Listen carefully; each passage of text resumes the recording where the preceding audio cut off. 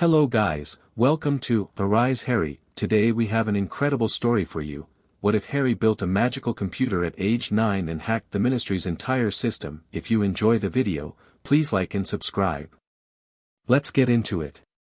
Chapter 1, The Boy in the Cupboard Who Spoke to Electricity. The thing about the cupboard under the stairs was that it had exactly one electrical outlet. Harry had discovered it when he was 6, tracing the baseboard with his fingers in the dark after Aunt Petunia had locked him in for the crime of existing too loudly during Dudley's birthday dinner. His fingertip caught on the plastic faceplate, and he'd felt the faint, warm hum of current behind it, alive, patient, waiting. Most children would have forgotten about it by morning. Harry pried the faceplate off with a bent fork the next day and spent 20 minutes just staring at the wires, trying to understand where the power came from and where it wanted to go. That was the thing about Harry Potter that the Dursleys never understood, mostly because they never bothered to look. The boy wasn't just quiet. He was listening. To everything. All the time. By 7, he'd memorized the wiring layout of number 4, Privet Drive. Not on purpose, exactly. He just noticed things. The way the kitchen lights flickered when the washing machine hit its spin cycle. The way the television signal degraded every Tuesday evening at 6:15, which he eventually traced to Mr. Henderson 3 doors down firing up an ancient ham radio. The way electricity moved through a house was like a conversation, and Harry had spent so much time in silence that he'd learned to hear it. The Dursleys talked about him like he was furniture that had developed an inconvenient heartbeat. Uncle Vernon's voice would drop to that particular register, low and thick with the effort of tolerating something fundamentally unacceptable, whenever Harry's name came up. "The boy needs to learn his place," Vernon would say, and Harry, lying on his thin mattress with his ear pressed to the wall, would hear every word through the plasterboard as clearly as if Vernon were standing over him. Harry's place, as far as the Dursleys were concerned, was invisible. And for a long time, he'd been very good at that. He cooked breakfast without being thanked. He weeded the garden without being acknowledged. He existed in the negative space of the Dursley household, a shadow that performed chores. But invisible had its advantages. Invisible meant no one noticed when he slipped books into his school bag from the public library.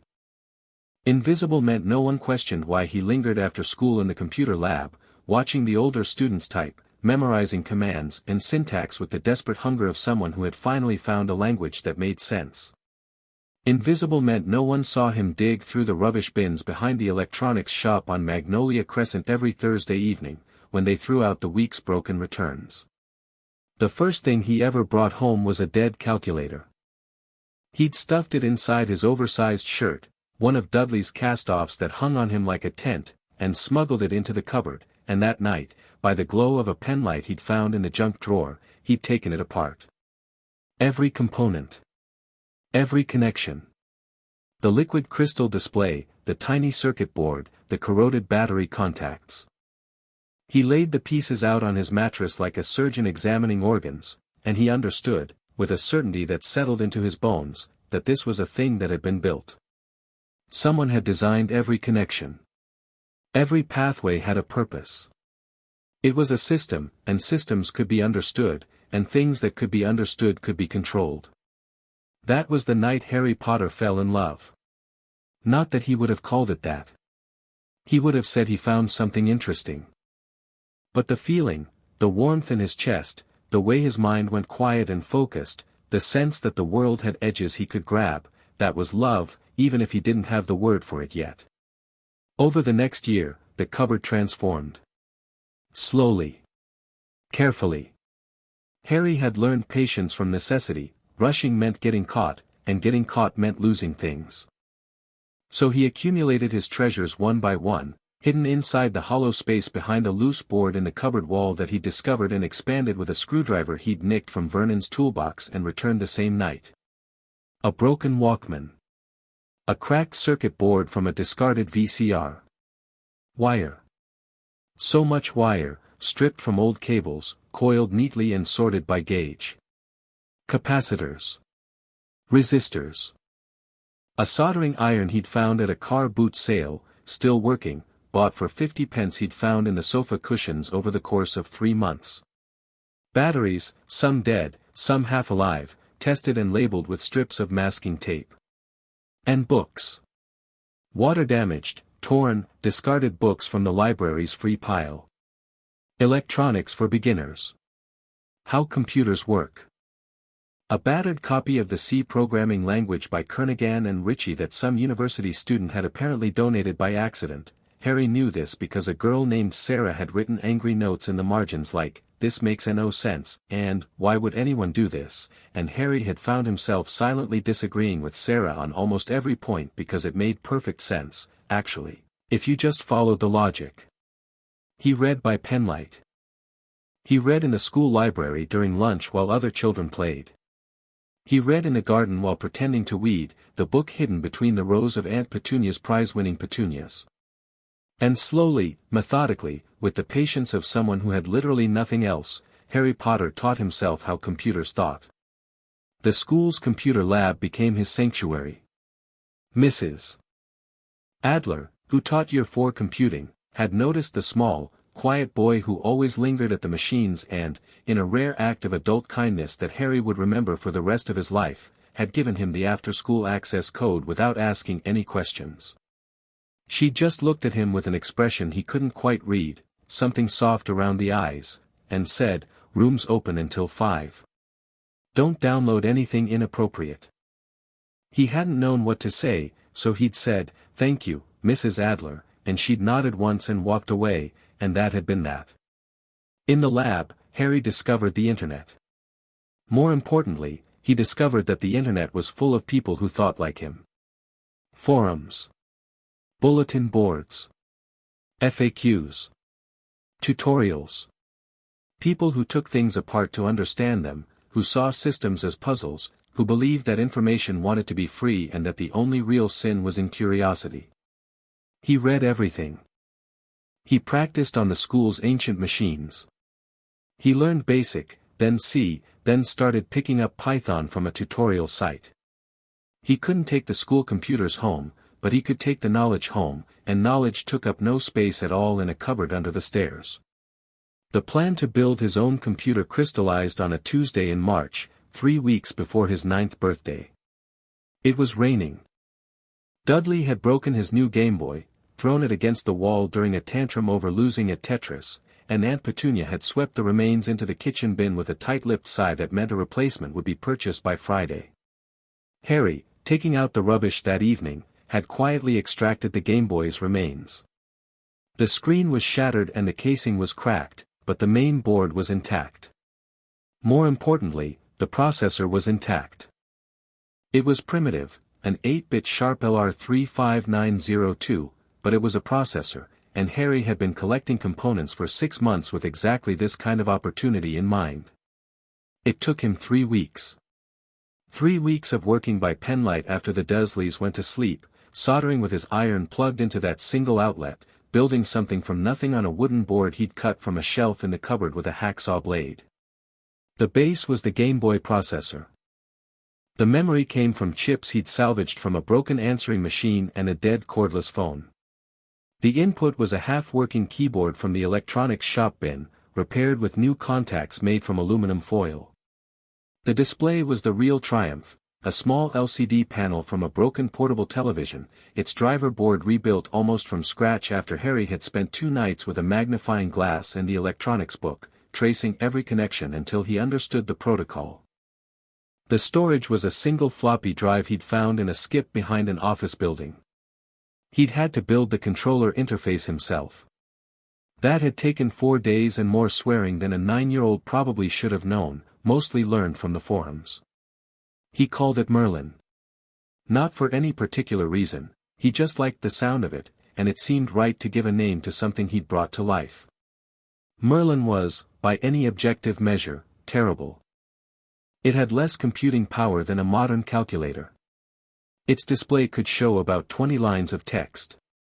Its keyboard was missing the F7 key and the left bracket, which made programming in C annoying enough that Harry had started writing his own simplified command language just to avoid the missing characters.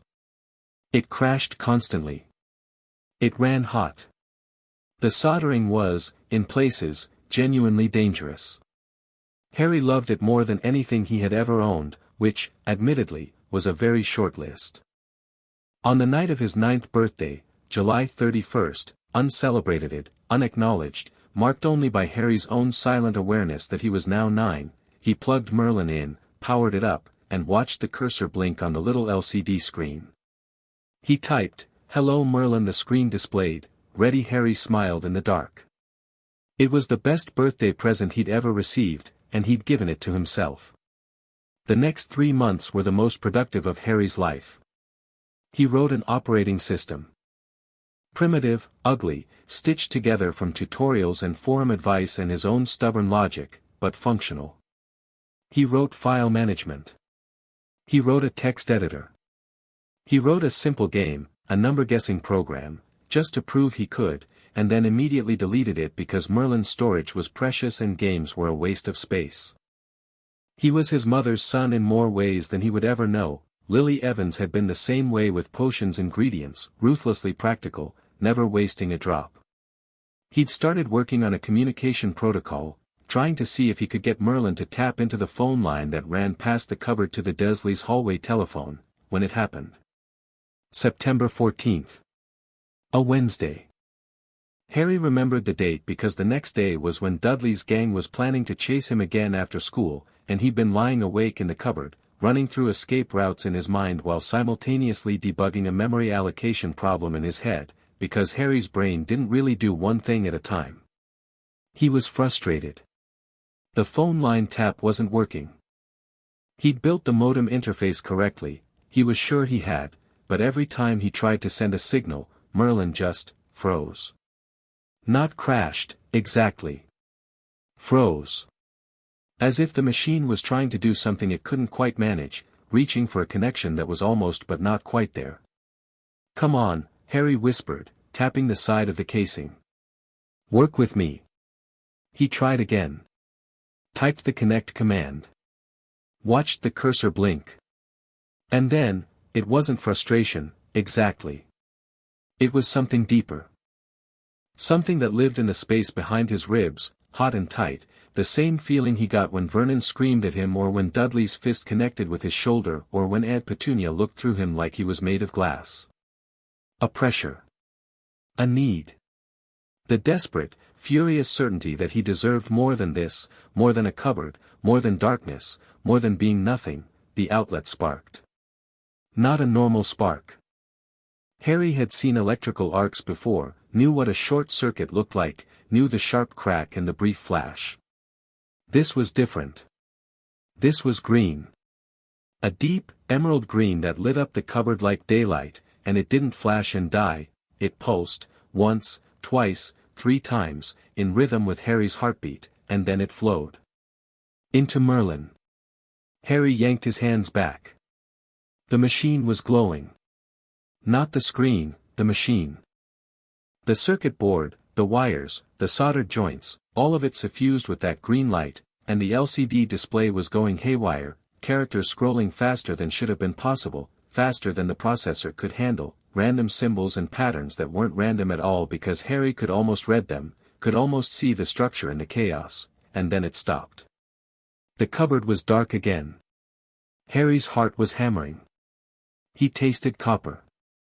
His scar, the lightning bolt scar on his forehead that he'd had as long as he could remember, was tingling, a sensation he'd felt before during moments of intense emotion but had always dismissed. Merlin's screen glowed softly. The cursor blinked. Ready. Harry stared at it for a long time. Then, very slowly, he reached for the keyboard. Status. The response came instantly. Faster than Merlin had ever responded before. Memory, 847 kilobytes, expanded, processor, active, enhanced, storage, 1. 4 megabytes, standard, network, 1 unknown signal detected. Harry's breath caught. 847 kilobytes of memory. Merlin had 64 kilobytes of memory. He knew this because he'd installed it himself, chip by chip. You couldn't just add memory. It was a physical constraint. It was hardware. But it was the last line that made his hands shake. Network, one unknown signal detected. He hadn't connected to the phone line. He hadn't connected to anything. Merlin's only external connection was the power outlet. Harry typed, "Describe unknown signal." The response scrolled across the screen in that same impossible, too fast way: signal type, unclassified frequency, non-electromagnetic pattern, structured, recursive, encrypted source, proximate, less than 2 kilometers, strength, variable note, signal does not match any known communication protocol. Signal appears to carry information.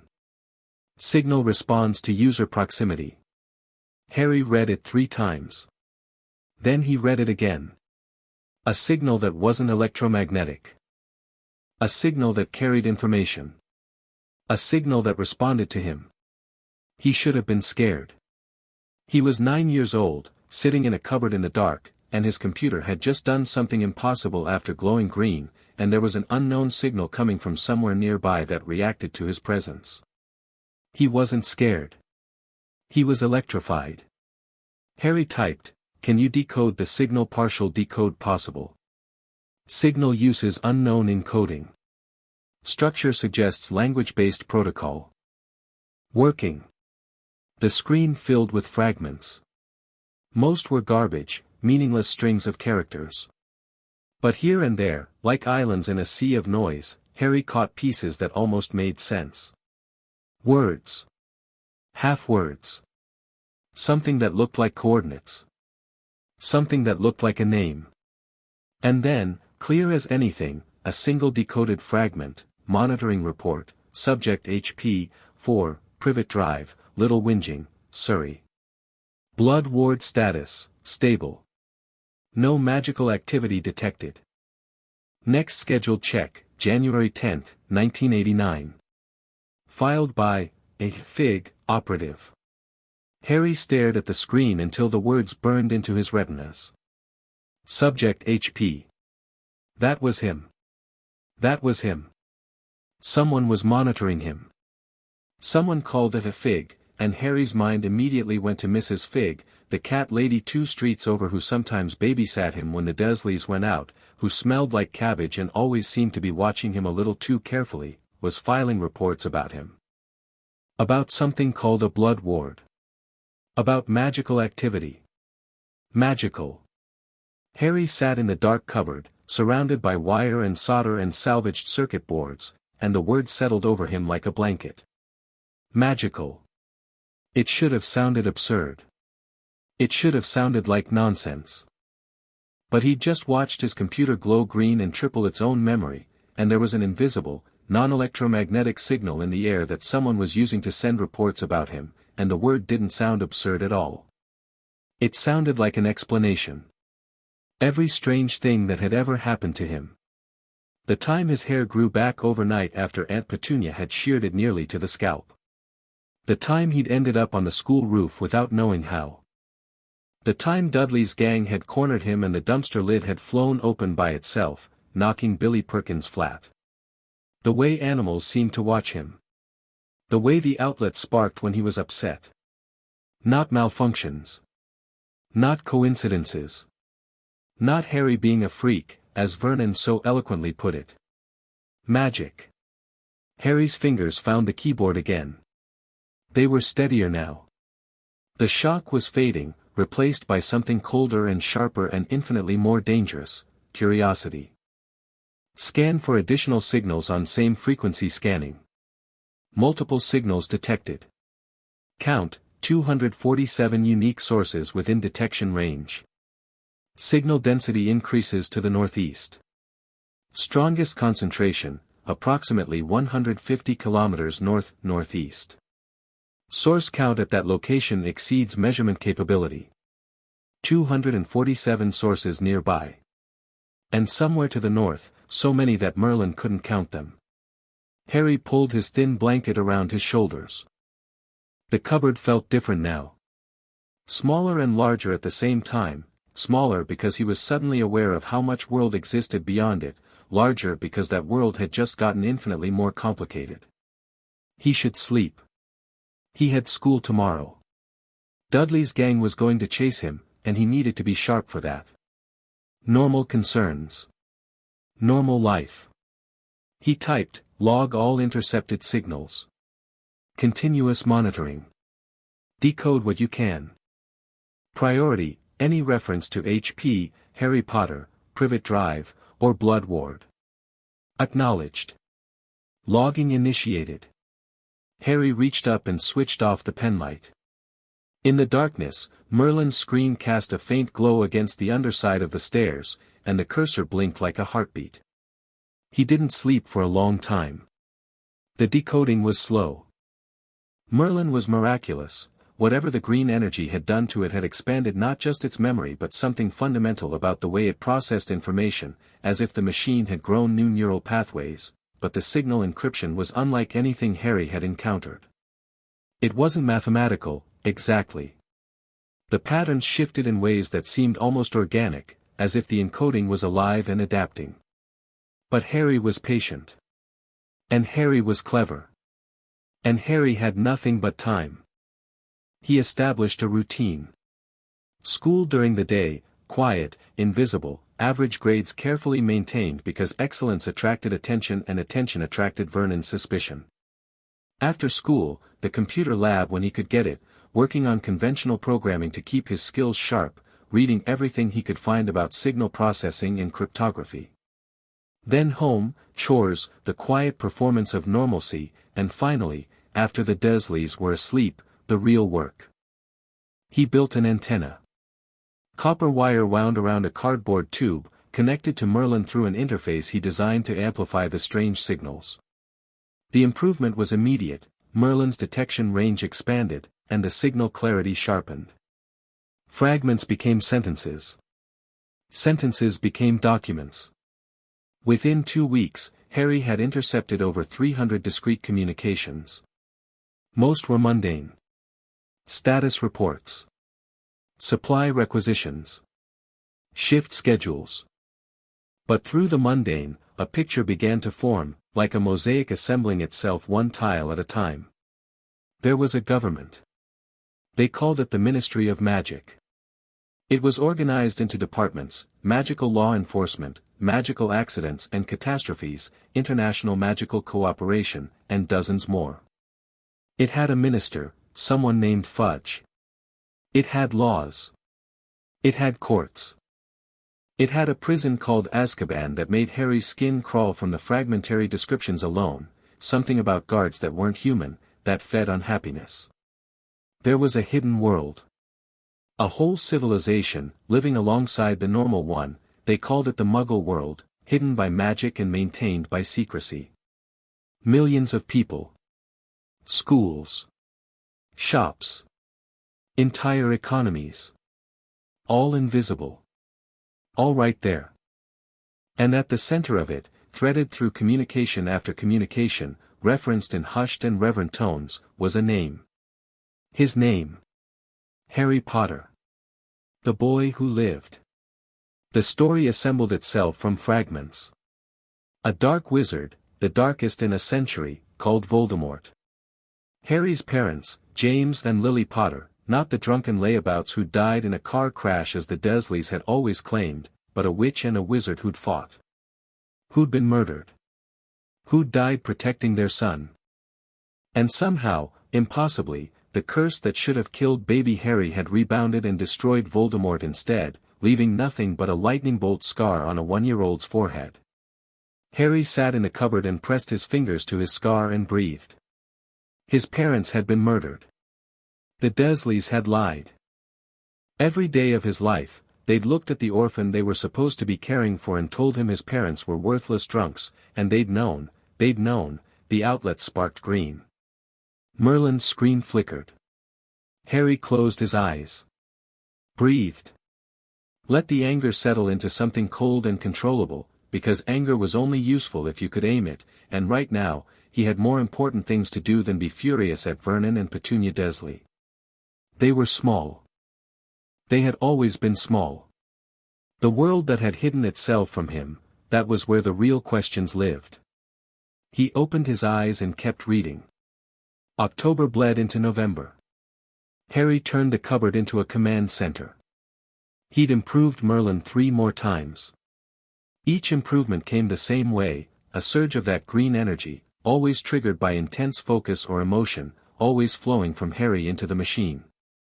The first upgrade had expanded memory and processing. The second had done something to the display, sharpening it, allowing it to render crude graphics. The third, the most dramatic, had somehow generated a wireless capability that Harry hadn't built and couldn't fully explain. Merlin could now not only receive the magical signals but actively query them, sending out pulses on the same frequency that the magical network interpreted as legitimate traffic. Harry was, without knowing the word for it, performing magic. Channeling it through circuits instead of a wand, directing it with code instead of incantations, but magic nonetheless. The machine was becoming something that shouldn't exist, a bridge between two worlds that had never been designed to connect. He'd mapped the Ministry's communication network. It was, by the standards of the Muggle technology he understood, breathtakingly primitive. There was no encryption worth the name. The entire security model appeared to be based on the assumption that no one outside the magical world could even detect the signals, let alone read them. It was like building a bank vault out of glass because you assumed everyone was blind. Harry was not blind. The Ministry's filing system was hierarchical, organized by department and classification level. Most communications were level 1, routine, unclassified, boring. Shift changes at the Auror office. Cafeteria menus. Interdepartmental memos that had, fascinatingly, been enchanted to deliver themselves and seemed to generate their own signal traffic as they flew through the building. Level 2 was more interesting. Incident reports. Muggle baiting cases. Underage magic detections. Harry found the trace, the monitoring spell placed on all magical children, in a Level 2 technical document and spent 3 days analyzing its signal signature, partly out of curiosity and partly because he wanted to know if it was watching him. It was. He could see it, a faint, persistent ping emanating from his own location, tagged to his magical signature.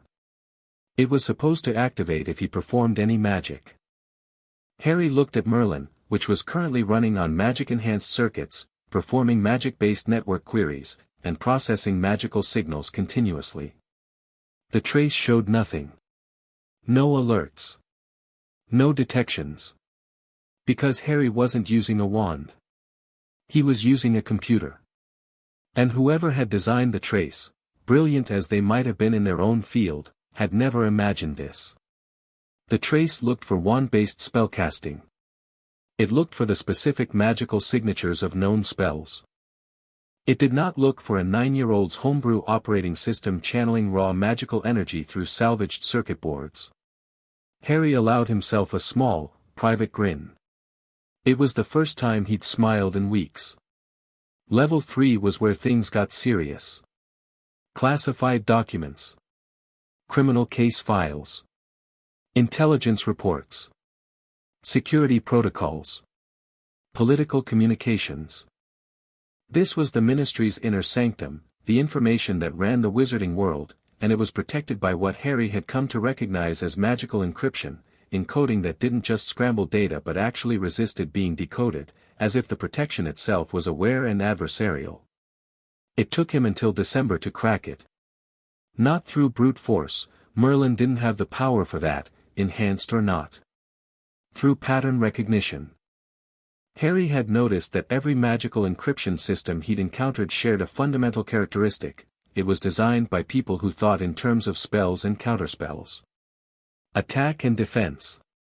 The encryption expected to be attacked by magic, by someone casting decryption charms or using enchanted objects to break through the wards. It did not expect to be attacked by someone who understood signals processing. Harry didn't try to break the encryption. He went around it. He analyzed the metadata, the non-magical information that accompanied every encrypted transmission. Sender. Receiver. Timestamp. File size. Routing information. And he noticed that the magical encryption, for all its sophistication, had a flaw so fundamental that he almost laughed when he spotted it: it didn't encrypt the routing headers. The magical world had protected the contents of their messages but not the addresses on the envelopes, because the addressing system wasn't magic, it was just infrastructure, and no one had thought to protect infrastructure from someone who understood how infrastructure worked. Through the routing headers, Harry mapped every classified file in the Ministry's system. He couldn't read them yet, the contents were still encrypted, but he knew where they were. He knew their sizes, their dates, their classification levels, their department origins. He knew who sent what to whom and when. And then, on a cold night in December, Merlin did something unexpected. Harry had been analyzing a level 3 routing header when the screen flickered and a new line appeared, unprompted, encryption anomaly detected. File, DMLE/classified/case 7791/Potter encryption, level 3 standard status, partially corrupted estimated decode, 74% recoverable a corrupted file. An encrypted file with damaged encryption, like a locked door with a broken hinge. And it had his name on it. Harry's mouth went dry. His fingers hovered over the keyboard. The smart thing to do would be to wait. Analyze. Assess the risks. If he pulled this file and someone noticed, but the file had his name on it. His parents were murdered and someone had filed a classified report about it and the encryption was right there, broken, waiting. Harry typed, decode and display Merlin worked for 11 minutes. Harry counted every second. The file assembled on screen in fragments, some sections clear, others garbled where the corruption was too severe. But enough was readable. More than enough. It was a case file.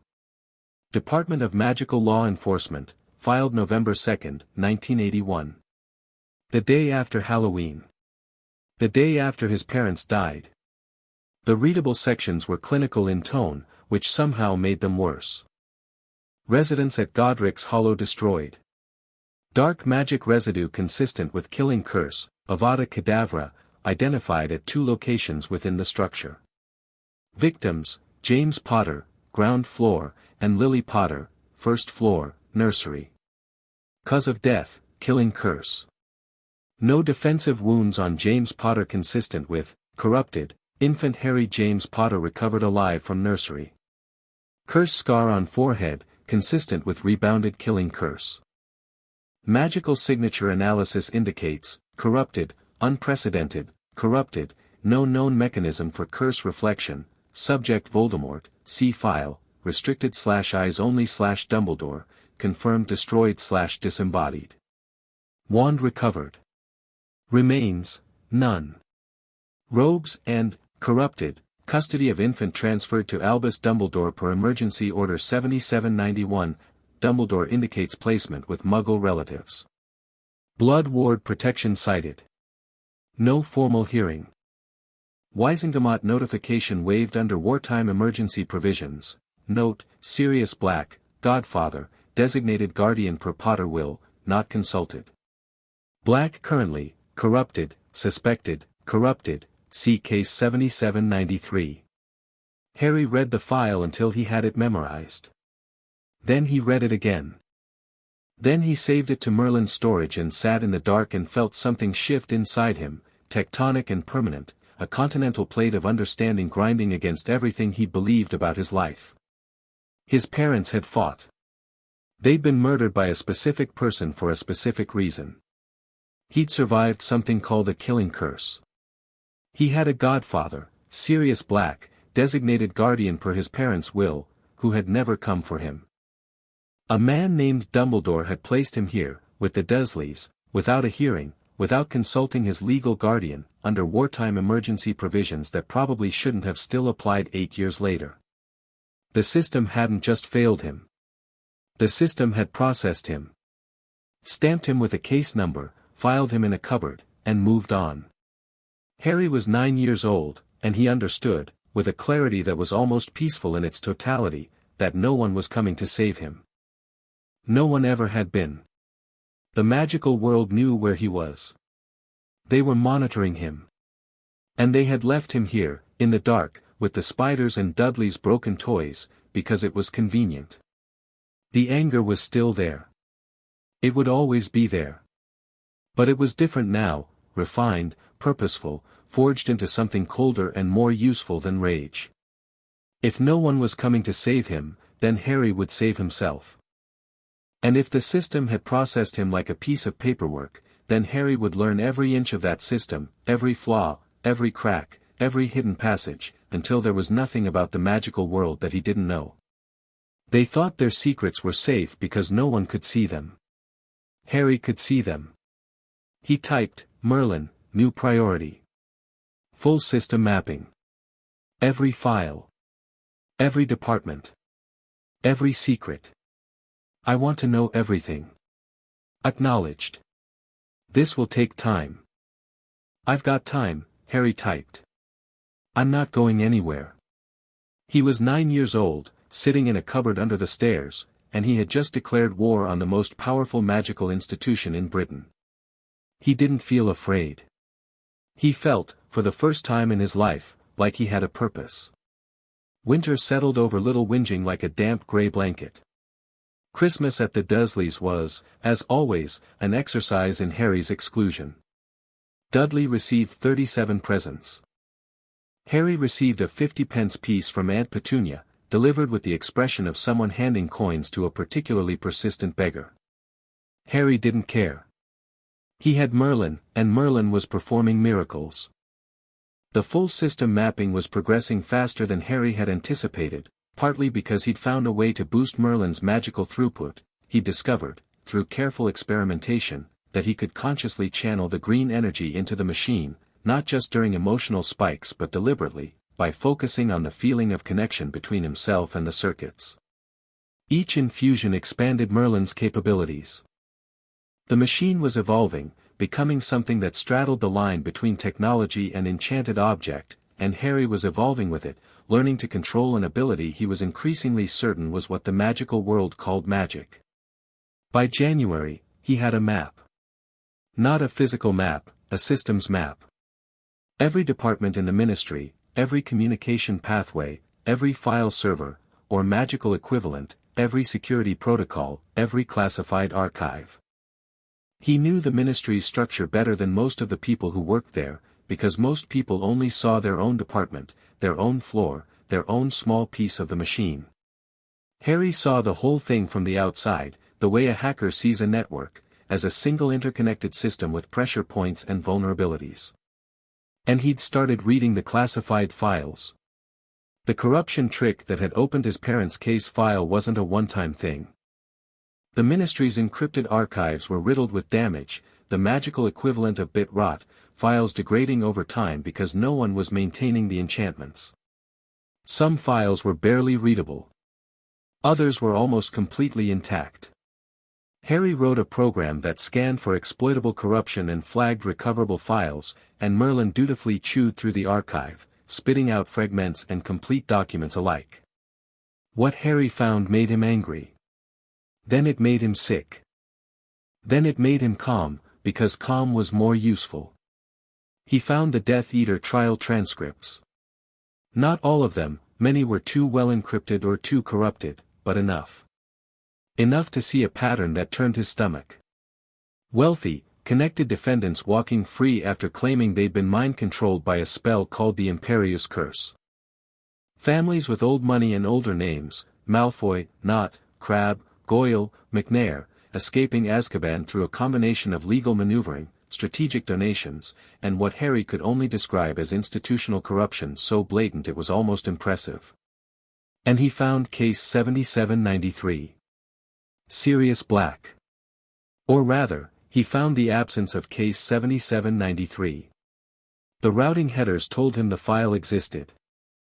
The metadata told him it had been created on November 3, 1981, 2 days after his parents' murder, and classified at the highest level. But when Merlin attempted to access it, there was nothing. Not corrupted. Not encrypted beyond reach. Empty. The file had been either purged or moved to a location outside the normal archive system. What Merlin did find were references to Black in other files. Scattered, fragmentary, contradictory. From a security briefing, Black, Sirius. Arrested November 3, 81. Mass murder of 13 muggles and 1 wizard, Peter Pettigrew. Eyewitness accounts confirm. Sentenced to life in Azkaban. From an administrative note, transfer order for Black, S, to maximum security wing, Azkaban. Note, prisoner laughing upon arrival. Psych evaluation recommended but deemed unnecessary per minister's office. And from a legal procedures audit dated 1985, partially corrupted but unmistakable, inquiry, trial record for case 7793, Black, S. Requested for annual review. Response, no trial record on file. Note, corrupted, no record of trial proceedings exists because no trial was corrupted. Harry read the last fragment 7 times. No trial. Sirius Black, his godfather, his parents' chosen guardian, the man who should have raised him, had been sent to a prison guarded by soul-eating monsters without a trial. Harry leaned back against the cupboard wall and stared at the ceiling, the underside of the staircase, the wooden steps he heard the Dursleys climb every day, each footfall a reminder of his place beneath them. He thought about systems. He thought about how a system that could send a man to prison without a trial was the same system that could place a child in an abusive home without a hearing. How the same institutional machinery that processed Sirius Black had processed Harry Potter. The system wasn't broken. That was the thing. Broken implied it had once worked correctly. The system was designed this way. Designed to process people efficiently, to file them away, to move on. Due process was for people who mattered. Oversight was for departments that someone cared about. Everything else fell through the cracks, and the cracks were load-bearing. Harry opened a new file on Merlin and titled it, Things They Don't Want Anyone to Know. He began to compile. Spring came. Harry was 9.5, and he carried a secret that would have made the most powerful people in the magical world lose their minds. Externally, nothing had changed. He was still the quiet, small boy in Dudley's hand-me-downs. He still cooked breakfast. He still weeded the garden. He still went to school and came home and disappeared into his cupboard, and the Dursleys, who had elevated the art of not seeing Harry to a philosophical practice, noticed nothing at all. But Harry was different. The knowledge had changed him in ways that were hard to articulate and impossible to undo. He moved through the Muggle world with the strange double vision of someone who could see the hidden layer underneath, the owl that wasn't just an owl, the woman in the purple cloak at the supermarket who was almost certainly a witch, the faint shimmer in the air above Privet Drive that Merlin told him was the Blood Ward, a dome of protective magic anchored to the house and powered by what? Harry had spent a week analyzing the Blood Ward's signal signature, and what he'd found had stopped him cold. The ward was anchored to him. To his blood, his magic, his presence. It drew power from his connection to Petunia Dursley, from the shared blood of Lily Potter's family. And it was strong. Terrifyingly strong. Whatever it was designed to protect against, it was not messing around. Which meant someone had put him here on purpose. Not out of cruelty, or at least not only out of cruelty. The Blood Ward needed him to live with a blood relative. Dumbledore, the name kept appearing, always at the center of things, always pulling strings, had placed him with the Dursleys because the protection required it. Harry understood the logic. He even, grudgingly, respected it. It was a systems-level decision, sacrifice the comfort of one child for the security of one child. A cold equation with a defensible answer. But understanding the logic didn't make the cupboard bigger. It didn't make Vernon's fists softer or Petunia's contempt warmer. It didn't give him back the 8 years he'd spent not knowing who he was. Harry filed the information and moved on. There would be time for feelings later. Right now, there was work to do. He'd started intercepting a new type of communication in April, not ministry traffic but something older, stranger, running on a frequency that felt different from the bureaucratic chatter he'd been monitoring. It took him 2 weeks to realize he was picking up signals from Hogwarts. The school. The magical school where his parents had studied, where he would presumably be invited in 2 years. Merlin had detected it as a massive source of magical signal activity, the strongest concentration in Britain, a blazing bonfire of magical energy in the Scottish Highlands. But the Hogwarts signals weren't like Ministry communications. They were wilder, less structured, layered on top of each other in dense, complex patterns that reminded Harry of music more than language. He couldn't decode most of it. The castle's magical infrastructure was ancient, and whatever protocols it used predated the Ministry's system by centuries. But at the edges, where Hogwarts systems interfaced with the Ministry's network, administrative communications, student records, supply orders, there were readable fragments. Harry learned about the houses. About the teachers. About a man named Severus Snape who had been a Death Eater and was now teaching children, which seemed like a questionable hiring decision. About a Cerberus currently being kept on the third floor for reasons that no administrative document adequately explained. He learned about the Philosopher's Stone and a supply requisition for additional protective enchantments, third floor corridor, per headmaster's request, ref, Flamel Project. Cross-referenced with a historical document he'd found in the Ministry's cultural archive, Harry had the full picture within a day. Nicholas Flamel. The elixir of life.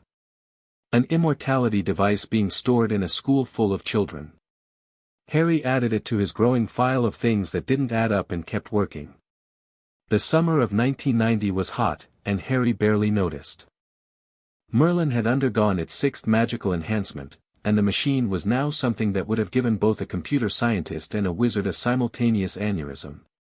The salvaged Game Boy processor had been overwritten so thoroughly by magical enhancement that it was performing calculations at a rate that Harry estimated was roughly equivalent to a high-end university mainframe. The storage had expanded through some mechanism Harry couldn't explain. Merlin seemed to be storing data in the magical signal itself, using the ambient magical field as a kind of cloud storage. The display could now render full-color graphics, despite being a monochrome LCD panel that should have been physically incapable of showing color. Harry had stopped trying to explain how Merlin worked in conventional terms. The machine operated on its own logic now, a hybrid of electronics and magic that followed rules Harry was still discovering. What mattered was that it worked, and it was getting more powerful every day. He'd mapped everything. Every department. Every classified archive. Every communication pathway. He'd cracked level 3 encryption completely, not the front door, which remained magically impervious, but 100 side windows and back doors that the Ministry had never thought to protect. He'd read thousands of files. He'd compiled dossiers on every senior Ministry official, every Wizengamot member, every notable figure in the magical world. He knew about Voldemort's followers who'd bought their freedom. He knew about Fudge's campaign donors and their suspiciously favorable treatment. He knew about the Department of Mysteries, which appeared on no organizational chart but consumed 12% of the Ministry's budget. He knew about the werewolf registration laws and the giant relocation programs and the Goblin Treaty disputes and the Centaur territory negotiations and 100 other policy decisions that revealed, in aggregate, a government that was not evil so much as profoundly, structurally incapable of doing the right thing when the wrong thing was easier. And he knew about himself. Everything the Ministry knew, Harry knew. His parents' school records. His father's Auror application. His mother's published research on charm theory. His own file, which classified him as a national security asset and recommended minimal interference with current living arrangement pending Hogwarts enrollment. Minimal interference. The Ministry's term for leaving a child in a cupboard. Harry had learned to manage the anger. It was always there, banked like coals, but he'd developed a discipline about it that would have impressed a Zen master. The anger was fuel. The anger was motivation. But it was not the steering wheel. Information was the steering wheel. Information was power, and Harry had more of it than anyone in the magical world suspected. He was 10 years old. In 1 year, a letter would come. An invitation to Hogwarts. An introduction to the world that had been hiding from him, or, more accurately, hiding him from itself. They expected a wide-eyed orphan. A grateful child, awed by magic, ready to be shaped and directed and filed into the proper slot in their system. Harry looked at Merlin's screen, glowing softly in the cupboard's darkness, displaying a real-time map of the Ministry of Magic's entire communication network, every signal, every file, every secret, pulsing like a living thing. They had no idea what was coming. The last day of July 1990 arrived the same way every day arrived at Privet Drive, with the sound of Vernon's alarm clock through the wall, the heavy thud of feet on the stairs above Harry's head, and the unspoken expectation that breakfast would be on the table by the time the Dursleys sat down. Harry made eggs. He made toast.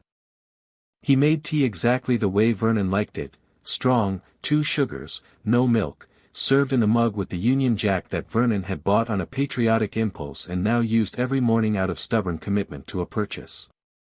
He set the table. He poured Dudley's juice. He performed the morning ritual with the efficiency of long practice, and he thought about encryption. Specifically, he was thinking about a new signal he'd detected 3 days ago. Not Ministry traffic. Not Hogwarts. Something else entirely, a private communication channel, heavily encrypted with a type of magical protection Harry hadn't encountered before. It was sophisticated.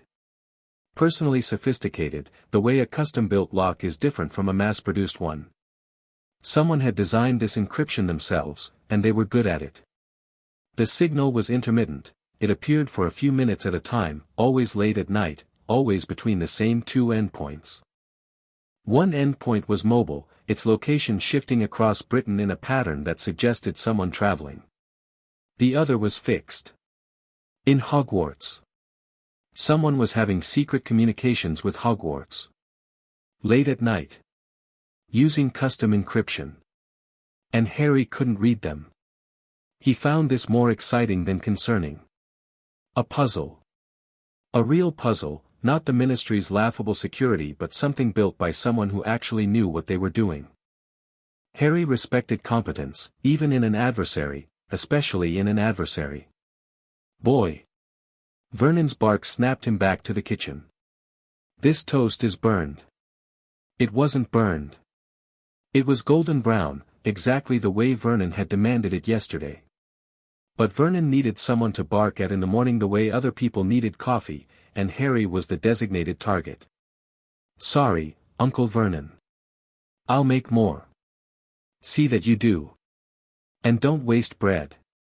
Bread doesn't grow on trees. Harry, who was privately certain that bread's key ingredient did in fact originate from a plant, said nothing and made more toast. Dudley waddled in, already pink-faced and demanding, and the morning unfolded along its predictable track, and Harry let it wash over him like background noise while his mind worked on the encryption problem.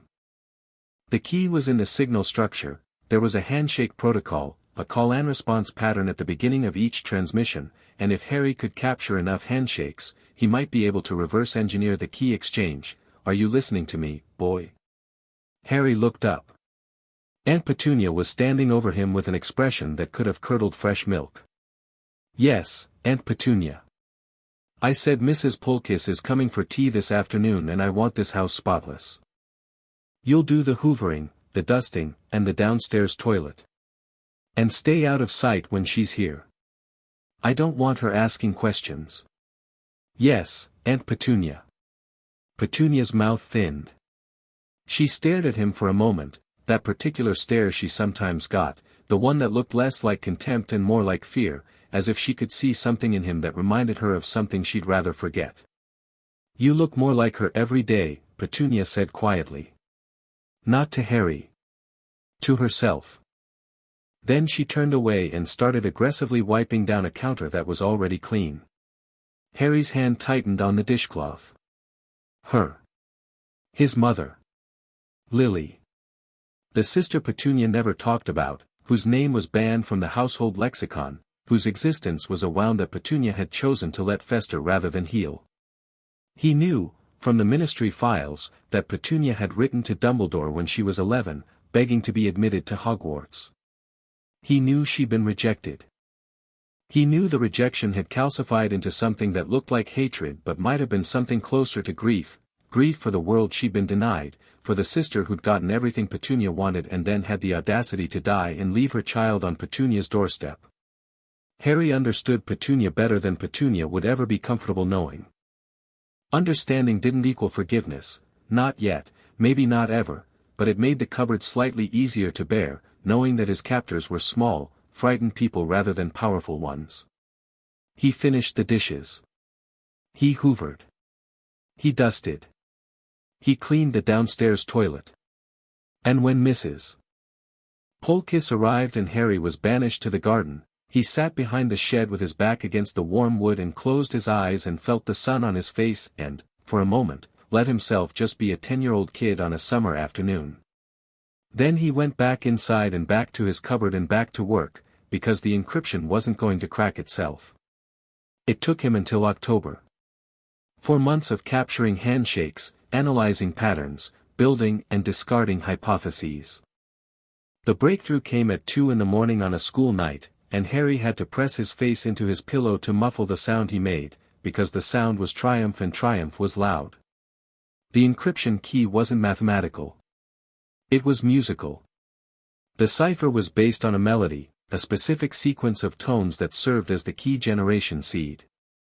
Every handshake was a variation on the melody, transposed and inverted, and once Harry heard the pattern, it was like those optical illusions that suddenly resolve into a 3D image, obvious, inevitable, impossible to unsee.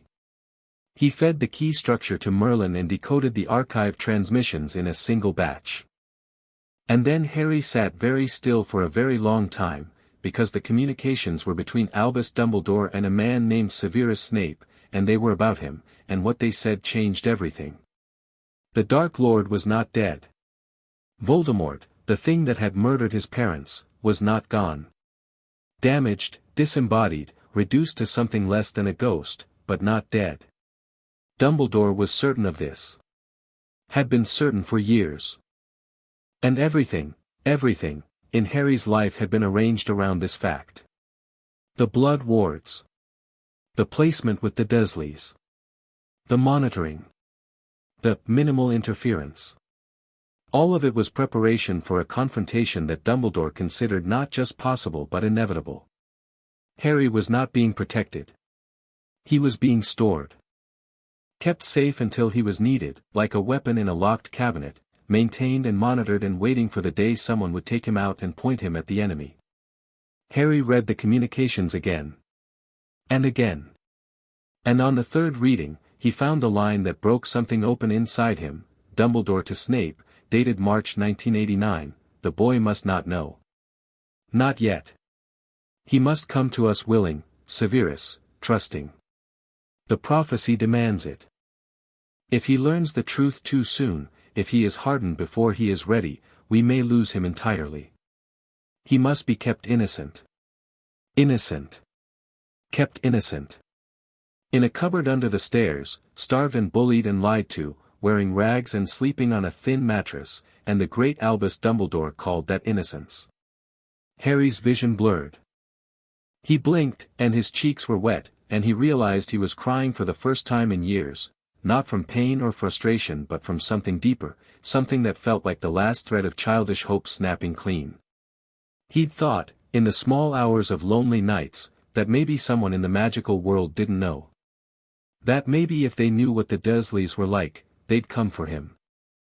That maybe the neglect was an oversight, a crack in the system, a failure of attention rather than intent. It wasn't. They knew. Dumbledore knew. And he'd decided that this, the cupboard, the hunger, the bruises, the isolation, was an acceptable cost. A strategic cost. Harry wiped his face with the back of his hand. The tears dried. The green energy crackled along Merlin's circuits, responding to his emotions, and Harry let it flow, let it surge through the machine in a wave that pushed Merlin's capabilities further than they'd ever gone, and when it was over, the little computer was humming with a power that made the air taste like ozone and thunderstorms. He had 1 year before the letter came. 1 year before they expected their innocent, grateful orphan to walk wide-eyed into their world. Harry looked at Merlin's screen. At the map of the Ministry. At the thousands of files he'd decoded. At the dossiers and the secrets and the lies. He typed, Merlin, begin phase 2. I want root access. Not just reading. I want to be able to write. Modify. Control. I want access to everything, and I want them to never know I was there. Understood. Estimated time to full system penetration, 4 to 6 months. Risk assessment, significant. Proceed. Harry didn't hesitate. Proceed. The cursor blinked. Merlin hummed. And in a cupboard under the stairs in Little Whinging, Surrey, a 10-year-old boy with his mother's eyes and his father's stubbornness began the process of taking the most powerful magical government in Europe apart from the inside. He had 1 year. It was more than enough. Chapter 2, Root Access. The owl arrived on a Tuesday. Harry had been expecting it for 3 weeks. He'd intercepted the Hogwarts enrollment dispatch on July 10, a batch communication from the deputy headmistress's office to the Owl Post Authority, requesting delivery assignments for the incoming class of 1991. His name had been on the list, of course. Right between Perks, Sally Ann, and Thomas, Dean. The delivery had been assigned to a school barn owl, numbers 7 to 14, scheduled for July 24th. It was July 24th, and Harry was sitting in the back garden, pretending to weed, when the owl swooped over the fence and landed on the birdbath with the calm authority of a postman who had done this 10,000 times and found it increasingly tedious. Harry looked at the owl. The owl looked at Harry. It extended its leg with a faintly impatient air, and the thick parchment envelope dangled from a leather strap. "Thanks," Harry said quietly, untying the letter. The owl hooted once and launched itself skyward without waiting for a response. Fair enough, it probably had a few hundred more of these to deliver. The envelope was heavy, the parchment thick and cream-colored, the address written in emerald ink in a hand that was precise without being mechanical, Mr. H. Potter, the cupboard under the stairs 4, Privet Drive, Little Whinging, Surrey. Harry ran his thumb over the words. The cupboard under the stairs. They knew. Of course they knew, he'd read the monitoring reports. But seeing it written out in elegant green ink on expensive parchment, as if it were a perfectly normal address, made his jaw tighten. He opened the envelope and read the letter. Hogwarts School of Witchcraft and Wizardry. Headmaster Albus Dumbledore. Term begins September 1st. Please find enclosed a list of required books and equipment. We await your owl. Harry folded the letter carefully and put it in his pocket. Then he went back inside and started making lunch, because Dudley would throw a tantrum if his sandwich was late, and Harry had learned years ago that the easiest way to remain invisible was to keep the machinery of the Dursley household running smoothly. He didn't mention the letter at lunch. He didn't mention it at dinner. He waited. The second letter arrived on Wednesday. The third on Thursday. By Friday, a small pile of them was accumulating on the doormat, and Vernon was starting to make the sounds he made when reality was intruding on his preferred version of the world, grunts, mostly, and the aggressive rustling of his newspaper. Harry waited. He knew what was coming. On Saturday morning, Vernon boarded up the mail slot. On Sunday, 4 letters came through the kitchen window while Vernon was watching football, and 3 more came down the chimney during Dudley's tantrum about the wrong flavor of crisps. On Monday, Vernon's face had gone the precise shade of purple that Harry privately called Vernon Ultraviolet, and he announced that they were leaving. Immediately. Taking a trip. Getting away from all this nonsense. Where are we going? Dudley whined. Anywhere, Vernon said, with the wild-eyed determination of a man who had decided that the solution to receiving mail was to stop having an address. They drove. Harry sat in the back seat next to Dudley, who took up approximately 2/3 of the available space and smelled like the bag of sweets he was mechanically consuming. They drove for hours.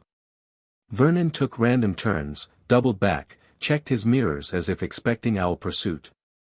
They ended up, as Harry had predicted they would, at the coast. Vernon had a working-class Englishman's deep conviction that the sea was the answer to most problems. The shack on the rock was genuinely miserable. Harry had to give Vernon credit for finding, at short notice, what might have been the single most depressing piece of real estate in southern England. It was cold. It was damp. The floor was stone, and the wind came through the walls, and there was nothing to eat except a packet of stale crisps and the 4 bananas Petunia had grabbed on the way out. Dudley got 3. Harry got the stale crisps. Harry wrapped himself in the thinnest blanket. Dudley had claimed the other one, and lay on the floor and listened to the storm batter the shack and thought about timing. Merlin was back at Privet Drive, hidden in the cupboard behind the loose board. Harry hadn't dared bring it. Vernon's paranoia was running hot enough to trigger a search of Harry's belongings, and Merlin was too important to risk. But he'd prepared for this. He'd spent the last 6 months preparing for everything. His watch, a digital one he'd repaired himself from a bin find, read 11:47 p.m. 13 minutes until his birthday. 13 minutes until he turned 11. Harry knew, from the Hogwarts administrative protocols he'd intercepted, that failure to respond to the enrollment letters triggered an escalation. First, additional letters. Then, if the family was Muggle or Muggle-adjacent, a personal visit from a staff member. The protocol specified the deputy headmistress or, in exceptional cases, someone delegated by the headmaster. Harry Potter was, by any measure, an exceptional case. At 11:58, something hit the door. Vernon bolted upright on the sofa. Petunia clutched her nightgown. Dudley, asleep on the floor, made a sound like a congested walrus. The door boomed again. And again. And then, with a crash that seemed to shake the foundations, it burst inward and fell flat on the floor, and the man standing in the doorway had to duck to fit through it. Harry had seen Rubeus Hagrid's personnel file.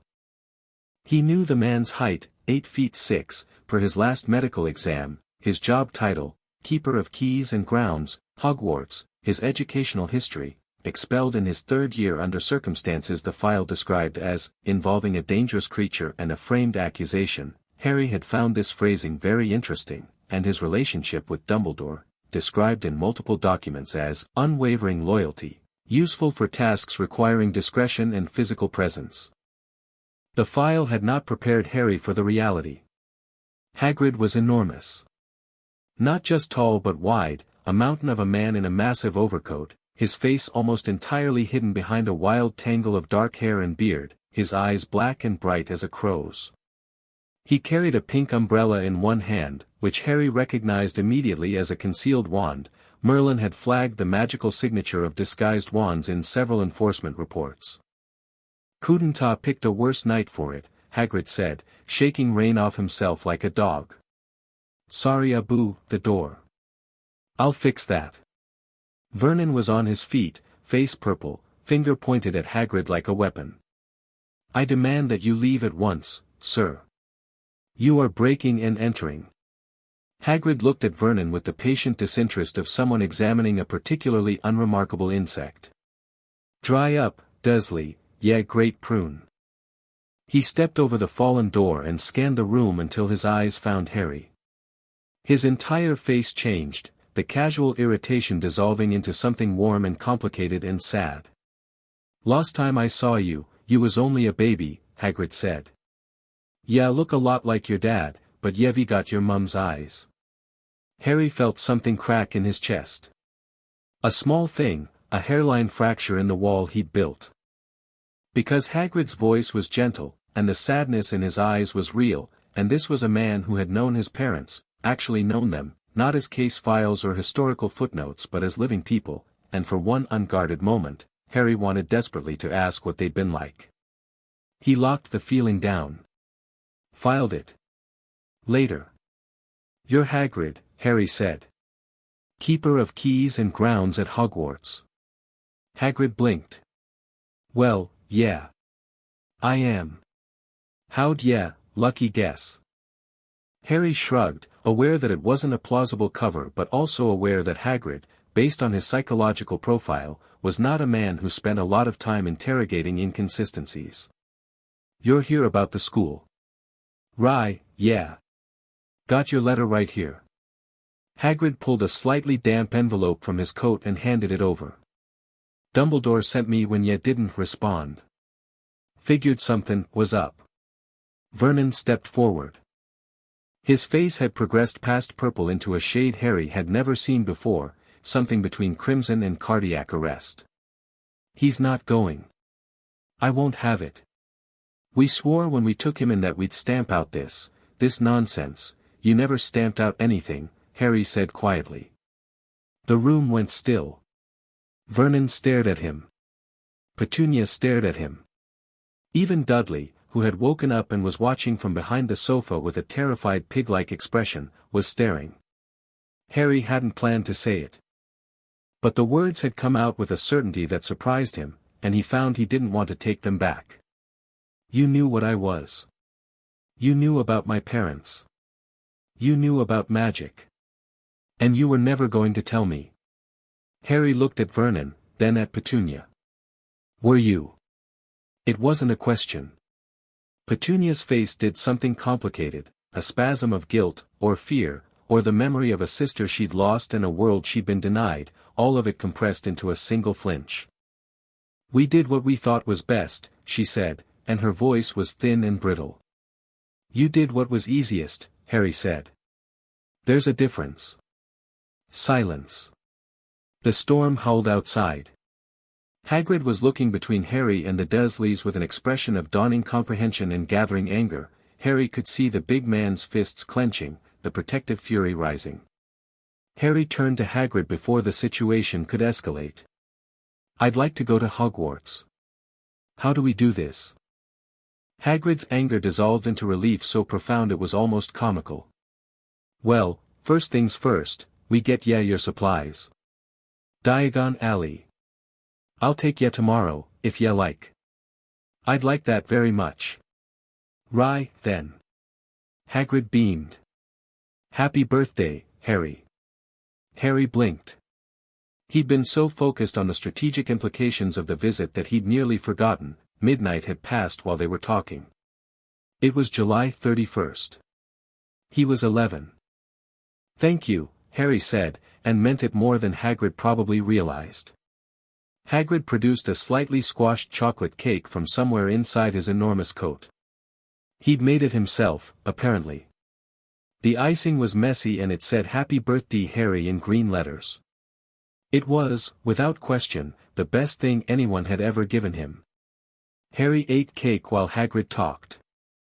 He let Hagrid explain things he already knew, Hogwarts, the houses, magic, Voldemort, because Hagrid clearly needed to be the one to tell him, and because watching someone's face while they talked told you things that intercepted communications never could. Hagrid was kind. Genuinely, uncomplicatedly kind, in a way that Harry had almost no experience with. The man wore his emotions on his face like weather, joy, sorrow, anger, love, all of it visible, none of it hidden. He talked about Harry's parents with a tenderness that made that hairline crack in Harry's chest widen a fraction more. "Great man, Dumbledore," Hagrid said, more than once. "Greatest wizard in the world." Harry nodded and said nothing and thought about a line from an intercepted communication: "The boy must not know. He must be kept innocent." Great man. Maybe. But a man who made decisions about people's lives the way Harry made decisions about system architecture, strategically, abstractly, with an eye on the big picture and a tolerance for acceptable losses. Harry recognized the type. He was uncomfortably aware that he might be the type. The difference, he told himself, was that he didn't make decisions about other people's lives without their consent. Not yet, anyway. And he planned to keep it that way. Diagon Alley was exactly as loud and chaotic and overwhelming as Harry had anticipated, and despite all his preparation, his stomach still did a slow roll when Hagrid tapped the bricks behind the leaky cauldron and the wall moved. He'd read about it. He'd seen references to it in dozens of files. He'd mapped its approximate location and analyzed its magical signature from a distance. None of that prepared him for the reality of walking through a magical archway into a hidden street full of witches and wizards and shops selling things that shouldn't exist. The air tasted different. That was the first thing he noticed, a charge, an aliveness, like the atmosphere before a lightning strike. Merlin would have gone haywire in here, drowning in signal data, and Harry was suddenly fiercely glad he'd left the machine at home, because bringing a magic hybrid computer into the densest concentration of magical activity in London would have been like bringing a firecracker into a dynamite factory. His eyes moved fast. Cataloging. Processing. Every shop, every sign, every person was data, and Harry's brain did what it always did, sorted, filed, cross-referenced against his existing knowledge base. Ollivander's, the wand shop. He'd read about it. Flourish and Blots, the bookshop, already mentally flagging a list of texts he needed. Gringotts, the Wizard Bank, a massive white marble building that dominated the street like a dare. The goblins ran it, and everything Harry had read about goblin-wizard relations suggested that tense was an optimistic description. People recognized him. That was the part he'd steeled himself for but still found deeply uncomfortable. Hagrid had barely introduced him, "This is Harry, Harry Potter," before the leaky cauldron had erupted in handshakes and tears and a level of celebrity worship that made Harry want to crawl back through the brick wall and never return. They touched his hand. They touched his scar. A woman started crying. A man bowed. Professor Quirrell, and Harry recognized him immediately, the nervous defense against the dark arts teacher whose personnel file described him as academically adequate, temperamentally unsuited for field work, shook his hand with a stammer so pronounced it took him 3 attempts to get through the word pleasure. Harry's scar twinged when Quirrell touched him. A small, sharp pulse of pain that was there and gone, and Harry noted it and filed it and moved on, but he didn't forget it. He managed the crowd with polite brevity, "Thank you, nice to meet you, very kind of you," while his mind worked on the puzzle of why his scar had reacted to a handshake from a nervous professor. The scar was a curse wound. Merlin's analysis of the blood ward data had indicated that Harry's scar carried a residual magical signature that was distinct from Harry's own, a foreign element, embedded in the wound. Harry had theorized that it was a remnant of Voldemort's magic, left behind when the killing curse rebounded. If his scar reacted to Quirrell, then Quirrell was carrying something that resonated with Voldemort's magical signature. Harry looked at the stammering professor with new eyes. Quirrell looked away first. Gringotts was an experience. The goblins were exactly as unsettling as the files had suggested, sharp, clever, old, with smiles that contained too many teeth and eyes that calculated the value of everything they looked at, Harry included. Hagrid presented a key for Harry's vault and a separate, sealed letter from Dumbledore for, you know what, in Vault 713. Harry watched Hagrid pocket the grubby little package from Vault 713 and said nothing, because he already knew what it was. The Philosopher's Stone. Dumbledore was moving it from Gringotts to Hogwarts, and he was using Hagrid as the courier because Hagrid was trustworthy and loyal and would never think to ask questions about what he was carrying. Harry's own vault was a revelation, not because of the money. He'd known about the Potter Trust Fund from the financial records he'd intercepted, but because of the physical reality of it. Gold. Piles of gold coins, and silver, and bronze, stacked in a stone vault deep under London. His parents had left him this. Not just money but security, the ability to exist in the magical world without depending on anyone else's generosity. He took what he needed and calculated the exchange rate in his head and felt, for the first time, the tangible weight of independence. Shopping with Hagrid was simultaneously efficient and chaotic, because Hagrid was an enthusiastic but easily distracted guide. Harry steered them through the list methodically, cauldron, scales, telescope, potion ingredients, while Hagrid got sidetracked by a display of enchanted dog collars, would be perfect fair fong, wouldn't it? And a cart selling rock cakes that bore a suspicious resemblance to actual rocks. The bookshop was where Harry had to exercise serious restraint. Not about money, he could afford whatever he wanted. About information. He wanted to buy everything. Every book on magical theory, every text on enchantment, every reference on the intersection of magic and the physical world. But walking out with 50 extra books would raise questions, and Harry was still operating in stealth mode.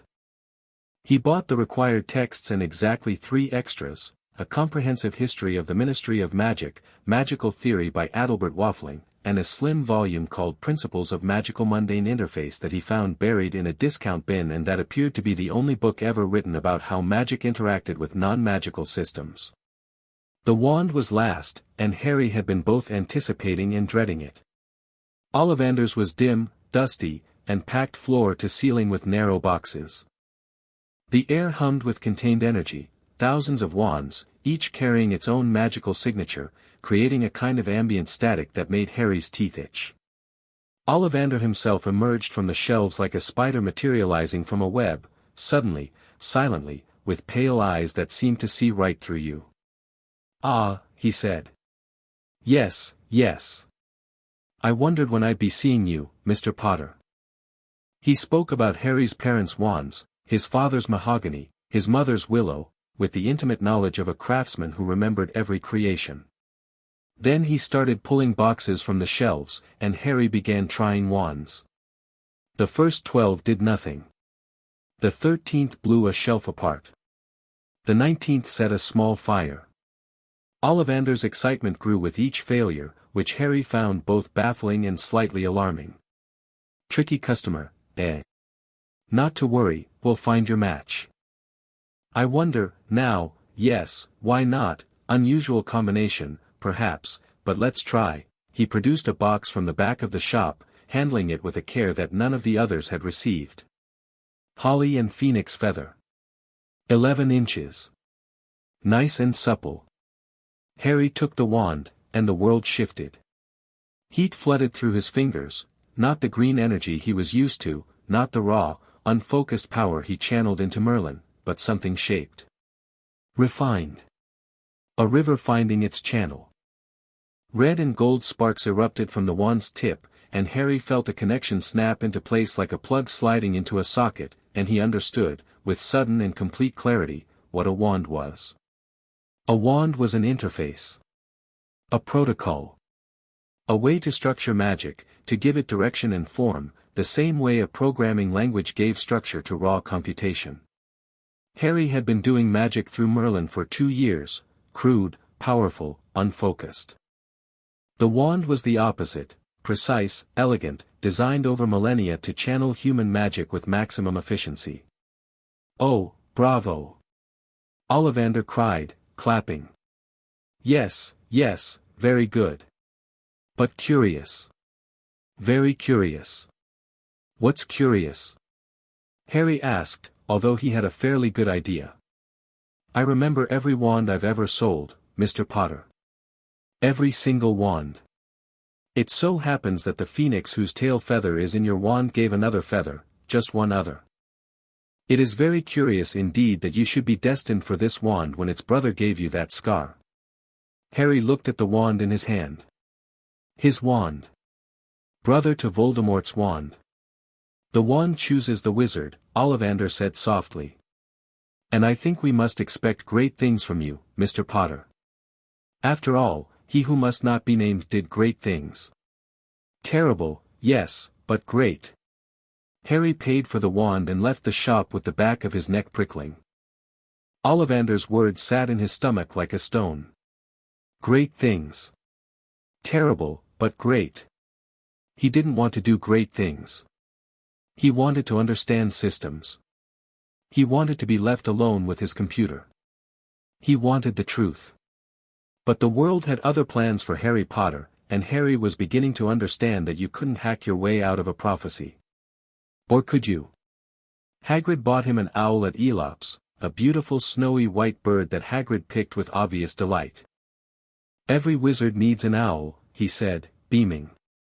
Harry named her Hedwig, after a name he'd found in a history of magic during his browse in Flourish and Blots.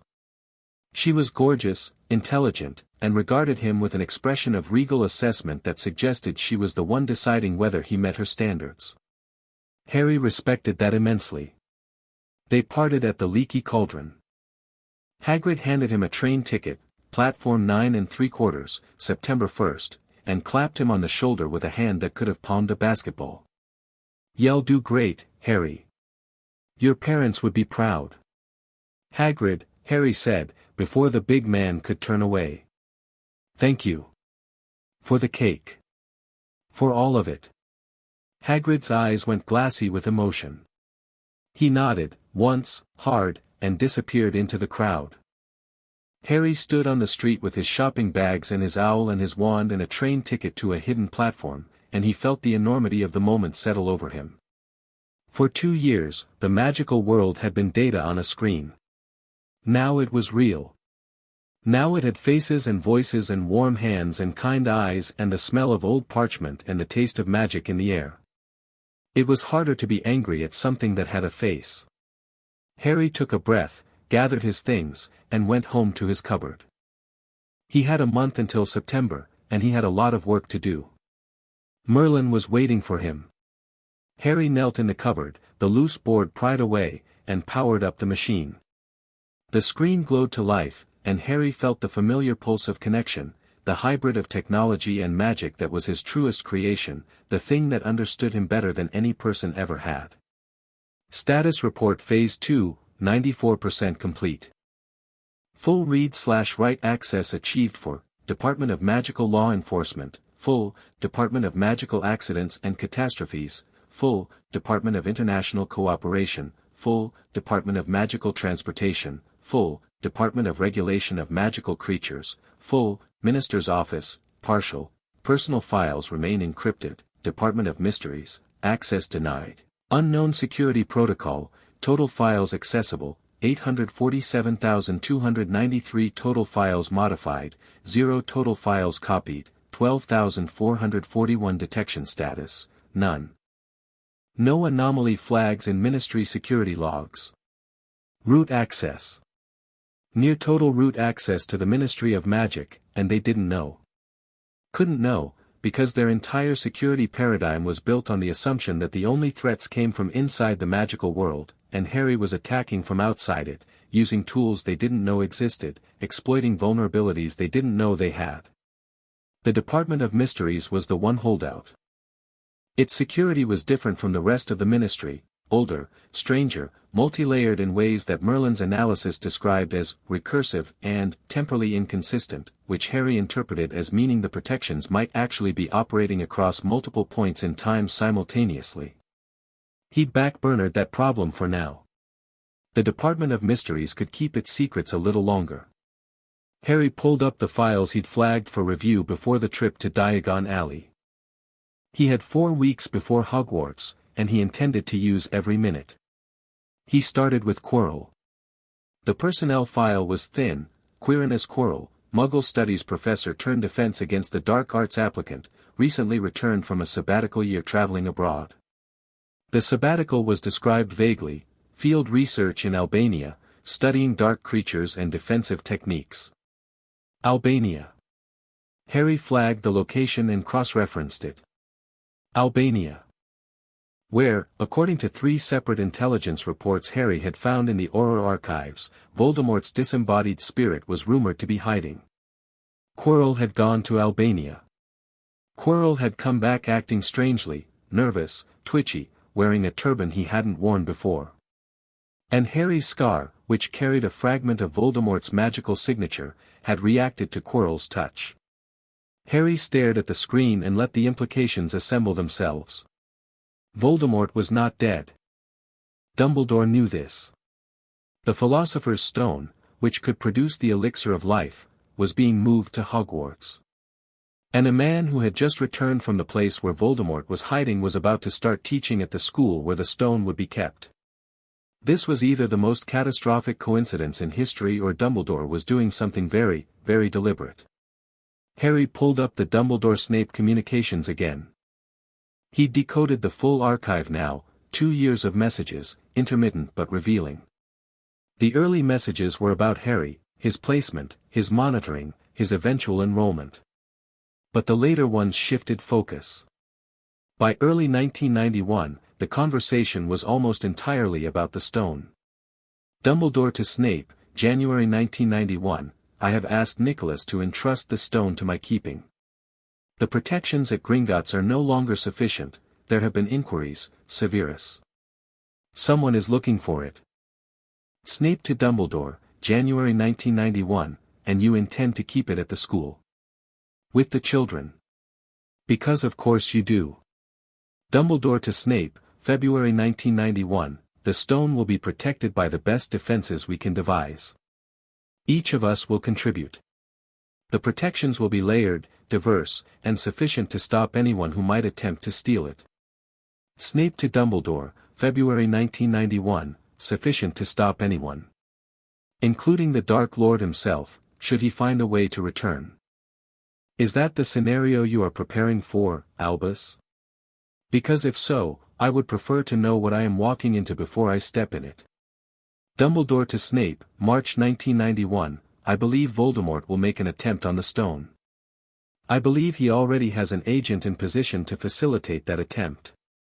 And I believe the stone's presence at Hogwarts, combined with the arrival of Harry Potter, will force a confrontation that is inevitable regardless. Better to have it on our terms, on our ground. Harry read that last message 3 times. Dumbledore was setting a trap. The stone was bait. Hogwarts was the trap.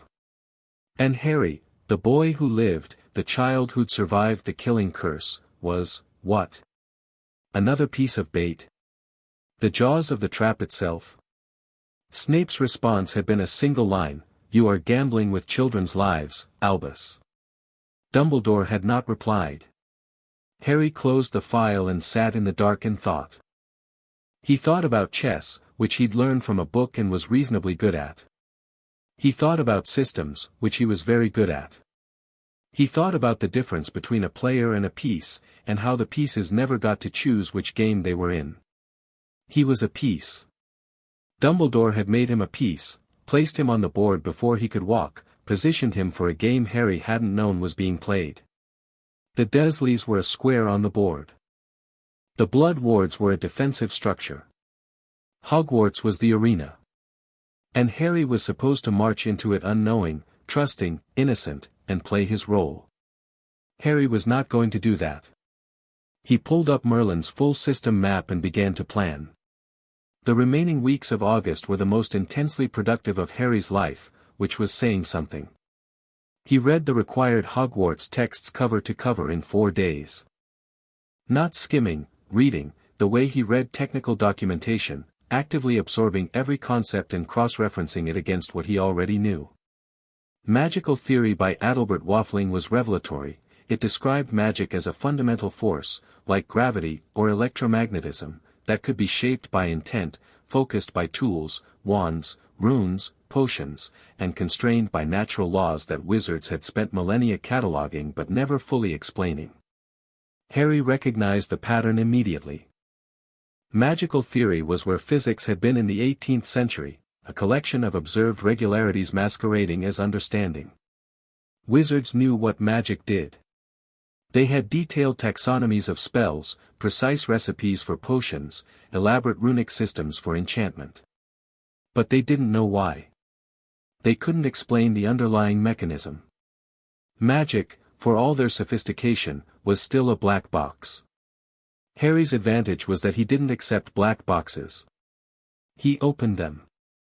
He practiced with his wand in the garden when the Dursleys were out. Vernon had taken to avoiding the house as much as possible since the owl incident, dragging Petunia and Dudley along to an endless series of outings and errands. Harry suspected this was less about finding things to do and more about not being home when the next impossible thing happened. The wand was extraordinary. Harry had been channeling raw magic through circuits for 2 years, brute-forcing his way through problems with power and ingenuity. The wand was entirely different. It was like switching from hand-digging a tunnel to using a laser. His first successful spell was Lumos, a simple light charm, and the clean, bright globe of white light that appeared at his wand tip was so precise, so elegant compared to the crude green surges he'd been producing, that Harry actually laughed out loud. He worked through the first-year curriculum in a week. Then the second year. By mid-August, he was attempting third-year charms with a success rate that would have alarmed his future professors. The trace didn't trigger. Harry had analyzed its detection parameters exhaustively, and he'd identified the loophole. The trace couldn't distinguish between the magic of an underage wizard and the ambient magic of a magical household. In areas with adult magical activity, underage magic was effectively invisible. And number 4, Privet Drive, thanks to 2 years of Merlin's continuous magical operation, had a background magical signature that the Trace's algorithms interpreted as an adult witch or wizard in residence. Harry had, without meaning to, created his own cover. But wand practice was secondary. His real focus was preparation, not for classes, but for the game he knew was being played at Hogwarts. He compiled everything he knew about the stone's protections. The Dumbledore-Snape communications had referenced contributions from multiple staff members: Hagrid, Snape, Professor Flitwick, Professor McGonagall, Professor Sprout, and Dumbledore himself. 6 protections, layered, each reflecting the expertise of its creator. Harry didn't know the specifics yet, the details hadn't been communicated through the channels he was monitoring, but he knew the contributors, and knowing who built a defense told you a lot about what kind of defense it was. Hagrid would contribute something involving creatures. The man's love of dangerous animals was legendary and well documented in his personnel file. Flitwick, a former dueling champion, would contribute charms. McGonagall, a transfiguration specialist, something in her field. Sprout, herbology. Snape, potions. Dumbledore himself, something unknown, his specialties were too numerous to predict. Harry mapped the probable protections and started thinking about countermeasures. Not because he intended to steal the stone, he had no interest in immortality at age 11, but because someone else was going to try, and Harry wanted to be ready when they did. He also prepared Merlin for the move to Hogwarts. This was the most delicate piece of the operation. Hogwarts was, by every measure, the most magically dense location in Britain. Its wards were ancient, powerful, and, based on Harry's remote analysis, semi-sentient, meaning the castle's defenses could think, at least on a basic level. Bringing Merlin into Hogwarts was like smuggling a radio transmitter into the most surveilled building in the country. Harry spent a week modifying Merlin's emissions profile. He dampened the machine's magical output, designed a shielding protocol using principles he derived from the blood ward analysis, and built a new housing, a wooden box, hand-carved, lined with copper mesh that acted as a Faraday cage for magical signals. From the outside, it looked like a nondescript wooden case, the kind a student might use for writing supplies. From the inside, Merlin hummed quietly, invisible to magical detection, running on a trickle of power that Harry could supply through direct contact. He tested the shielding by walking past Mrs. Figg's house. If the monitoring operative couldn't detect Merlin at close range, it was safe enough for Hogwarts. Mrs. Figg waved at him through the window. Merlin remained invisible. On August 30th, the night before he was due to leave for King's Cross, Harry sat in the cupboard one last time. The space was nearly empty. His trunk, packed with school supplies and books and the shielded Merlin case, sat in the hallway. His cupboard contained nothing but a thin mattress, a bare light bulb, and 10 years of memories he was ready to leave behind. He ran his fingers over the electrical outlet. The one that had started everything. The outlet where he'd first felt the hum of current, where accidental magic had surged through his circuits and opened a door to a hidden world. "Thank you," Harry said quietly, to the outlet, to the cupboard, to the wires in the walls that had taught him to listen. It was sentimental, and Harry didn't usually do sentimental, but this seemed like the kind of moment that warranted it. He turned off the light and closed the cupboard door for the last time. Platform 9 3/4 was pandemonium in the shape of a train station. Harry had arrived at King's Cross early. He'd taken the underground alone, which the Dursleys had been only too happy to allow, since it meant they could pretend he didn't exist slightly sooner than scheduled. He'd found the barrier between platforms 9 and 10 without difficulty. Merlin's map of magical London included all the major access points to hidden wizarding infrastructure, and walked through the solid brick wall with the confidence of someone who'd spent 2 years studying how magic interacted with physical space.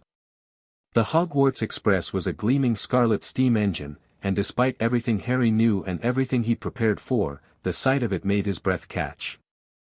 Not because it was magical, although it obviously was, every surface radiating enchantment, but because it was real.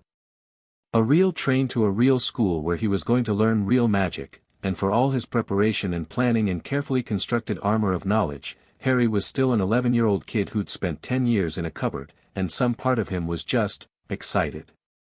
He allowed himself the feeling. It wouldn't last, nothing this simple ever did, but it was nice while it was there. He boarded early and found an empty compartment near the middle of the train. He stowed his trunk, settled Hedwig's cage by the window, and pulled out Magical Theory, not because he needed to read it again, but because a boy reading a book was invisible, and invisible was how Harry preferred to start things. The platform filled. Families arrived, witches and wizards with their children, hugging, crying, shouting last-minute advice. Harry watched through the window and catalogued. He spotted several names from the enrollment list: Neville Longbottom, clinging to a toad with the desperate grip of someone who expected it to escape at any moment. The Patil twins, identical and arguing. A bushy-haired girl with enormous front teeth and an air of barely contained academic intensity who he was reasonably sure was Hermione Granger, Muggle-born, according to the enrollment records, which meant she was walking into this world even more blind than most. And the Weasleys. A large, loud, emphatically red-headed family that arrived in a clatter of trunks and arguments and maternal fussing. Harry counted: a mother, a girl too young for Hogwarts, and 4 boys of school age, twins who moved in synchronized mischief, an older boy with a prefect badge and an expression of terminal self-importance, and one Harry's age, thin and long-nosed and slightly overwhelmed. Ron Weasley. Harry had seen the name on the enrollment list and had flagged the family in his research. Arthur Weasley worked in the misuse of Muggle artifacts office, a tiny, underfunded department that the Ministry treated as a joke. The Weasleys were an old pure-blood family with no money and too many children, loudly supportive of Muggle rights in a political environment that made this unfashionable at best and dangerous at worst. Harry liked them already, sight unseen, which was unusual. He generally reserved judgment until he had more data. But there was something about a family that chose principle over advantage that appealed to something deep in him. The compartment door slid open. Ron Weasley stood in the gap, ears pink, expression hovering between hopeful and apologetic. "D'you mind? Everywhere else is full." It wasn't true. Harry could see at least 2 empty compartments further down the corridor, but Ron obviously wanted to sit somewhere and didn't know how to ask, and Harry recognized the particular awkwardness of someone who wasn't sure they were welcome anywhere. "Go ahead," Harry said. Ron dropped into the opposite seat with visible relief. "Thanks. I'm Ron. Ron Weasley. Harry Potter." Ron's eyes went wide. Then wider. His gaze flicked to Harry's forehead, where the scar was partially hidden by his fringe. "Are you really? I mean, sorry, everyone says, do you really have the scar?" "Yeah." Harry pushed his fringe back briefly. Ron stared at it with the fascination of someone looking at a celebrity artifact, then had the grace to look embarrassed about staring. "Sorry. That was rude." "It's fine. I'm used to it." Harry wasn't, actually, but he would be, and it seemed like the right thing to say. An awkward silence. Ron fidgeted. Harry waited. He'd learned that silence was the best prompt. People filled silences with whatever was most on their mind. "Are you nervous?" Ron asked. "About Hogwarts, I mean. My brothers have been going on about it all summer. Fred and George say the sorting involves fighting a troll, but they're full of rubbish usually, so I reckon it's something else." "I think it's a hat," Harry said, before he could stop himself.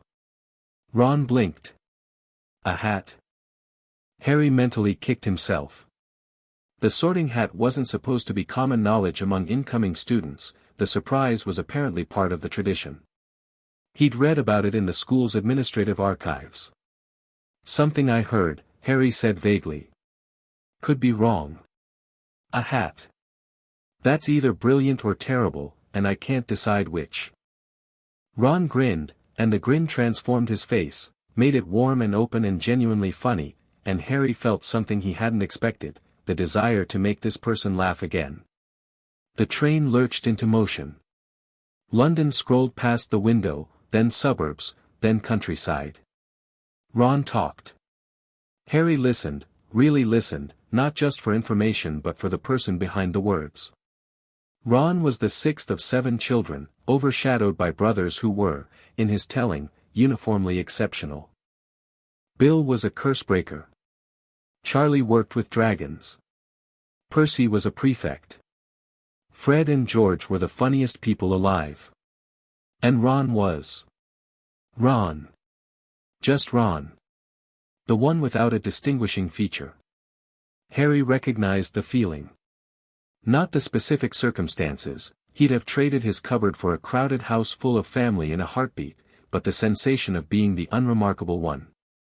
The one the system didn't have a category for. What about you? Ron asked, through a mouthful of the chocolate frogs Harry had bought from the trolley witch. What's it like being, you know, famous? I'm not famous, Harry said. Something happened to me when I was a baby. That's not the same thing. Ron considered this. Yeah, he said slowly. Yeah, I suppose it's not. He looked at Harry with an expression that had shifted, less awestruck, more thoughtful. Must be weird, though. Everyone knowing your name but not actually knowing you. Harry met Ron's eyes and felt the armor around his chest loosen, just a fraction. Yeah, he said. It's weird. They ate chocolate frogs and compared cards and talked about Quidditch. Ron was passionate, Harry was curious, and for an hour, Harry let himself be a normal kid on a train with a potential friend, and it was so good it almost hurt. The compartment door opened again. The bushy-haired girl, Hermione, Harry was now certain, stood in the doorway with the air of someone on an urgent mission. Has anyone seen a toad? A boy named Neville's lost one. No toad here, Ron said. Sorry. Hermione's eyes swept the compartment with the quick, assessing gaze of someone who catalogued everything she saw. Her gaze landed on Harry and stuck. You're Harry Potter, she said. I know all about you, of course. I got a few extra books for background reading, and you're in modern magical history and the rise and fall of the dark arts and great wizarding events of the 20th century. That's a lot of background reading, Harry said mildly. I like to be thorough. She said it without apology, and Harry felt a flicker of recognition, the same hunger for knowledge, the same refusal to walk into a situation unprepared. The difference was that Hermione was open about it. She wore her intelligence like a badge. Harry wore his like a concealed weapon. I'm Hermione Granger, by the way. And you are? She looked at Ron. Ron Weasley, Ron said, with a bit of chocolate on his chin. Hermione's gaze lingered on the chocolate, and her expression performed a complicated maneuver between disapproval and the decision not to comment. Well. If you see the toad. She turned to go, then paused. I've tried a few simple spells already, just for practice, and they've all worked for me. Have either of you tried any magic yet? Some, Harry said, which was the understatement of the century. Good. Well. See you at school. She disappeared down the corridor with the focused intensity of a guided missile. Ron looked at Harry. Bit much, isn't she? She's scared, Harry said, without thinking. Ron frowned. What? She's Muggle-born. She just found out magic exists, and she's walking into a world where everyone else has a head start. So she read everything she could get her hands on, and she's been practicing, and she's asking if other people have practiced too because she wants to know how far behind she is. Harry paused. That's not a bit much. That's smart. Ron stared at him. Then he looked down at his chocolate-smeared hands and had the decency to look slightly ashamed. Yeah, he said quietly. Yeah, I suppose you're right. The countryside darkened outside the window. Harry watched the shadows lengthen and thought about the year ahead.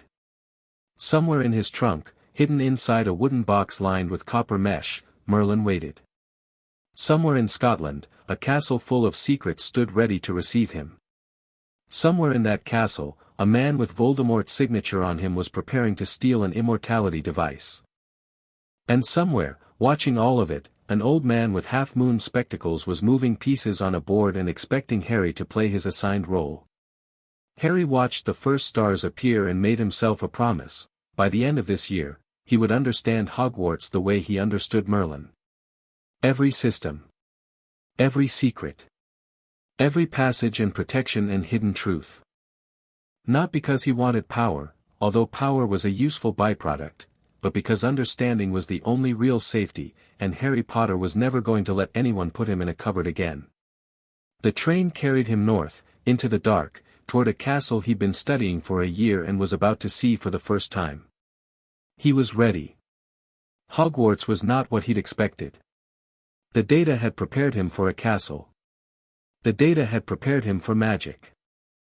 The data had not prepared him for the feeling of it, the way the castle rose out of the darkness across the Black Lake like something that had grown rather than been built, all towers and turrets and lit windows, ancient and impossible and alive. Harry sat in a small boat with Ron, Neville Longbottom, Toad recovered, clutched to his chest with white-knuckled relief, and Hermione Granger, and he stared at Hogwarts and felt his carefully constructed framework of knowledge and preparation shudder under the weight of something it couldn't contain. This wasn't a system. This wasn't a network. This was a place, saturated with 1,000 years of magic and memory, and it was looking back at him. He could feel it. The castle's magical signature, which Merlin had detected as an overwhelming concentration of signal activity from 200 miles away, was now pressing against his skin. Not hostile, curious. Like a vast, ancient intelligence stirring in its sleep to examine a new arrival. The wards brushed over him, tasting his magic, reading his signature, and Harry felt the blood ward's resonance hum in his scar as the castle's protections recognized him and let him in. The boats glided across the lake. The first years were silent, awed. Even Hermione had stopped talking. Harry breathed, and let himself be awed too, because some things deserved it. The sorting was, as Harry had told Ron, a hat. An old, patched, extraordinarily battered hat that sat on a stool in the great hall and sang, which Harry hadn't known about and which delighted him despite himself. The song was a history of the 4 founders and their houses: Gryffindor for the brave, Ravenclaw for the wise, Hufflepuff for the loyal, Slytherin for the cunning, and Harry listened and thought about categorization systems and how reducing a person to a single dominant trait was a spectacularly reductive way to organize a school. But it was what it was, and the hat was apparently very good at it. The students were sorted alphabetically. Harry watched and catalogued. Hermione Granger went to Gryffindor, looking relieved. Neville Longbottom went to Gryffindor after a long deliberation, looking surprised. Draco Malfoy, blonde, pointed, radiating the specific kind of arrogance that comes from being told you're special every day of your life, went to Slytherin before the hat had fully touched his head. Harry had read Lucius Malfoy's file. The elder Malfoy was a textbook case study in how to commit atrocities and escape consequences through wealth and connections, a Death Eater who'd claimed Imperius, donated generously to the right causes, and slithered back into polite society with his fortune and reputation surgically intact. His son was, by all appearances, a chip off the old block. Harry had watched him on the train platform, sneering at a Muggle family with the casual cruelty of someone who'd never been taught that other people were real. Potter, Harry. The great hall went silent. Then it erupted in whispers. Harry walked to the stool with his pulse elevated but his face calm, and sat down, and the hat dropped over his eyes. Well, well, well. The voice was inside his head. Not Merlin's text on-screen communication but an actual voice, dry and ancient and faintly amused, and Harry's first instinct was to slam every mental door he had. Oh, don't bother with that. I've seen better occlumency from first years, though I must say, the structure of your mind is quite extraordinary. What on earth have you been doing in here? It's like a filing system. A Muggle filing system, at that. Extraordinary. Harry said nothing. Thought nothing, as hard as he could. Now. I'm not going to tell anyone your secrets, Mr. Potter. I've been doing this for 1,000 years, and I've never broken confidence yet. The question is, where to put you? Harry felt the hat rifling through his mind, not his secrets, not the specifics, but the shape of his thinking. His curiosity. His determination. His anger. His loneliness. His hunger for understanding. Ravenclaw would suit that mind of yours. You do extraordinary things there. But there's something else, a stubbornness, a recklessness, a willingness to throw yourself at problems that a true Ravenclaw would approach more cautiously. And courage. Oh yes. The kind of courage that comes from having survived things no child should have to survive. Where do you want to go? Harry thought. I beg your pardon. You let students choose. I know you let them choose, sometimes. Where they want to go. A long pause.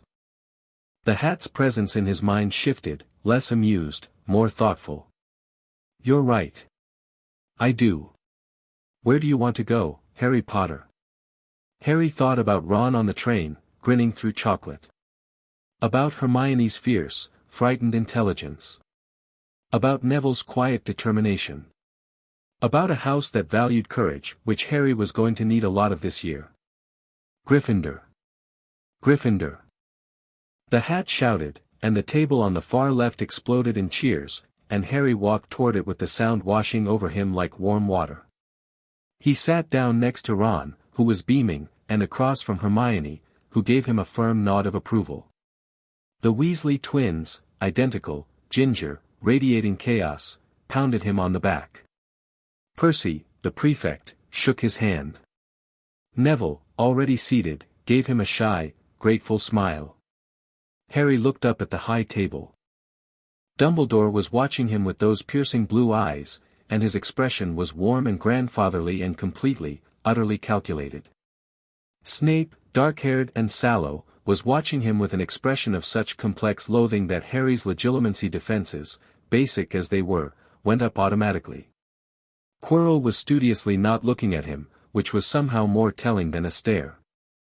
Harry raised his goblet of pumpkin juice in Dumbledore's direction. The old wizard's eyes twinkled. Harry drank, and the juice was sweet and cold and tasted like the beginning of something enormous.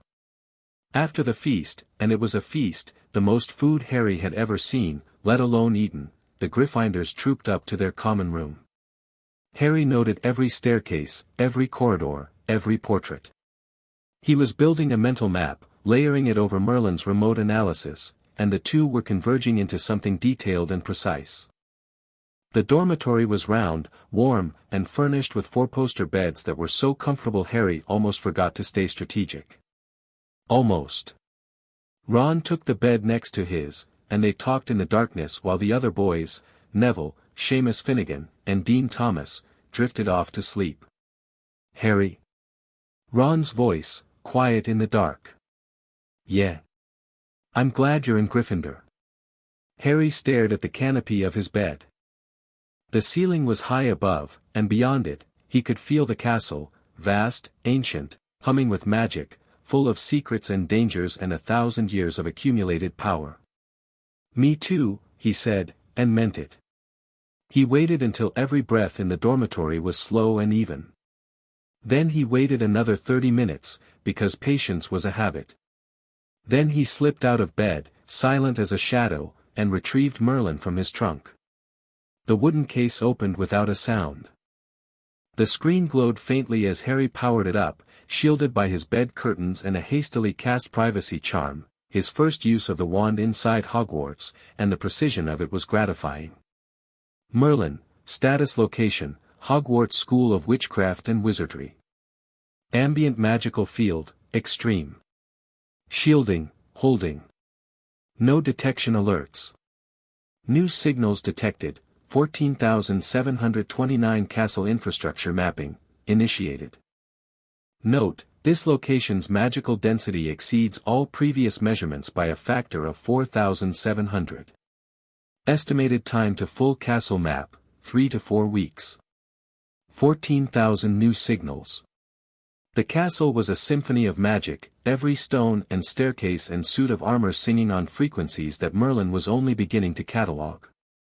It would take weeks to map. Months to fully understand. Harry had time.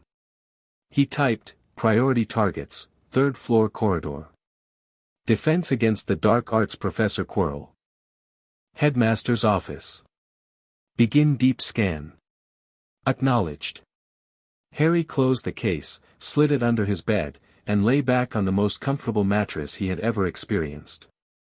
The castle hummed around him, alive, watchful, ancient. Somewhere below, in a forbidden corridor, a three-headed dog was guarding a trapdoor. Somewhere above, in a tower office, an old man was planning a game. Somewhere in between, a man with a monster on the back of his head was waiting for his chance. And Harry was here. Finally, truly here. Not a piece on someone else's board, whatever they might think. A player. A hacker. A boy who spoke to electricity and had taught it to speak back. He closed his eyes. Tomorrow, the real work began. Chapter 3, Firewall. The first week at Hogwarts taught Harry something no amount of intercepted communications could have. Magic, experienced firsthand, was intoxicating. He'd understood it intellectually. He'd analyzed its signatures, mapped its infrastructure, decoded its communications. He'd even practiced spells in the Dursley's garden with clinical precision. But sitting in Professor Flitwick's classroom on a Wednesday morning, watching a feather rise off his desk on the first attempt at the levitation charm while the tiny professor squeaked with delight, that was something else entirely.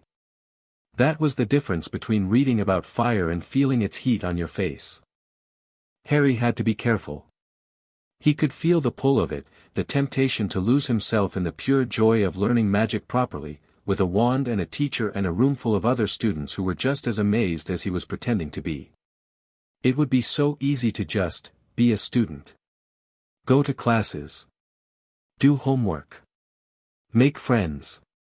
Forget about Merlin and the Ministry and the man with Voldemort riding the back of his skull. He couldn't afford that.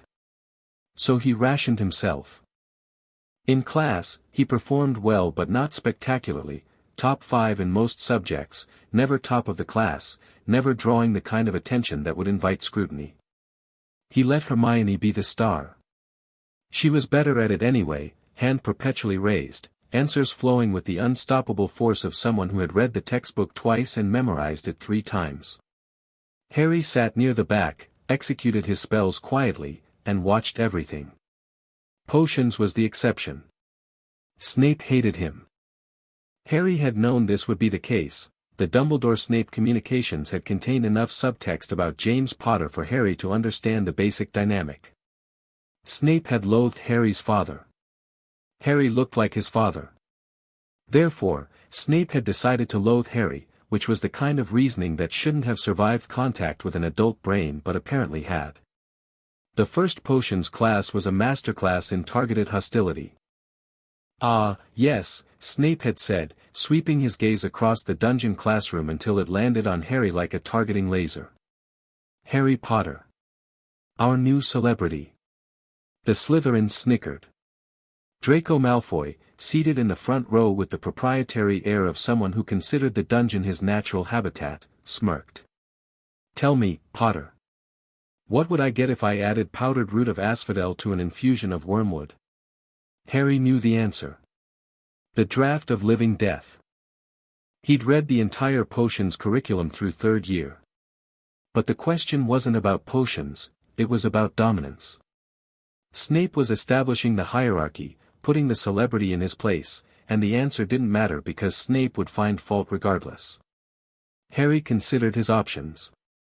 He could answer correctly and invite Snape's irritation at being denied his moment. He could answer incorrectly and give Snape the satisfaction. Or he could, the Draft of Living Death, sir, Harry said evenly. A sleeping potion so powerful it can simulate death. Asphodel and wormwood are the base, but the critical step is the clockwise stir on the 7th rotation, counterclockwise creates a poison. Silence. Snape's eyes narrowed. The extra detail, the stirring direction, the poison variant, was beyond Newt level. Harry had read it in a restricted potions manual he'd found in the Ministry's Department of Mysteries requisition logs, which had included a list of reference texts with select passages quoted. Harry realized, half a second too late, that he'd just shown too much. The strategic part of his brain had been overridden by the part that refused to be bullied, and now Snape was looking at him with an expression that had shifted from contempt to something far more dangerous, interest. 5 points to Gryffindor, Snape said, as if the words were being extracted from him by dental pliers. For an adequate answer. He moved on, but his gaze returned to Harry throughout the class with the persistent focus of someone recalculating an equation that had produced an unexpected result. Harry filed the moment as a mistake and resolved to be more careful. Snape was not Vernon Dursley. Snape was intelligent, observant, and already suspicious by nature. Giving him reasons to look closer was the opposite of what Harry needed. Ron, walking beside him after class, was grinning. That was brilliant. Did you see his face? He looked like he'd swallowed a lemon. I shouldn't have done it. What? Why not? He was being a git. Because now he's going to watch me. Ron frowned. So? Let him watch. You knew the answer. That's not a crime. Harry didn't explain further, because the explanation would require telling Ron about the intercepted communications and the Ministry hack and the computer hidden under his bed, and Harry wasn't ready for that conversation. Might never be ready for it. The knowledge was his armor and his weapon, and sharing it meant vulnerability, and vulnerability was a luxury Harry had never been able to afford. Instead, he changed the subject. Want to go see what's for lunch? Ron's priorities rearranged themselves instantly. Always. Merlin's castle mapping was progressing beautifully. Every night, after the dormitory fell silent, Harry worked. He'd established a routine, bed curtains closed, privacy charm active, Merlin open on his lap, 3 hours of analysis before forcing himself to sleep. The castle was yielding its secrets slowly, grudgingly, like an old woman being charmed into telling family stories, each revelation leading to 3 more questions. The sheer density of magical infrastructure was staggering. Hogwarts wasn't just a building with magic in it. Hogwarts was magic, a living, layered, self-maintaining system that had been accumulating enchantments for 1,000 years. The staircases moved because the castle's spatial enchantments were breathing, adjusting the building's internal geometry in response to occupancy patterns and time of day. The portraits were nodes in a communication network older than the Ministry's, each one a semi-autonomous magical construct capable of independent thought, movement between frames, and, Harry discovered with considerable alarm, reporting. The portraits reported to the headmaster. Not all of them, and not constantly, but there was a protocol. Certain portraits in certain locations were designated as observation points, and they passed information to the paintings in the headmaster's office, who relayed it to Dumbledore. It was an elegant, low-tech surveillance system, and Harry spent an entire night mapping the observation network so he'd know which corridors were watched. The third-floor corridor was fascinating. Merlin's scans revealed a layered defense system exactly as Harry had predicted, multiple distinct magical signatures, each corresponding to a different professor's expertise, stacked behind a sealed door. The outermost layer was enormous, magically dense, and biologically active, Hagrid's contribution. The Cerberus, Fluffy, according to a requisition form Harry had intercepted, which was possibly the least appropriate name for a 3-headed dog in the history of naming things. Beyond Fluffy, Merlin detected 5 more defensive layers, each with a distinct magical profile. Harry couldn't determine their specifics from outside, the protections were designed to be opaque to remote sensing, which was sensible, but he mapped their positions, their energy signatures, and their likely creators. The most interesting discovery, however, had nothing to do with the stone. It was the room.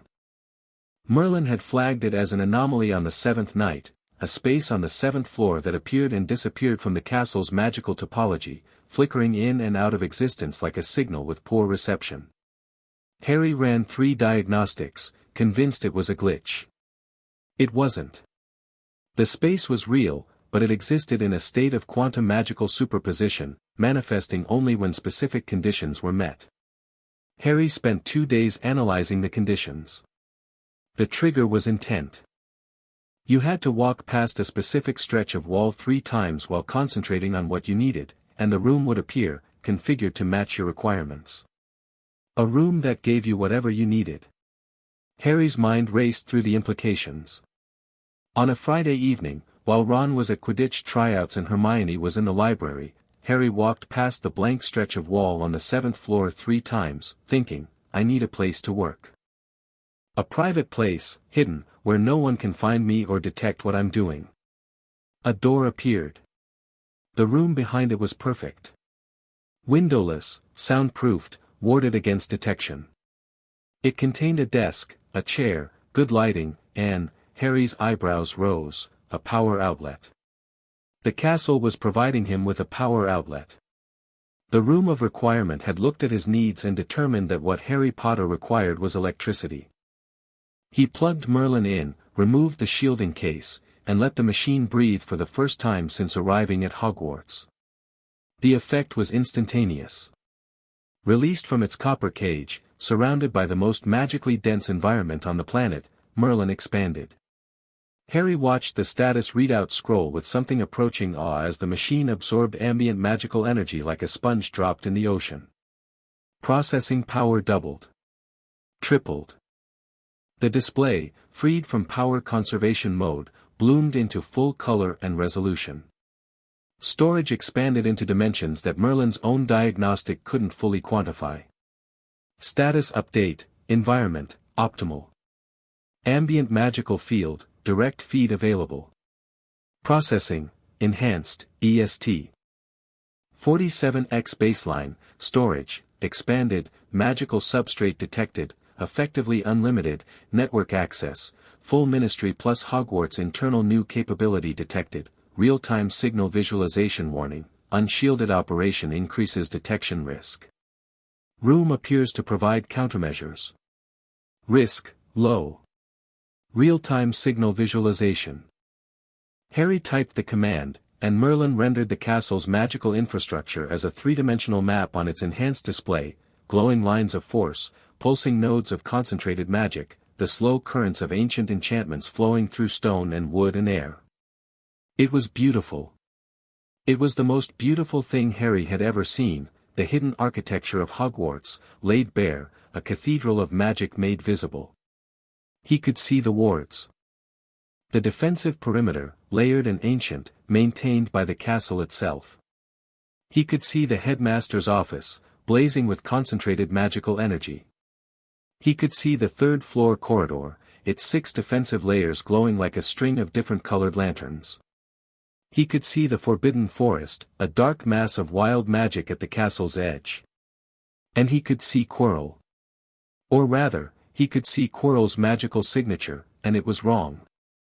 Every other person in the castle registered as a single coherent signal, a unique magical fingerprint, as individual as a voice. Quirrell registered as 2 signals, overlapping, intertwined. One was weak, nervous, flickering, Quirrell himself. The other was cold and dark and dense, wrapped around Quirrell's signal like a parasite, and its signature matched. Harry pulled up the record he'd made months ago, during Merlin's first analysis of his scar. A match. Quirrell's parasitic signal matched the residual Voldemort signature in Harry's scar. Harry sat in the room of requirement and stared at the confirmation of what he'd suspected since Diagon Alley. Voldemort was in the castle. Attached to Quirrell, hidden under a turban, sharing a body with a man too weak or too compromised to resist. And he was here for the stone. The question was what to do about it. Harry's first instinct was to go to Dumbledore. But Dumbledore already knew. The communications with Snape made that clear. Dumbledore expected an attempt on the stone, expected it to come from within the school, was counting on it. Going to Dumbledore would accomplish nothing except revealing that Harry had information he shouldn't have, which would invite exactly the kind of scrutiny he'd spent years avoiding. His second instinct was to handle it himself. Find a way to neutralize Quirrell, secure the stone, eliminate the threat. But Harry was 11. Skilled for his age, equipped with information no one else had, but 11. Voldemort, even in his diminished state, was the most dangerous dark wizard of the century. Harry was not stupid enough to think he could take that on alone. His third instinct, and the one he ultimately settled on, was to watch. Gather more data. Map Quirrell's movements. Understand the timeline. And be ready, when the moment came, to act from a position of complete information rather than blind courage. It was the smart play. The strategic play. The play that treated this as a system to be understood rather than a dragon to be slain. Harry ignored the small voice in his head that said it was also the play that let him avoid asking anyone for help. He set Merlin to continuous monitoring of Quirrell's dual signature and started building a movement profile. Where did Quirrell go? When? How often did he visit the third-floor corridor? What was his pattern? The data would tell him everything. It always did. September became October. Harry settled into a rhythm, classes by day, Merlin by night, and in between, the unexpected complication of friendship. Ron was easy. Ron was warm and funny and had an emotional intelligence that his academic performance completely failed to reflect. He could read a room the way Harry could read a signal, instinctively, accurately, without being able to explain how. He knew when Harry was in a dark mood before Harry did, and he had the tact to not push when Harry went quiet, instead filling the silence with comfortable chatter about Quidditch or food or his brother's latest exploits until Harry's shoulders came down from around his ears. Harry hadn't planned on Ron. Ron was a variable he hadn't modeled for, a human element that didn't fit neatly into his strategic framework. And yet, walking to breakfast with Ron, or playing chess in the common room with Ron, who was devastatingly good, Harry had yet to beat him, which was both humbling and impressive, or just sitting in comfortable silence while Ron leafed through Quidditch through the ages and Harry pretended to do homework. These moments were becoming the architecture of his days, and Harry was beginning to suspect that this was what people meant by the word friend. Hermione was harder. Not because she was unkind, she was, beneath the rapid-fire intellectualism, deeply kind in a way she seemed almost embarrassed by. The problem was that Hermione was observant. She noticed things. She noticed that Harry's practical spellwork was consistently too good for someone who claimed to have had no magical upbringing. She noticed that he sometimes referenced concepts from advanced texts he hadn't supposedly read. She noticed that he disappeared for hours at a time and returned looking tired but alert, with the focused expression of someone who'd been working rather than exploring. "Where do you go?" she asked one evening in the common room, with the directness that was either her greatest strength or her most alarming quality, depending on whether you were hiding something. "Library, mostly," Harry said. "I've checked the library. You're not there. It's a big library." Hermione's eyes narrowed. She had the same expression Merlin displayed when processing an incomplete data set, frustrated, determined, unwilling to accept gaps. "You're hiding something. Everyone's hiding something, Hermione. It's a school full of 11-year-olds. That's deflection, not an answer." "Yeah," Harry agreed, and went back to his Transfiguration essay. Hermione stared at him for a long moment, and Harry could practically hear the calculations running behind her eyes. Then she made a small, frustrated sound, picked up her own essay, and started writing with the aggressive penmanship of someone who was going to figure this out whether he liked it or not. Harry watched her from the corner of his eye and felt the uncomfortable tug of guilt. Hermione wasn't a threat. She was a lonely, brilliant girl who was trying to understand the world she'd been dropped into, and she'd decided that Harry was a puzzle worth solving, and he was lying to her face every day. He filed the guilt alongside the loneliness and the anger and the fear in the mental cabinet labeled "Deal with Later," which was getting worryingly full. Neville Longbottom was the surprise.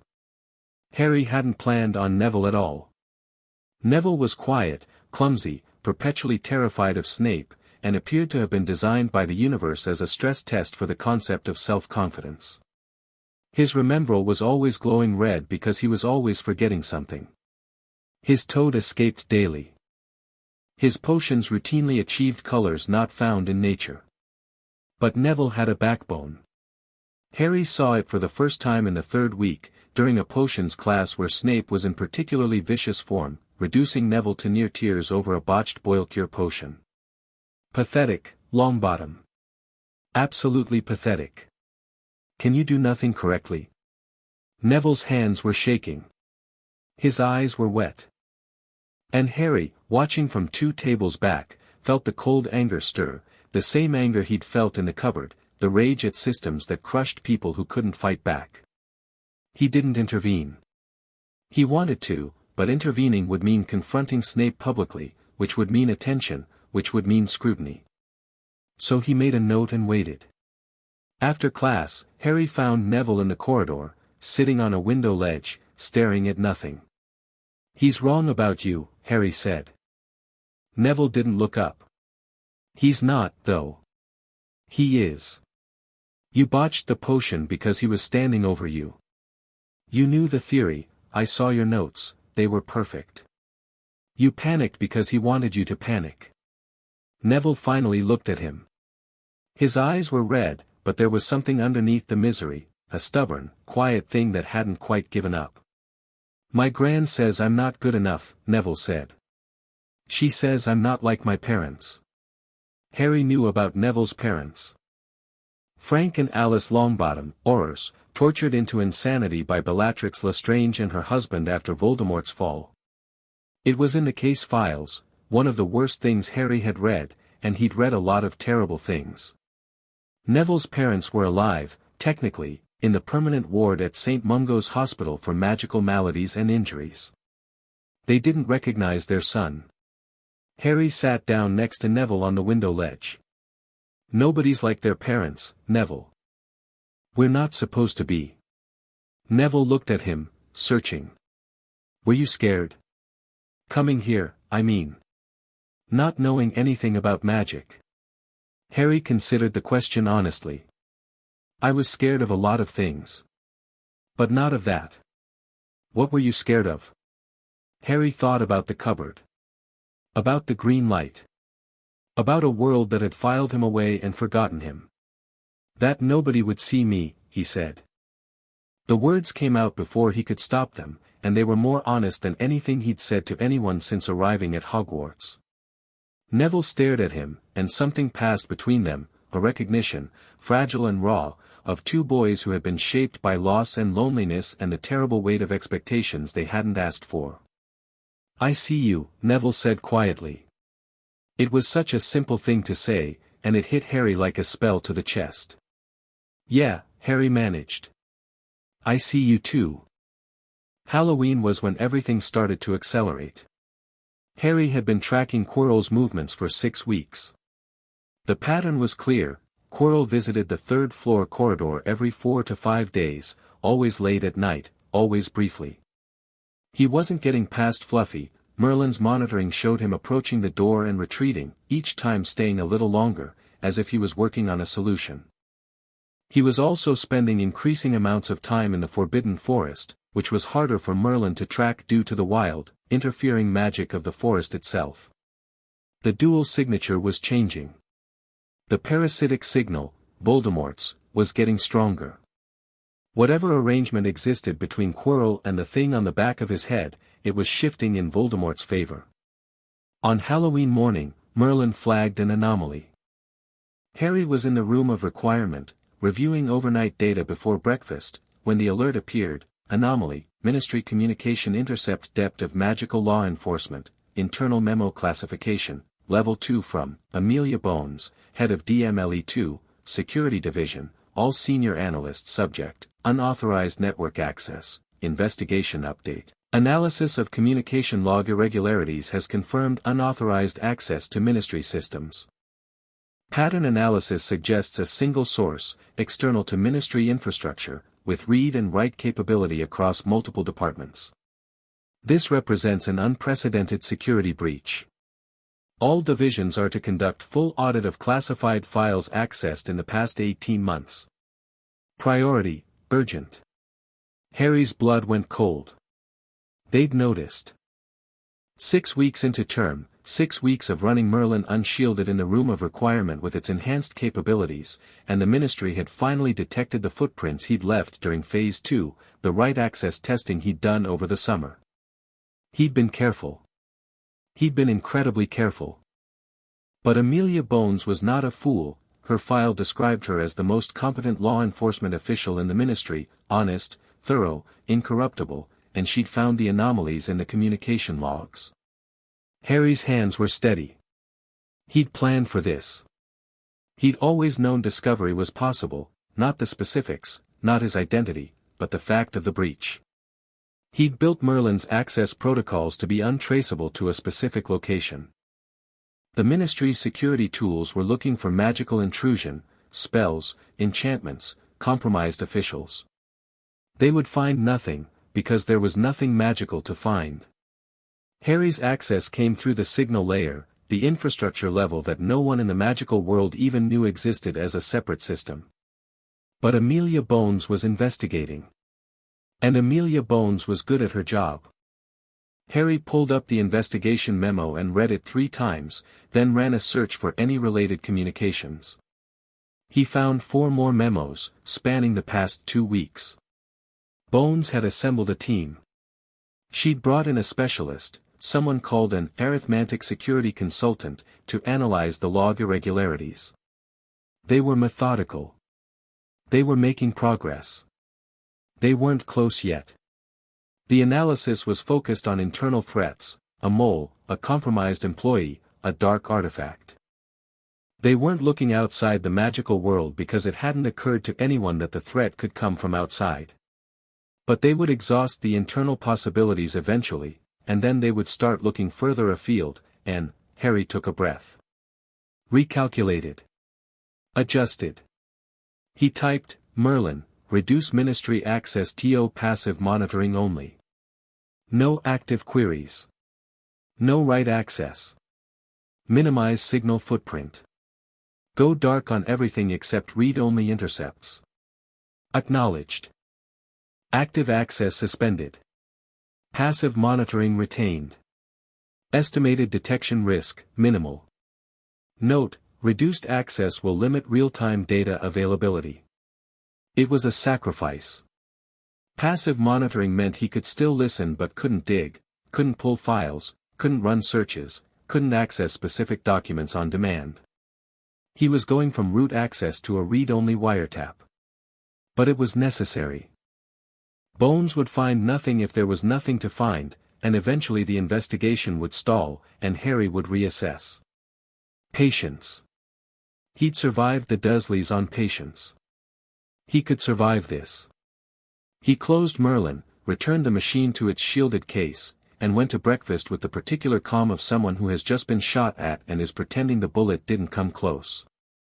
Halloween dinner was a feast, and Harry was almost enjoying it, the great hall decorated with live bats and floating candles, the food excessive and wonderful, when Quirrell burst through the doors. Troll. In the dungeons. Thought you ought to know. He fainted. Or appeared to faint. Harry noted that the collapse was theatrical, well-timed, and positioned him near the door for a quick exit once the chaos started. Which it did, immediately. The great hall erupted in screaming, and Dumbledore's voice cut through it like a blade, Prefects, lead your houses back to the dormitories. Teachers, follow me to the dungeons. Harry was on his feet before the sentence ended, because 2 things had clicked simultaneously in his mind. First, Quirrell had let the troll in. It was a distraction. While the teachers dealt with the troll in the dungeons, Quirrell would be free to make another attempt on the 3rd-floor corridor. Second, Hermione wasn't in the Great Hall. She'd been in the girls' bathroom all afternoon. Ron had made a thoughtless comment about her in Charms class, something about her being a nightmare, and she'd heard, and she'd been crying in the bathroom since. Harry knew this because Parvati Patil had mentioned it at dinner. Hermione was alone, unaware of the troll, somewhere between the dungeons and the Great Hall.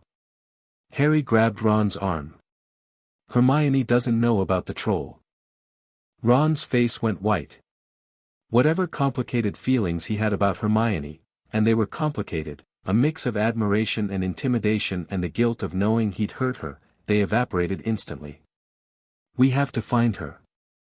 They broke from the Gryffindor group in the entrance hall, slipping away while Percy was busy counting heads and herding first years. Harry moved fast, Ron beside him, and they were halfway to the girls' bathroom when Harry smelled it. The troll was not in the dungeons. The troll was here, lumbering around the corner of the first-floor corridor with the graceless momentum of a boulder learning to walk. It was 12 feet tall, gray-skinned, and stank of old socks and unwashed drains. Its club dragged on the floor, gouging stone. It was heading for the bathroom. "Oh no," Ron whispered. Harry didn't have Merlin.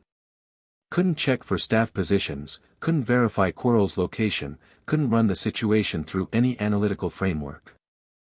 He had a wand, a friend, and about 30 seconds before that thing reached the bathroom door. The troll reached the door. Pushed through it. And from inside, Hermione screamed. Harry ran. Later, he would think about what happened in that bathroom and recognize it as the moment his life split into before and after, not because of the danger, which was real, or the magic, which was desperate, but because of what it taught him about the difference between knowing things and doing things. He knew, analytically, that a mountain troll's weakness was its stupidity.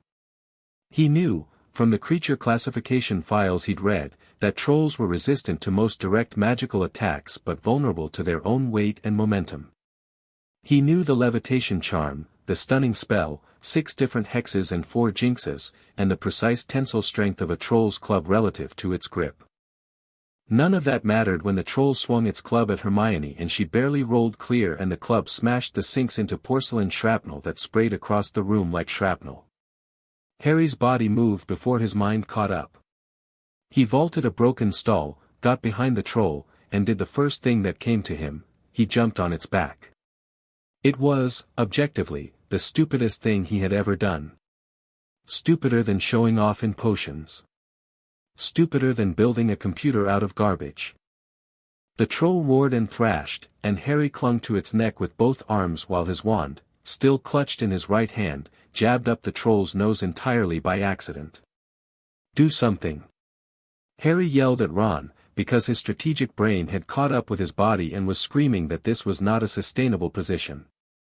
Ron had his wand out. His face was white but his jaw was set, and Harry saw the moment Ron stopped being afraid and started being angry, angry at the troll for threatening his friends, angry at himself for the bathroom incident, angry in the specific way that Ron Weasley got angry, which was hot and reckless and absolutely committed. Wingardium Leviosa. The troll's own club rose out of its hand. 12 feet into the air, spinning slowly, then dropped. The crack of the club hitting the troll's skull was one of the most satisfying sounds Harry had ever heard. The troll swayed. Its eyes crossed. And then it fell, with a floor-shaking impact that sent dust cascading from the ceiling. Silence. Harry slid off the troll's back. His hands were shaking. His heart was hammering. His wand was covered in something he preferred not to identify. Hermione was pressed against the far wall, white-faced, wet-eyed, staring at the unconscious troll and the 2 boys who had just saved her life. "Are you okay?" Harry asked. "You jumped on it," Hermione said faintly. "You jumped on a troll." "Yeah, that wasn't the plan." "What was the plan?"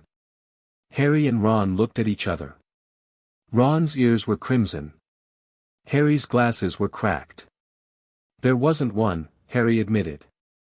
Hermione stared at them for another long moment. And then she started laughing, high and slightly hysterical and wonderful, and Ron started laughing too, and Harry found himself grinning with his whole face, and the 3 of them stood in the wreckage of the bathroom and laughed like idiots while a mountain troll snored at their feet. The teachers arrived 45 seconds later. McGonagall's face went through approximately 17 emotional states in 3 seconds. Snape was limping. Harry noticed this immediately, filed it, and his expression when he looked at Harry was calculating in a way that had nothing to do with potions class. Quirrell arrived last, saw the troll, and made a show of whimpering that was almost convincing if you didn't know what was under his turban. Hermione lied for them. Smoothly, convincingly, and without hesitation. She told McGonagall she'd gone looking for the troll because she'd read about them and thought she could handle it, and that Harry and Ron had come to save her. It was a terrible lie. McGonagall's expression said she knew it was a lie, but it was a lie told to protect people who'd risked their lives for her, and McGonagall accepted it with the particular expression of a teacher who disapproved but respected the loyalty. 5 points from Gryffindor for Hermione. 5 points each to Harry and Ron. And a new constellation formed, 3 people bound by shared danger and shared trust, forged in the wreckage of a girl's bathroom by a troll and a levitation charm. Walking back to the common room, Hermione fell into step beside Harry. "Thank you," she said. "Ron did the spell. Ron knocked it out. You jumped on it. Without a plan. Without even thinking about it." She looked at him sideways, and her expression was complex, grateful, curious, and something else. "You're always so careful, Harry. Always thinking, always watching. But you jumped on a troll without thinking." Harry didn't have an answer for that. The computational part of his brain, the part that ran scenarios and calculated risks and always had a plan, was still trying to process the fact that he'd abandoned it entirely, that when the club swung at Hermione, he hadn't thought at all. He'd just moved. "Some things are more important than thinking," he said, and was surprised to find he meant it. Hermione studied him for a moment, then nodded, as if he'd confirmed the hypothesis she'd been developing. "I'm going to figure out your secret," she said. Not threatening. Matter of fact. "I know," Harry said. "Okay. Good." She paused. "As long as we're clear." Ron caught up with them, still buzzing with adrenaline. "Can you believe that? We fought a troll. We actually fought a troll. Wait till Fred and George hear about, actually, maybe don't tell Fred and George, Mom would murder me." They walked back to Gryffindor Tower together, the 3 of them, and Harry felt the architecture of his world shift again. Not the way it had shifted when he'd discovered magic, or when he'd read his parents' file, or when he'd gained root access. This was different. This was the strange, frightening, exhilarating sensation of not being alone. He wasn't sure he liked it. He wasn't sure he could afford it. But walking between Ron and Hermione, listening to Ron's breathless retelling and Hermione's increasingly detailed corrections, Harry thought, this is what it's supposed to feel like. This is what they took from me. And the anger shifted again, from cold to warm, from strategic to personal, and Harry thought maybe that was okay. Maybe personal was what he'd been missing. November brought Quidditch, rain, and Snape's increasing attention. Harry had been recruited to the Gryffindor Quidditch team in September, the youngest seeker in a century, which was exactly the kind of attention he didn't want but couldn't avoid after an incident involving Neville's Remembrall, Draco Malfoy's provocation, and Harry's apparently genetic inability to let bullies win. McGonagall had watched him fly and had, with the ruthless pragmatism of a woman who took house Quidditch very seriously, bent the first-year broom rule into a pretzel. The flying itself was glorious. Harry had no other word for it. The broom responded to him the way Merlin responded to his code, intuitively, instantly, as if it could read his intent before he formed it. Flying was magic at its purest, just a human and a broomstick in gravity treated as a suggestion, and Harry loved it with an intensity that surprised him. But the first match, Gryffindor versus Slytherin, a rain-soaked November afternoon, became something else entirely. Harry was 60 feet up, scanning for the snitch, when his broom jerked. Not the normal turbulence of a Quidditch match but a deliberate wrenching, as if an invisible hand had grabbed the broomstick and was trying to buck him off. He gripped tighter. The broom jerked again. And again. Each time more violent, the intervals shorter, and Harry realized with a spike of ice in his stomach that someone was hexing his broom. He looked down. The stands were a blur of rain and color, but Harry's eyes, trained by years of watching, always watching, found what he was looking for in seconds. 2 suspects. Snape, in the teachers' section, was staring at Harry without blinking, his lips moving in what could be a countercurse or could be the hex itself. Quirrell, 3 seats away, was also staring, also muttering, his turban slightly askew. Harry's analytical brain, even as his body fought to stay on a bucking broomstick 60 feet above the ground, ran the calculation. Quirrell carried Voldemort. Voldemort had every reason to want Harry dead. Snape, whatever his personal feelings about Harry, was Dumbledore's man, the communications confirmed it. If one of them was cursing the broom and the other was performing the countercurse, the odds overwhelmingly favored Quirrell as the attacker and Snape as the defender. But Harry couldn't prove it. Not from up here. Not without Merlin. Not without data. The broom bucked hard. Harry's left hand slipped. He was hanging by one arm, rain streaming into his eyes, the crowd screaming below, and for 3 very long seconds, he considered the possibility that he was about to die at a Quidditch match because a dead Dark Lord didn't want him playing sports. The hex broke.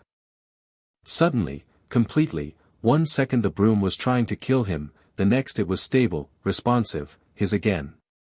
Harry swung back on, gasping, and saw a commotion in the teacher's section. Snape's robes were on fire. Small, blue flames, the kind produced by Hermione. Harry spotted her, half hidden behind the stands, wand out, face fierce with concentration. She'd set Snape on fire. She'd seen the muttering and assumed Snape was the source and acted, decisively and brilliantly and slightly incorrectly, and the disruption had broken both curses, Quirrell's attack and Snape's countercurse, which had the same practical effect.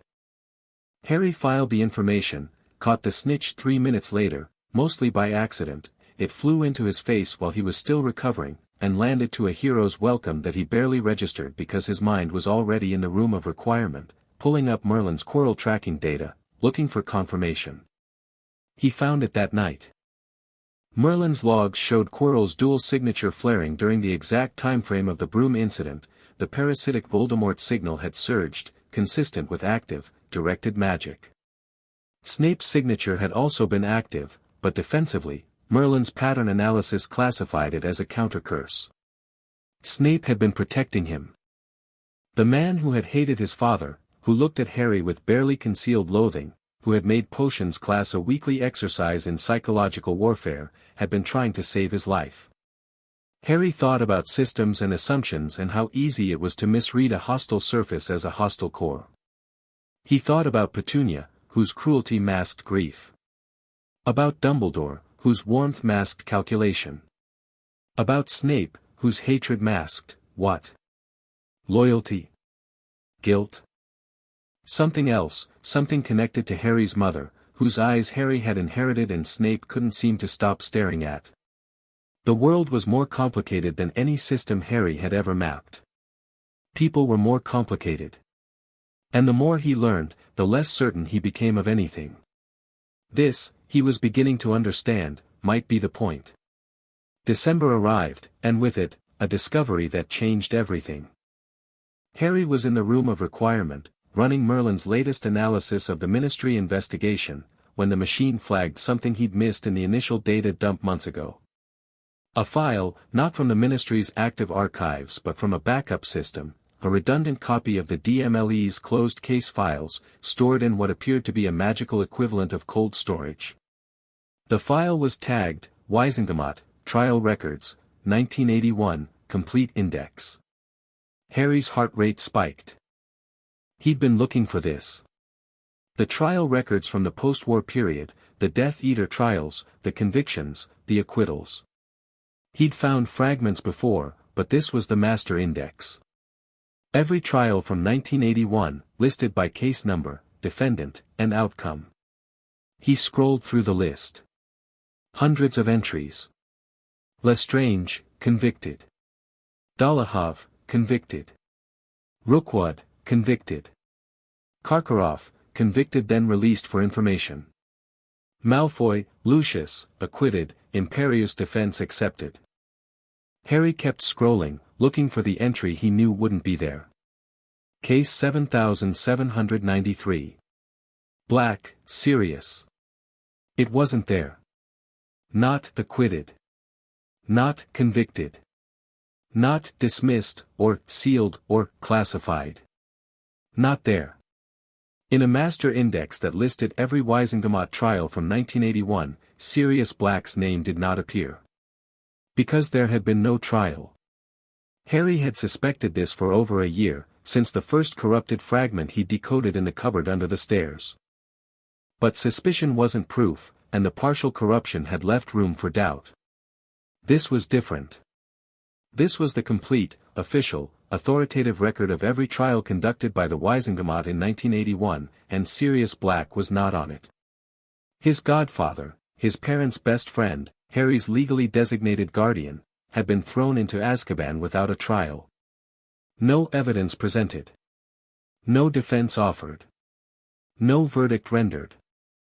Just a political decision, made in the chaos of Voldemort's fall, rubber-stamped by a ministry too busy celebrating to bother with due process. Harry pulled up everything he had on Black. The arrest report, mass murder, 13 Muggles and Peter Pettigrew, blasted apart in a street, only a finger of Pettigrew remaining. Eyewitnesses confirmed Black was laughing when the Aurors arrived. But there was no forensic report. No wand analysis.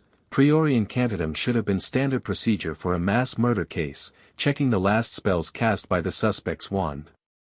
No interrogation transcript. No defense interview. Nothing but an arrest, a transfer order, and a man in Azkaban for 10 years. Harry sat back and stared at the ceiling of the room of requirement. The room had provided him with a comfortable chair tonight, and a cup of tea that had appeared on the desk without being requested, as if the castle itself could sense he needed comfort. Something was wrong with the Black case. Not just the missing trial, everything about it was wrong. The lack of evidence. The speed of the incarceration. The empty file where the case record should have been. Someone had made sure there was no record because a record would have invited scrutiny, and scrutiny might have revealed, what? Harry didn't know. He didn't have enough data. But the shape of the absence told him something. Someone, somewhere, had wanted Sirius Black in Azkaban badly enough to bypass the entire justice system to make it happen. And the most likely reason to bypass the justice system was that the justice system would have produced the wrong result. What if Sirius Black was innocent? The thought was a live wire. Harry held it carefully, turning it over, testing its charge. It could be wrong. Black could be exactly what the arrest report said, a betrayer, a murderer, a man who'd sold his best friends to Voldemort and laughed when it was done. The evidence, such as it was, supported that interpretation. But the absence of evidence supported another interpretation. And Harry, who had spent 2 years studying how the ministry operated, knew that the absence of evidence was sometimes the loudest evidence of all. He saved everything. Every file, every fragment, every cross-reference. He created a separate, encrypted archive on Merlin, the Black dossier, and he made a promise to himself that he would find the truth, even if it took years. Then he wiped his eyes, he hadn't realized they were wet, and went to bed. The Christmas holidays thinned the castle to a skeleton crew. Ron went home to the Burrow. Hermione went home to her parents. Neville went home to his grandmother. Harry stayed. He told Ron it was because the Dursleys hadn't invited him back, which was true. He didn't mention that he would have stayed regardless, because Christmas break was the perfect opportunity to conduct a physical reconnaissance of the third-floor corridor without the usual foot traffic.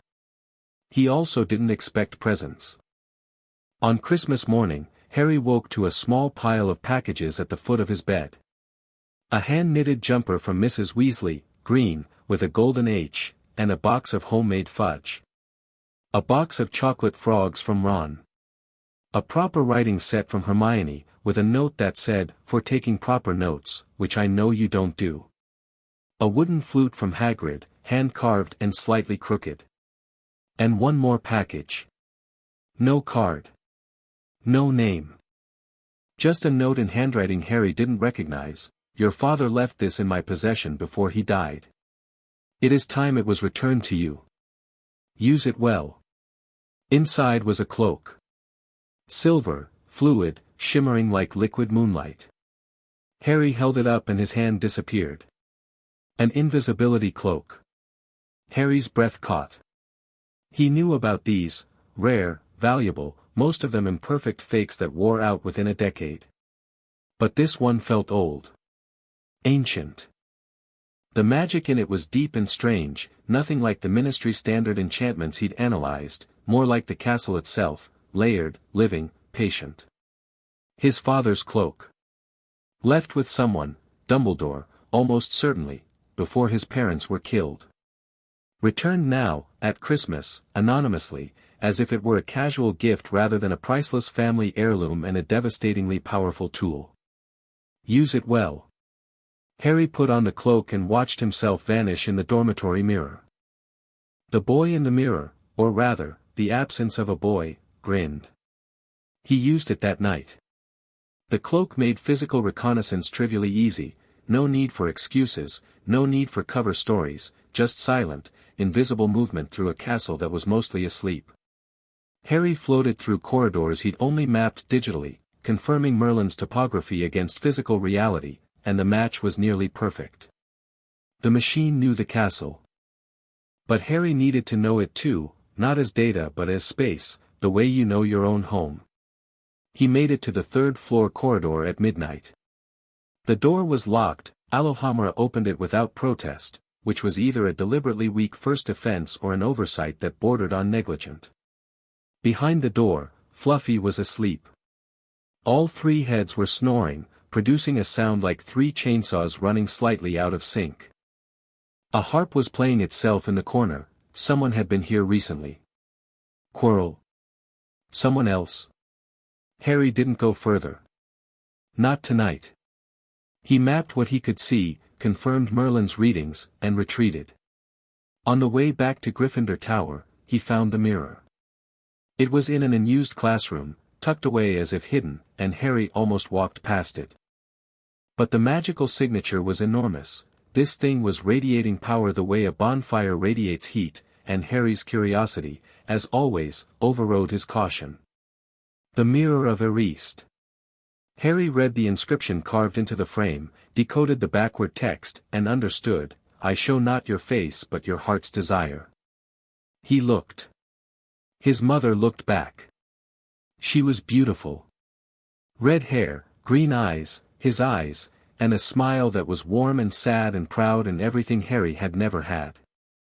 His father stood beside her, messy black hair, glasses, a grin that made him look younger than his years.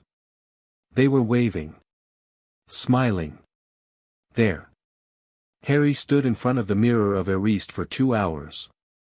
He knew it was 2 hours because his watch told him so, and time had ceased to have meaning because his parents were right there, and if he could just, he pressed his hand to the glass. It was cold. They weren't there. They were dead. They'd been dead for 10 years, and no mirror, however powerful, could change that. The mirror showed desire, not reality, and the distinction mattered, because Harry had built his entire life on the principle that reality was what counted and everything else was noise. But God, he wanted them.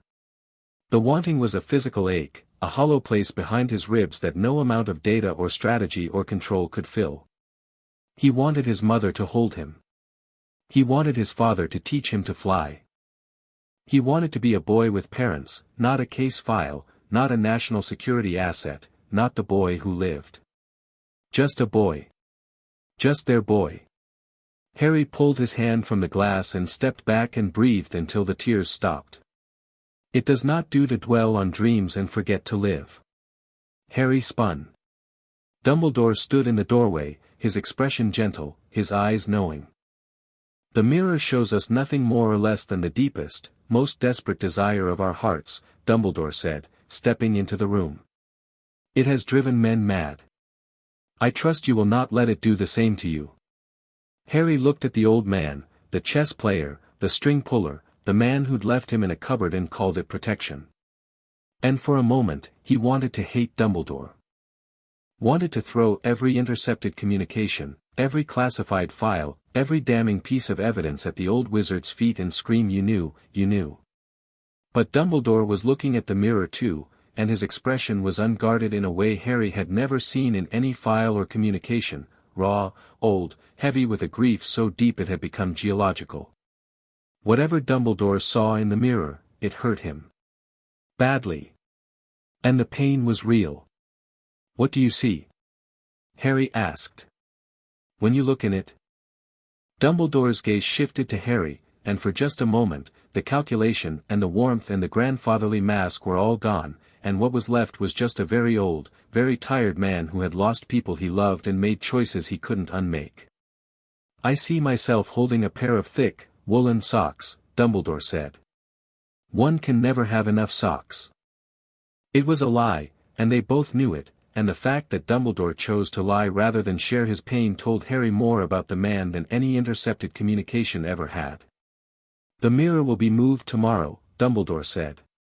"I would ask that you not go looking for it again." "I won't," Harry said, and meant it. The mirror was dangerous, not because of what it showed, but because of how badly he wanted to keep looking.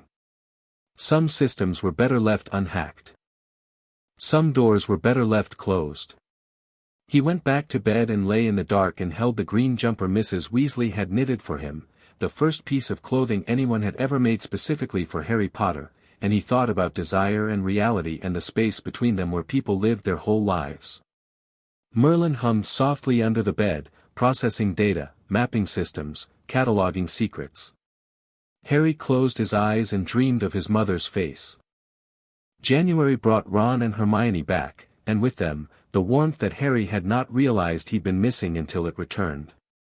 "You look terrible," Ron said cheerfully, dropping onto Harry's bed with the boneless sprawl of someone who'd spent 2 weeks eating his mother's cooking. "Did you eat at all over Christmas?" "I ate. Properly. Actual meals. Because you look like you've been living on, I ate, Ron." Ron studied him for a moment, then reached into his bag and produced an enormous package of fudge, sandwiches wrapped in wax paper, and a tin of biscuits. "Mum sent these," she said, and I quote, "That boy needs feeding up, Ronald, and if you don't give him these I will come up to that school myself." Ron grinned. "She's not joking, either." Harry looked at the food. At the sandwiches, cut into careful triangles. At the biscuits, each one slightly different because they'd been shaped by hand. At the fudge, wrapped in paper with a small note that said "Happy Christmas, Harry dear." "Tell your mum thank you," Harry said, and his voice was steadier than he felt. Hermione arrived that afternoon, loaded with books. She'd apparently spent the holidays reading ahead through the entire second-year curriculum and wanted to discuss it, and immediately noticed the bags under Harry's eyes. "You haven't been sleeping," she said, in the tone of someone who considers inadequate sleep a personal offense. "I've been sleeping. You've been doing something. You always look like this when you've been doing whatever it is you do." She dropped her bag on the common room table and fixed him with a look that would have made a less experienced secret keeper crack. "Harry. I've been thinking about this all holiday. You know things you shouldn't know. You do things no first year should be able to do. And you disappear for hours. I'm not going to stop noticing." "I know. So are you going to tell me?" Harry looked at Hermione. At Ron, who had stopped unwrapping fudge and was watching with an expression of unusual seriousness. At the common room around them, empty in the post-holiday quiet. He thought about the troll. About Hermione setting Snape on fire to save him. About Ron's levitation charm. About two people who had, without calculation or strategy, risked their lives because that was what friends did. He thought about the cupboard, and the promise he'd made to himself that he would never depend on anyone. And he thought about the mirror, and his parents' faces, and the hollow place behind his ribs that no amount of control could fill. "Not yet," Harry said. "But soon. I promise." Hermione held his gaze for a long moment. Then she nodded, once, precisely. "I'm holding you to that. I know you will." Ron, with the emotional timing that was his secret superpower, chose this exact moment to shove a piece of fudge into Harry's hand. "Eat," he said. Whatever it is, it'll still be there after fudge. Harry ate the fudge. It was excellent. 2 weeks into January, Dumbledore made his move. Harry was in the room of requirement, updating Merlin's Quirrell profile. The dual signature was growing more unstable by the day, the parasitic signal fluctuating wildly, when an alert interrupted his analysis. Anomaly detected, Hogwarts internal magical signature approaching 7th floor, East Corridor. Signature identification, Albus Dumbledore. Distance, 47 meters and closing. Trajectory, direct approach to current location. Harry's blood froze. Dumbledore was coming. Here. To the room of requirement, which was supposed to be hidden, which was supposed to be unfindable unless you knew exactly what you were looking for. Dumbledore knew what he was looking for. Harry had 14 seconds. He powered Merlin down, sealed the case, shoved it under the desk, no time to get it into the shielded housing. He cast a disillusionment charm on the case, the best he could manage under pressure, and then stood in the middle of the room and tried to look like a student who had simply found a quiet place to study. The door opened. Dumbledore entered with the unhurried grace of someone who had all the time in the world, which, given his reputed command of time magic, might have been literal. He wore robes of midnight blue embroidered with silver stars, and his expression was pleasant, open, and absolutely terrifying in its mildness. "Good evening, Harry," he said, as if they'd arranged this meeting over tea. "Professor Dumbledore." Dumbledore looked around the room with frank interest. The room of requirement. One of Hogwarts' most remarkable features. I've always been particularly fond of it, a room that becomes whatever you need. What a wonderfully dangerous concept. He settled himself into a chair that the room provided, overstuffed, comfortable, positioned opposite Harry's desk in a way that created the atmosphere of a fireside chat rather than an interrogation. Harry didn't sit. "You've been busy," Dumbledore said. "Not a question." Harry said nothing. "The castle notices things, Harry. It noticed you on the night you arrived, noticed the way the wards reacted to you, as if they were greeting something they recognized. Not just the blood protection. Something else." Dumbledore's blue eyes were steady, unblinking, and Harry felt the gentlest pressure at the edges of his mind, legitimacy, subtle, almost polite. He reinforced his mental barriers and the pressure withdrew. "It also noticed," Dumbledore continued, "that you carry something unusual. Something that emits a magical signature unlike anything in the castle's experience. Not a wand. Not an enchanted object, precisely. Something hybrid. Merlin." Under the desk, 3 feet away, hidden behind a charm that a wizard of Dumbledore's caliber could almost certainly see through. "I don't know what you're talking about, Professor." Dumbledore smiled. It was a warm smile, genuine, and it didn't reach his eyes. "Harry. I have been a wizard for over a century. I have seen things that would strain your imagination, though I suspect your imagination is less easily strained than most. I am not here to punish you or take anything from you. I am here because I am concerned." "About what?" "About a child who knows more than he should. Who moves through this castle with the confidence of someone who has mapped its secrets. Who watches Professor Quirrell with an attention that suggests not curiosity but surveillance." The word hung in the air. Surveillance. Harry's mind raced. He could deny everything. He could deflect, obfuscate, play the innocent child. But Dumbledore was not Vernon Dursley. Dumbledore was possibly the most powerful wizard alive, and he was sitting 3 feet from Merlin, and the game, or at least this round of it, was up. "How long have you known?" Harry asked. "That you are exceptional. Since the night I placed you on the Dursleys' doorstep and felt the magic in you reach for me like a child reaching for a hand." Dumbledore's voice softened. "That you are doing something unprecedented with Muggle technology and magic.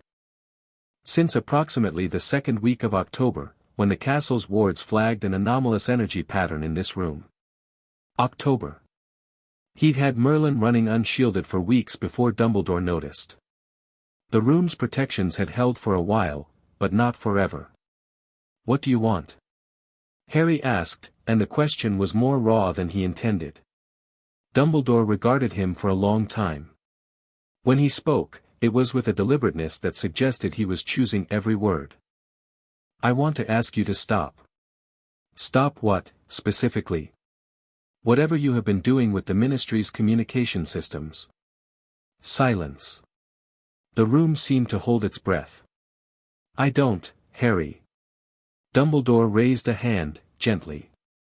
"Amelia Bones is one of the finest investigators of her generation. She has not yet identified the source of the breach, but she will, given time. I have encouraged her investigation to focus in certain directions. Away from you. But I cannot do so indefinitely, and I would prefer not to obstruct a legitimate investigation any further than I already have." Harry stared at him. Dumbledore had known about the Ministry hack.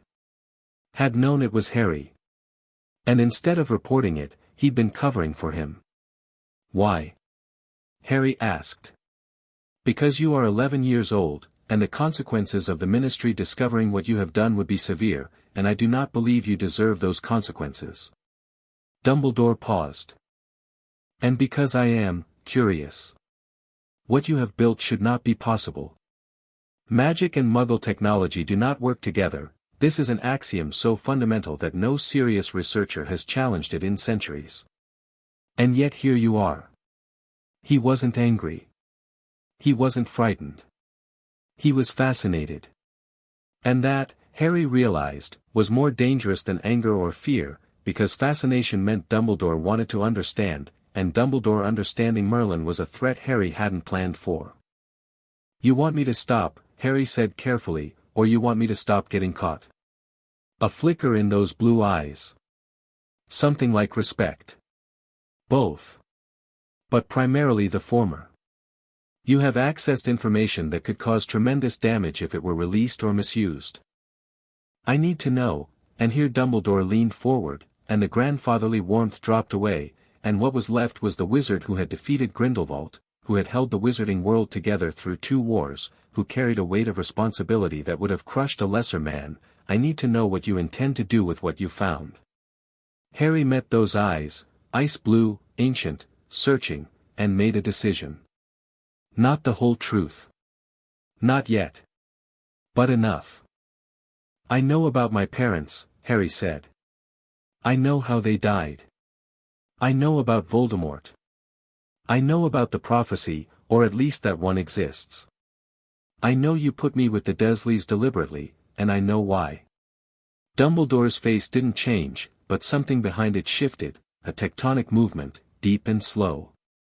"I know about the Philosopher's Stone," Harry continued. "I know it's in the castle. I know about the protections. And I know about Quirrell." Now Dumbledore's expression changed. Sharpened. "What do you know about Professor Quirrell?" "He's carrying a passenger. Something attached to him. Something that matches the magical signature in my scar, the residue from the killing curse. The signature of Voldemort." The name fell into the room like a stone into still water. Dumbledore was very still. "How long have you known this?" "Since Diagon Alley." He shook my hand and my scar reacted. "I confirmed it with," Harry gestured vaguely toward the desk, where Merlin sat hidden. "With my equipment." Dumbledore sat back. For the first time, he looked not just concerned but genuinely shaken, the expression of a master chess player who has just realized his opponent has been playing a completely different game. "You have been tracking him?" "Yes." "For how long?" "Since September." "And you did not come to me?" "You already knew." Harry's voice was flat. "The communications between you and Professor Snape. You've known since before term started that someone would make an attempt on the stone. You set this up, the stone, the protections, Quirrell's appointment. It's a trap." The silence that followed was the longest of Harry's life. Dumbledore sat in his conjured chair, and his face passed through expressions that Harry couldn't fully read: shock, calculation, something that might have been shame. You intercepted my private communications with Severus. Yes. Those were protected by encryption of my own design. They were. It took me 4 months to crack. Another long silence. Dumbledore closed his eyes, and when he opened them, the grandfatherly mask was gone entirely. What remained was simply a man, brilliant, flawed, overwhelmed by a situation he had not anticipated. Harry, Dumbledore said, and his voice was different now, stripped of performance. What I have done, the choices I have made regarding you, I made them because I believed they were necessary. The blood wards required, I know what the blood wards required. I've analyzed them. A placement with your mother's blood relative, yes. I knew the Dursleys were not ideal, you knew they were abusive. The word landed. Dumbledore flinched. Actually flinched, and Harry saw something crack in those blue eyes, a fissure in the certainty, a moment of genuine, unflinching self-confrontation. I knew they were unkind, Dumbledore said slowly. I did not, he stopped. Started again. I told myself I did not know the extent of it. I told myself the monitoring reports indicated you were physically safe, if unhappy. I told myself that the protection outweighed the cost. He looked at Harry, and his eyes were wet. I told myself many things, Harry. Not all of them were true. Harry hadn't expected that. He'd expected deflection, justification, the smooth redirection of a politician. Not this. Not raw, unpolished honesty. Not the sight of Albus Dumbledore sitting in a chair and admitting, to an 11-year-old, that he had failed. The anger didn't disappear. It was still there, banked and burning. But something shifted around it, not forgiveness, not yet, maybe not ever, but a recognition that the man in front of him was not a villain. He was a person who had made terrible choices for defensible reasons and was only now confronting the cost. I'm not going to stop, Harry said quietly. I'm not going to stop learning, or building, or watching. This is who I am. It's who you made me, whether you meant to or not. Dumbledore was silent for a long time. I am not asking you to stop being who you are, he said at last. I am asking you to be careful. What you have built, this fusion of magic and technology, is unprecedented. If the wrong people learn of it, the consequences would extend far beyond you. There are those in the Ministry, and outside it, who would see your creation as a weapon. I know. Do you? Do you truly understand what Lucius Malfoy would do if he learned that someone had built a device capable of reading the Ministry's classified files? Harry did understand. He'd read Malfoy's file. The man was intelligent, ruthless, and connected. If he learned about Merlin, he wouldn't try to destroy it. He'd try to acquire it. I'll be careful, Harry said. And the Ministry investigation? I've already reduced my footprint. Passive monitoring only. Bones won't find anything. Dumbledore studied him. The blue eyes were thoughtful, weighing options, calculating outcomes. Harry recognized the process because he did it himself every day. I will not ask you to dismantle your creation, Dumbledore said finally. I suspect you would refuse, and I have learned, rather painfully, that forcing compliance from those I should be earning trust from is among my greatest failings. He stood, and the chair vanished. But I will ask you for something in return for my continued discretion. What? If you discover something that puts lives at risk, you come to me. Not after you've analyzed it. Not after you've developed a strategy. Immediately. You are brilliant, Harry, more brilliant than I was at your age, and that is not flattery, it is alarm. But brilliance without allies is just cleverness, and cleverness gets people killed. Harry thought about the troll. About jumping on it without thinking. About the difference between knowing things and doing things. Deal, he said. Dumbledore nodded. He moved toward the door, then stopped. Harry. The thing you've built. Does it have a name? Merlin. A smile. Small, genuine, touched with something that might have been wonder. Of course it does. Dumbledore opened the door. Good night, Harry. Professor, Harry said, before the old wizard could leave. The blood ward analysis. The protection my mother's sacrifice created. It's not just defensive, is it? It's not just keeping things out. Dumbledore turned back. His face was unreadable. It's connected, Harry said. To me. To my blood. To whatever happened when the killing curse rebounded. The ward isn't just protection. It's a seal. It's keeping something in. Dumbledore looked at him for a very long time, and in that look was an entire conversation that neither of them was ready to have, about prophecies and soul fragments and the terrible mathematics of love and sacrifice. Good night, Harry, Dumbledore said again, and this time, the door closed behind him. Harry stood alone in the room of requirement and listened to the footsteps fade. Then he retrieved Merlin from under the desk, powered it up, and sat in the quiet hum of magic and technology and tried to decide whether what had just happened was a victory or a defeat. It was, he decided, something more complicated than either. It was the beginning of an understanding, fragile and conditional, between two people who were too smart to trust each other and too honest to pretend they didn't need to. Harry opened a new file. Dumbledore meeting, January 14, 1992. He began to type.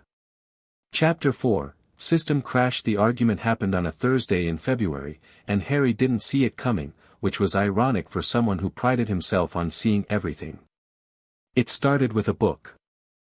Hermione had been in the library, her natural habitat, the place she retreated to the way Harry retreated to the room of requirement, researching Nicholas Flamel.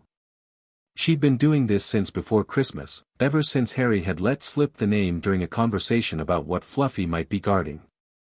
He'd been testing the waters, feeding small pieces of information to Ron and Hermione to see how they'd react, telling himself it was strategic when it was really just the slow, terrified process of learning to share. Hermione had found Flamel in a book about famous alchemists, and she'd been so excited that she practically vibrated across the common room to tell them, and Harry had watched her face, bright, triumphant, alive with discovery, and felt the guilt settle heavier on his shoulders because he'd known about Flamel for over a year and he'd let her spend weeks hunting for something he could have told her in 10 seconds. But the book she found on Thursday wasn't about Flamel. It was about magical security systems. Harry was sitting in the common room after dinner, working on a transfiguration essay he could have written in his sleep, when Hermione dropped into the chair across from him and set a heavy, leather-bound volume on the table between them. The title read, Wards, Protections, and the Architecture of Magical Security, A Comprehensive History. Interesting reading, Harry said carefully. Very. Hermione opened the book to a marked page. Particularly Chapter 14. Communication Wards and the Ministry Relay Network. Did you know the Ministry's entire internal communication system runs on a network of magical relays? Like a telephone system, but magical. Every memo, every file transfer, every classified document, all transmitted through these relays. I didn't know that, Harry lied. The book says the system is considered impenetrable because the relays operate on a magical frequency that's undetectable by Muggle technology. Hermione paused, her brown eyes locking onto his with the precision of a targeting system. But what if it wasn't? Ron, sprawled in the adjacent armchair with a charms textbook he was definitely not reading, looked up. Wasn't what? Undetectable. Hermione didn't blink. What if someone found a way to detect magical frequencies with Muggle technology? What if someone built something, a device, a machine, that could bridge the gap? They could theoretically intercept every communication in the Ministry. The common room was nearly empty. A few seventh years studied near the fire. Seamus and Dean were playing Exploding Snap in the corner. Nobody was paying attention to 3 first years having what appeared to be a homework discussion. Harry's face was very still. That's an interesting theory. It's not a theory. Hermione's voice dropped lower, and her expression shifted from investigative to something rawer: hurt, confusion, the specific frustration of someone who has assembled a puzzle and doesn't like the picture. Harry, I've been watching you all year. I've been watching you for months. The things you know that you shouldn't know. The way you talk about the Ministry like you've read their internal files. The way you watch Quirrell. The way you disappear for hours and come back looking like you've been, I don't even know what you've been doing, but it's not homework. She took a breath. Her hands were shaking slightly, and Harry realized with a jolt that she wasn't just frustrated, she was scared. Scared of what she'd figured out, scared of what it meant about her friend. You built something, Hermione said. Something that lets you see magic. Something that lets you read the Ministry's communications. You've been doing it for, I don't know how long. Before Hogwarts. Maybe years. And you've been lying to us the entire time. Ron had gone very still. His charms textbook was forgotten. He was looking at Harry with an expression that Harry had never seen on his face before, not anger, not yet, but the precursor to anger. The look of someone who has just realized they might have been played. Harry. Ron's voice was quiet. What's she talking about? The common room suddenly felt very small. The fire crackled. Somewhere above, a door closed. Harry looked at Hermione, who had spent months putting this together, who had researched and observed and analyzed with the same relentless thoroughness that Harry brought to his own work. He looked at Ron, who was watching him with those blue eyes that saw through people the way Merlin saw through encryption. He could lie. He was good at lying. He'd lied to the Dursleys for 10 years. He'd lied to every teacher at Hogwarts. He'd lied to Dumbledore, mostly, and gotten away with it, sort of.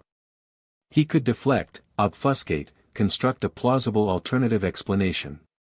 But these were the people who'd fought a troll with him. The people who'd given him Christmas presents and fudge and a hand-knitted jumper. The people who, without knowing what he was or what he'd done, had decided he was worth caring about. Harry couldn't lie to them. He'd known this for weeks, somewhere underneath the calculations and the strategies. He just hadn't wanted to face it. Not here, he said. 15 minutes later, they were in the room of requirement. Harry had walked them past the blank stretch of wall 3 times, thinking I need a private room where no one can hear us and no one can find us, and the door had appeared, and Hermione had stared at it with an expression that combined wonder and vindication in roughly equal measure. The room was warm, lit by soft firelight, furnished with 3 comfortable chairs arranged in a loose triangle. It looked like a conversation space, because the room knew what Harry needed, and what Harry needed right now was to have the hardest conversation of his life. He opened Merlin's case. He placed the machine on the table between them, powered it up, and watched their faces as the screen came to life. Hermione leaned forward, eyes wide, her mind already racing. Ron leaned back, brow furrowed, trying to make sense of something so far outside his experience that he didn't have a framework for it. And Harry talked. He told them everything. Not the sanitized version, not the strategic summary, everything. The cupboard. The salvaged electronics. The broken Game Boy processor and the soldering iron bought with sofa cushion coins. The night the magic surged through the circuits and Merlin was born. The signals. The decoding. The Ministry's files. His parents' case file. Sirius Black.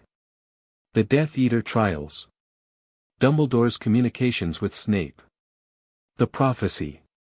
Quirrell and Voldemort. The Philosopher's Stone. The Blood Wards. Everything he'd carried alone for 2 years, every secret, every discovery, every sleepless night in a cupboard under the stairs with a glowing screen and the growing certainty that the world was not what anyone told him it was. It took 40 minutes. Neither of them interrupted. When he finished, the room was very quiet. The fire popped. Merlin hummed. Hermione spoke first, because Hermione always spoke first. You built this when you were 9. The first version. It's changed a lot since then. You taught yourself programming from library books. And online forums. And then you accidentally channeled magic through it and created a machine that can detect magical frequencies. That's a simplified version, but yes. Hermione stared at Merlin. Her expression was doing something complicated. The intellectual part of her brain was already 3 steps ahead, thinking about implications and applications and the theoretical framework for magical technological interface, but the emotional part was still stuck on the image of a 9-year-old boy in a cupboard, building a computer out of rubbish because it was the only thing in his life he could control. Harry, she said, and her voice cracked on his name. You lived in a cupboard. Yeah. For 10 years. Yeah. Hermione's eyes were wet. She pressed her lips together hard, the way she did when she was trying not to cry, and Harry looked away because if he watched Hermione cry he was going to lose his composure and he couldn't afford that right now. Ron hadn't said anything. Harry looked at him. Ron was sitting very still, his long frame folded into the chair, his expression unreadable. The firelight caught his red hair and cast half his face in shadow. Ron. You knew about Quirrell. Ron's voice was flat. Careful. You knew about Voldemort being in the castle. Since September. Yes. You knew about the stone. About the protections. About Dumbledore's plan. Yes. You knew about the troll. Harry blinked. What? The troll. On Halloween. Did you know Quirrell was going to let it in? No. I didn't know the specifics. I knew Quirrell was planning something, but I didn't know about the troll until he announced it at dinner. Ron processed this. His jaw was tight. But you didn't tell anyone. Any of it. Not the teachers. Not Dumbledore. Dumbledore already knew about Quirrell. I told you, the communications, not Dumbledore. Us. Ron's voice rose, and the flatness cracked, and what was underneath was hurt, raw, genuine hurt, the kind that came from a specific wound. You didn't tell us, Harry. Me and Hermione. Your friends. You let us walk around this castle for months not knowing that Voldemort was living on the back of a teacher's head. We sat in that man's classroom. We ate meals 10 feet from him. Hermione was alone in a bathroom with a troll that he let in, and you knew he was dangerous, and you didn't tell us. The words hit Harry like physical blows.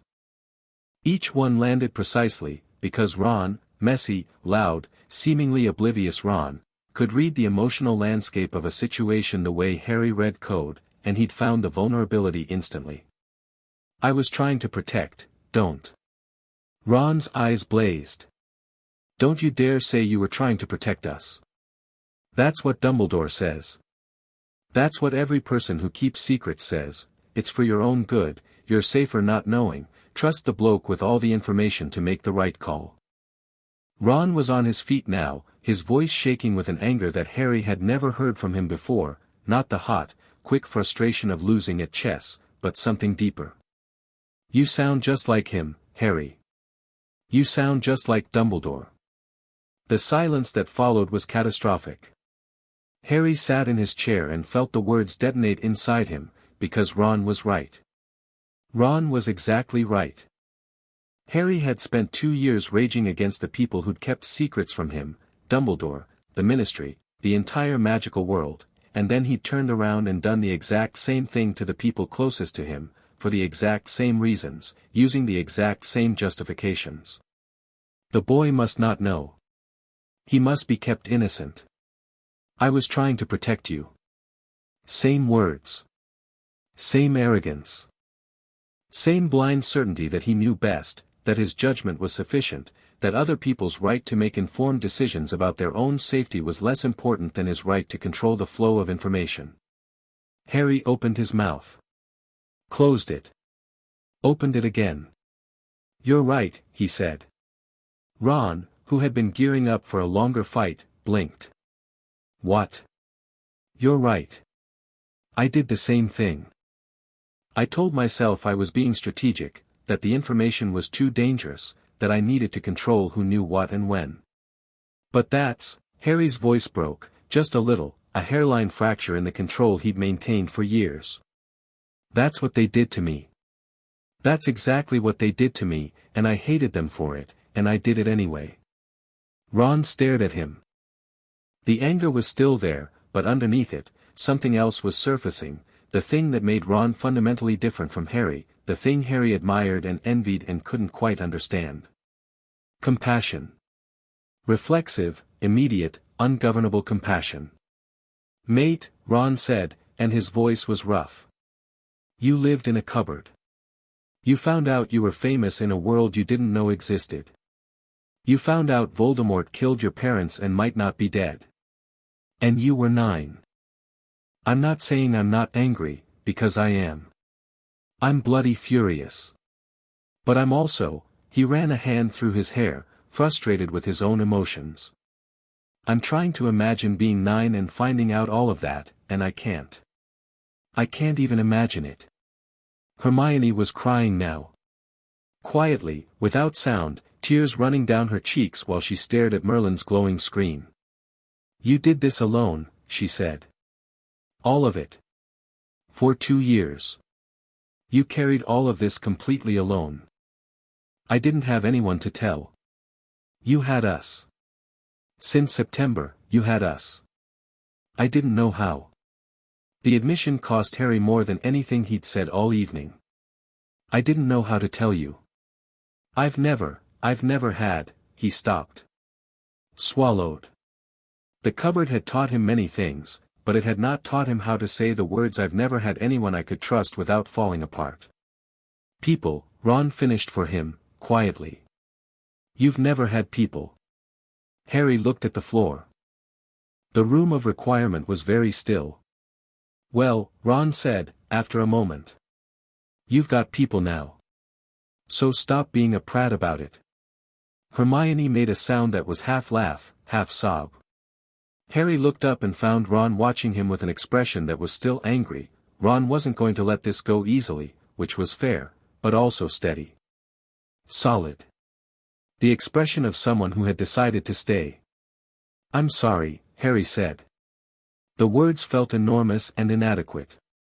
You should be, Ron said. Also, I'm going to need you to explain this computer thing again, because I understood about 1/3 of what you said and the rest sounded like you were speaking in tongues. Hermione wiped her eyes with her sleeve and pulled her chair closer to Merlin. Show me, she said. Her voice was still thick, but her eyes had that look, the one Harry recognized from his own mirror. The hunger. Show me everything.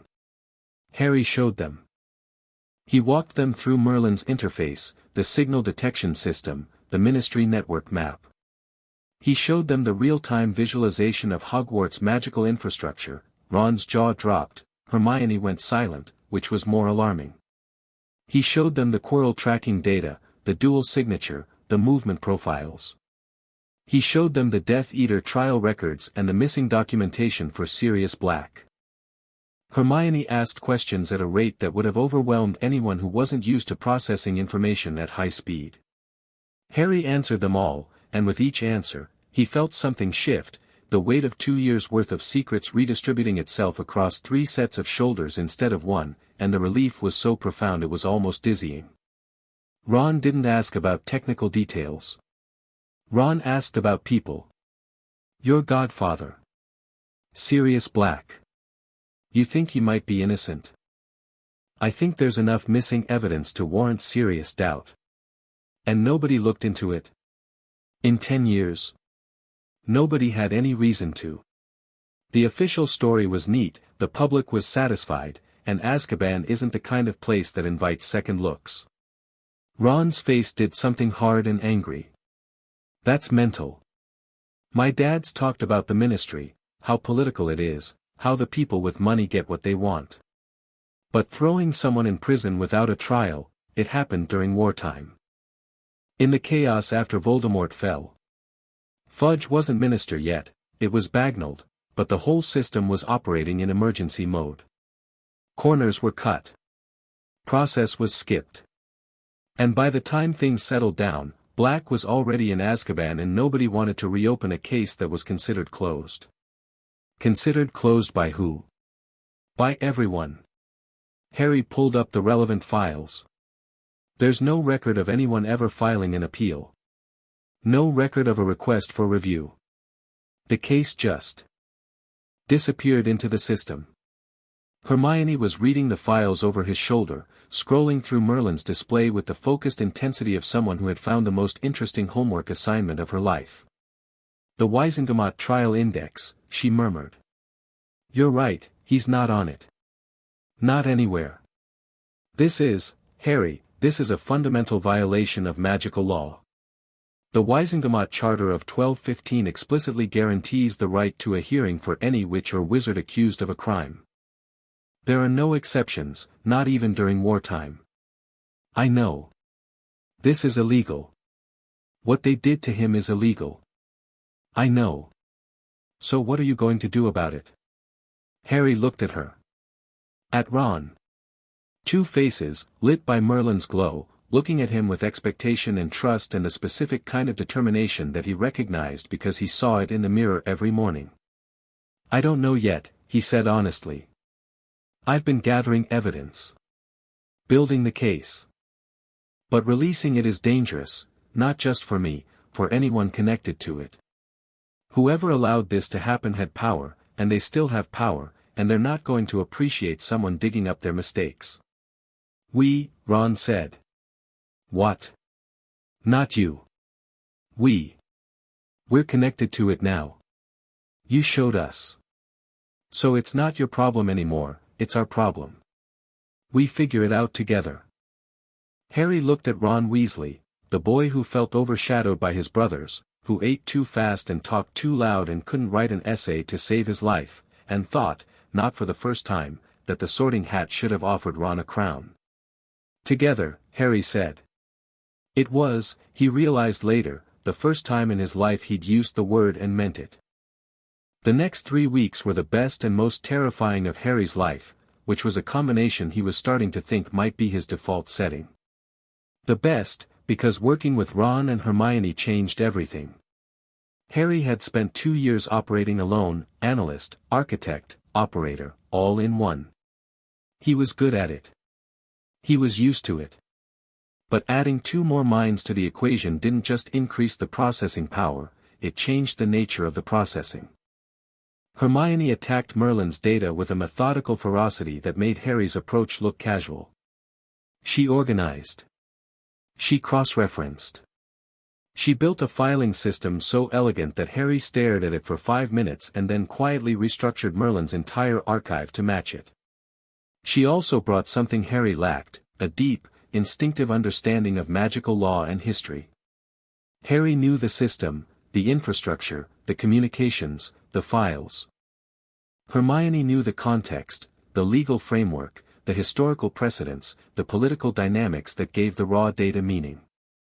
You've been reading the Ministry's files like code, she told him one evening in the room of requirement, surrounded by parchment notes and cross-reference charts. Looking for patterns, connections, anomalies. That's brilliant for finding things. But you've been missing the interpretation.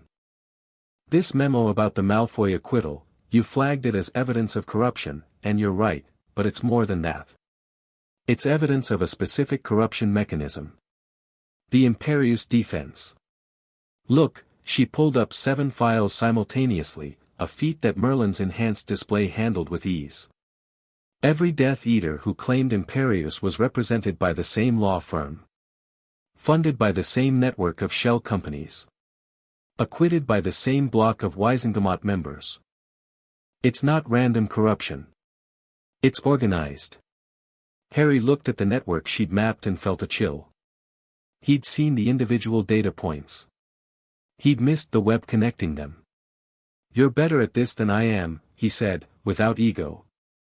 At the analysis, maybe. I could never have built the tool. Hermione's cheeks pinked slightly. We complement each other. Ron's contribution was different but equally vital. Ron didn't analyze data. Ron analyzed people. "Quirrell's getting worse," Ron said one evening, between bites of the sandwich he'd liberated from the kitchen. The house elves loved Ron, which surprised no one. "Have you noticed? In class. He's not just nervous anymore, he's fading. Like something's eating him from the inside." Harry had noticed. Merlin's data confirmed it. Quirrell's personal magical signature was weakening while the parasitic Voldemort signal grew stronger. The balance was shifting. "He's being consumed," Harry said. "The thing on the back of his head, Voldemort, it's taking over. Quirrell's body isn't strong enough to host a disembodied dark wizard indefinitely. He's dying. Which means he's desperate," Ron said. "Desperate people do stupid things. He's going to make a move on the stone soon. He has to, before his body gives out." Harry and Hermione both stared at Ron. Ron shrugged. "What? I've got 5 brothers. You learn to read when people are about to do something reckless." The terrifying part was everything else. The Ministry investigation was escalating. Harry's passive monitoring of the Bones inquiry showed steady, methodical progress. Bones had eliminated internal suspects and was expanding the search parameters. She'd brought in a specialist from the Department of Mysteries. This was new and alarming, because the Department of Mysteries had resources and capabilities that Harry had never been able to fully map. If they turned their attention to the signal layer, to the infrastructure that Merlin exploited, can they detect Merlin? Hermione asked, after Harry briefed them on the latest intercepts. "I don't think so. Not directly. But they might detect the effects of Merlin, the log anomalies, the access patterns. If they're clever enough to look at the infrastructure level instead of the magical level, they could triangulate." "How long?" "Weeks. Maybe a month. Depends on how good the mysteries specialist is." "What happens if they find out?" Harry didn't answer immediately. The honest answer was, he didn't know. The Ministry had never dealt with anything like this before. There was no precedent, no law, no protocol for a Muggle-raised wizard hacking the magical government with a homemade computer. They might treat it as espionage. They might treat it as dark magic. They might treat it as a curiosity and sweep it under the rug. Or they might, Lucius Malfoy, Hermione said quietly. If someone like Malfoy found out about Merlin before the Ministry did, or if Malfoy found out through the Ministry investigation, he'd try to take it, Harry finished. Yeah. Not just take it. He'd try to use it. Think about what Merlin could do in the hands of someone with Malfoy's connections. Access to every Ministry secret. The ability to read, modify, or destroy any classified file. The ability to monitor anyone, anywhere, without their knowledge. Hermione's face was pale. It would be the most powerful political weapon in wizarding history. Ron put down his sandwich. Right. So we definitely can't let that happen. No. Can you destroy it? Merlin, I mean. As a last resort. If someone was about to take it. Harry looked at Merlin's screen. The machine hummed softly, its circuits alive with the hybrid of technology and magic that Harry had spent 2 years building, improving, pouring himself into. Merlin was his first creation. His best creation. The thing that had lifted him out of the dark and given him the power to understand the world that had abandoned him. Yes, Harry said. I can destroy it. The word tasted like ash. But I'd rather not, he added. So let's figure out how to avoid that. They planned. For 3 weeks, they planned with a thoroughness that would have impressed a military strategist, which, Harry reflected, was essentially what they were becoming. Hermione created contingency protocols, scenarios for discovery, scenarios for confiscation, scenarios for various political actors learning about Merlin and attempting to seize it. Ron poked holes in every plan, asking the questions that Harry and Hermione's systematic mind sometimes missed. But what if the person's just stupid? What if they don't do the logical thing? What if they panic? It was Ron who spotted the pattern in Quirrell's movements that Merlin's algorithms had missed. They were in the room of requirement, reviewing the latest tracking data. Merlin's display showed Quirrell's movements over the past week, the usual pattern of classroom, office, great hall, third-floor corridor, forbidden forest. He stopped going to the forest, Ron said. Harry frowned. He pulled up the data. Ron was right. Quirrell's forest visits, which had been frequent and regular throughout the autumn, had ceased entirely 2 weeks ago. Maybe he found what he was looking for, Hermione suggested. Or stopped needing to look, Ron said. What was he doing there? What's in the forest that Voldemort would want? Harry ran a search. Merlin's forest data was sparse, the wild magic interfered with signal detection, but there were fragments. Quirrell's visits had centered on a specific area of deep forest, near a clearing where Merlin had detected traces of animal blood and dark magic. Unicorns, Hermione breathed, reading over Harry's shoulder. He was killing unicorns. Their blood, unicorn blood, can sustain someone who's close to death. It's the most forbidden substance in magical law. He was keeping Voldemort alive, Harry said. Feeding the parasite. Buying time. And now he's stopped, Ron said. Because he doesn't need to buy time anymore. He's ready to move. The three of them looked at each other in the glow of Merlin's screen. How soon? Hermione asked. Harry ran the numbers. Quirrell's physical deterioration rate. The frequency of his third-floor visits. The strengthening of the Voldemort signal. He plotted the curves and watched them converge. Weeks, he said. Maybe less. March was wet and cold and tense, and Harry found himself doing something he'd never done before, relying on other people. It was harder than hacking the Ministry. Harder than building Merlin. Harder than any technical challenge he'd ever faced, because technical challenges had right answers and clear feedback and a comforting certainty that the system would behave consistently. People didn't behave consistently. People were messy, emotional, unpredictable.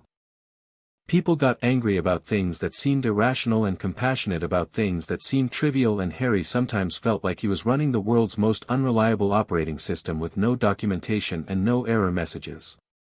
But he was learning. He was learning that Ron's emotional outbursts, which initially seemed chaotic, were actually incredibly precise signals. Ron's anger was always about something specific, and if Harry paid attention to the target instead of the volume, he could understand things about the situation that his analytical brain had missed. He was learning that Hermione's need for control and order, which mirrored his own so closely it was sometimes uncomfortable, came from the same place: fear, uncertainty, the desperate need to believe that understanding a problem was the same as solving it. He was learning that friendship wasn't a protocol or an alliance or a strategic partnership. It was something messier and scarier and more valuable than any of those things. He was also learning, much more reluctantly, that Dumbledore might have been right about one thing: brilliance without allies was just cleverness, and cleverness had limits. Merlin flagged the Ministry escalation on a Friday afternoon. Harry was in herbology, repotting a fanged geranium that was attempting to bite his fingers off, when his wand, which he'd enchanted to vibrate when Merlin sent a priority alert, buzzed in his pocket. He excused himself, claiming a bathroom break, and ducked into an empty classroom. Merlin's alert was waiting on a mirrored display he'd built into the back of a pocket notebook, a simple text readout, low power, shielded, good for quick checks. Priority alert: Ministry intercept DMLE investigation, new development from Amelia Bones 2, Minister Cornelius Fudge, direct, classification, eyes only, Minister, the investigation has reached a critical juncture. The unspeakable assigned to the case has identified the breach vector, an external signal source operating on the Ministry's own relay infrastructure. This is not a mole or a compromised artifact. Someone has found a way to access our communications from outside our system entirely. We have no precedent for this. I am requesting authorization for a full spectrum trace to identify the source location. Be advised, preliminary analysis suggests the source may be located in or near a major magical installation. Hogwarts has not been ruled out. Harry's stomach dropped. They'd found the vector. Not Merlin itself, not yet, but the method, the fact that someone was accessing the Ministry from outside its own system, through the relay infrastructure. And they were requesting a full-spectrum trace, which would sweep for anomalous signals along the relay network, and if they swept near Hogwarts, and if Merlin was operating at the time, Harry returned to herbology, finished repotting the geranium without losing any fingers, and spent the rest of the day in a state of controlled panic that he hid behind his usual quiet composure. That evening, in the room of requirement, he briefed Ron and Hermione. How long before they can do the trace? Hermione asked immediately. Days. Bones requested authorization from Fudge, which means bureaucracy, which means delay. But not much delay. This is the kind of thing Fudge would fast-track because it makes him look proactive. Can you hide from it? If Merlin is completely shut down when the trace runs, there's nothing to find. The machine doesn't emit when it's off. But if they catch even a flicker of signal during the sweep, shut it down, Ron said. Harry and Hermione both looked at him. Shut Merlin down, Ron repeated. Completely. Until the trace is done and they've moved on. It's the safe play. If I shut Merlin down, we lose monitoring, Harry said. We won't be able to track Quirrell. We won't see the Ministry investigation developing. We'll be blind.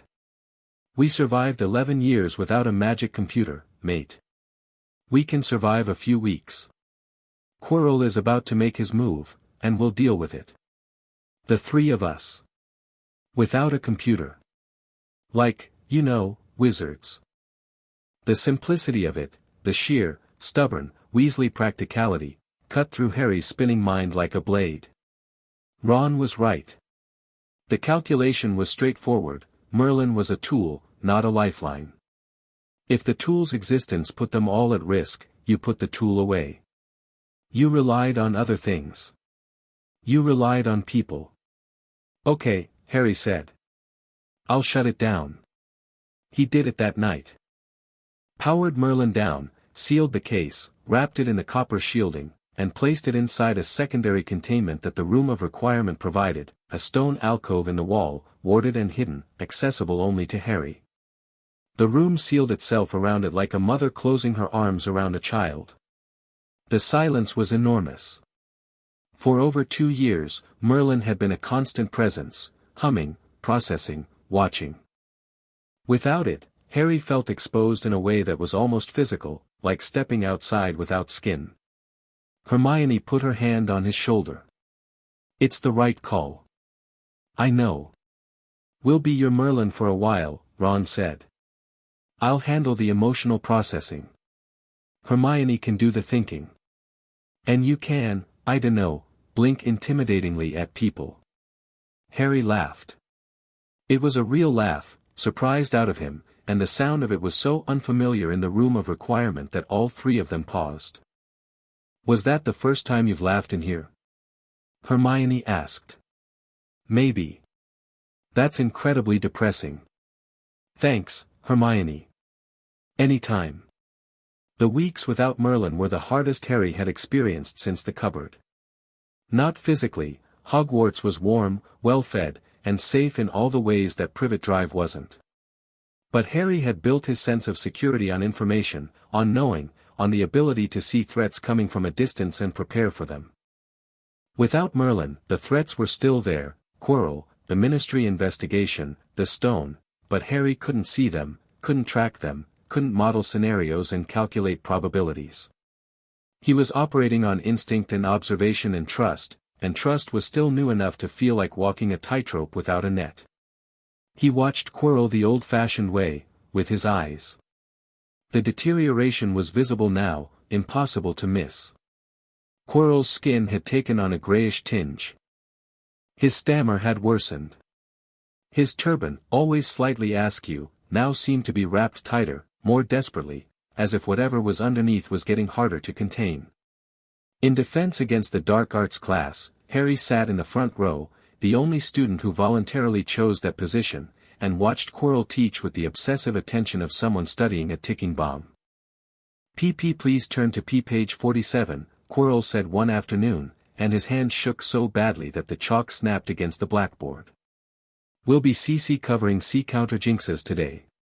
Harry watched and said nothing and thought, "You're running out of time, and you know it, and you're going to do something soon because you have no choice." After class, Draco Malfoy fell into step beside Harry in the corridor. This was unusual. Malfoy had spent most of the year maintaining a posture of sneering distance, punctuated by occasional provocations that Harry deflected with a calmness that seemed to infuriate Malfoy more than any retort could. "Potter.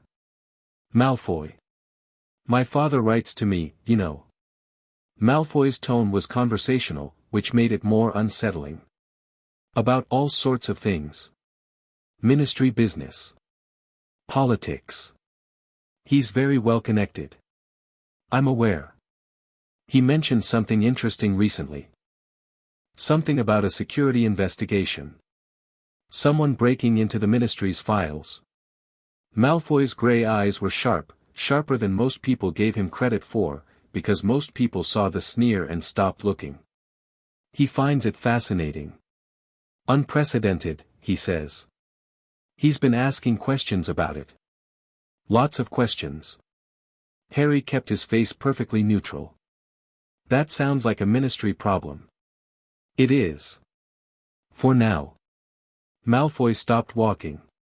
Harry stopped with him. They faced each other in the corridor, two 11-year-olds engaged in a conversation that was operating on at least 3 levels simultaneously. "My father wants to know who did it," Malfoy said. "And my father usually gets what he wants. Good for him. He also wants to know how it was done. Because whoever did this found a way to bypass every magical security measure the ministry has. That's not just a crime, Potter. That's a capability. And capabilities have value." Harry held Malfoy's gaze. Behind the practiced arrogance, behind the name and the money and the sneers, there was something else: intelligence, genuine intelligence, and a desperate need to prove that he was more than his father's son while simultaneously being exactly his father's son. It was a contradiction that Draco probably didn't even recognize yet. "If your father has questions," Harry said mildly, "he should direct them to the DMLE. That's their investigation." Malfoy studied him for a long moment. Then he smiled, a thin, knowing smile that didn't belong on an 11-year-old's face because he'd copied it directly from his father. "Just a friendly conversation, Potter. School chums chatting." He turned and walked away, robes sweeping, posture perfect. Harry watched him go and felt the cold settle deeper. Lucius Malfoy was asking questions. Lucius Malfoy was interested. And Draco, whether he knew it or not, had just been deployed as a censor, sent to gauge Harry's reaction, to probe for information, to see if the boy who lived flinched when the ministry investigation was mentioned. Harry had not flinched. But the fact that Malfoy Sr. was looking meant the timeline had just compressed. He found Ron and Hermione in the library. Hermione was researching Flamel's alchemical work. She'd moved past the basic discovery and was now deep in the theoretical framework, building a comprehensive understanding of the stone's properties. Ron was playing chess against himself with a miniature travel set, which he did when he was thinking. Harry had learned that Ron's chess was a barometer. The more complex the game he played against himself, the harder he was thinking about something. The current game was very complex. "Lucius Malfoy knows about the investigation," Harry said quietly, sliding into a chair. "And he's interested." Ron's hand paused over a knight. Hermione's quill stopped moving. "How do you know?" Hermione asked. "Draco just had a very pointed conversation with me in the corridor. Testing the waters. Seeing if I reacted." "Did you?" "No." Ron moved the knight. "Malfoy's not stupid. The dad, I mean. If he's asking questions about the breach, he's already ahead of the ministry investigation. He's got sources inside the DMLE, everyone knows he's got people everywhere. If Malfoy connects the breach to Hogwarts before Bones does, Hermione began. He won't, Harry said. Not without more data.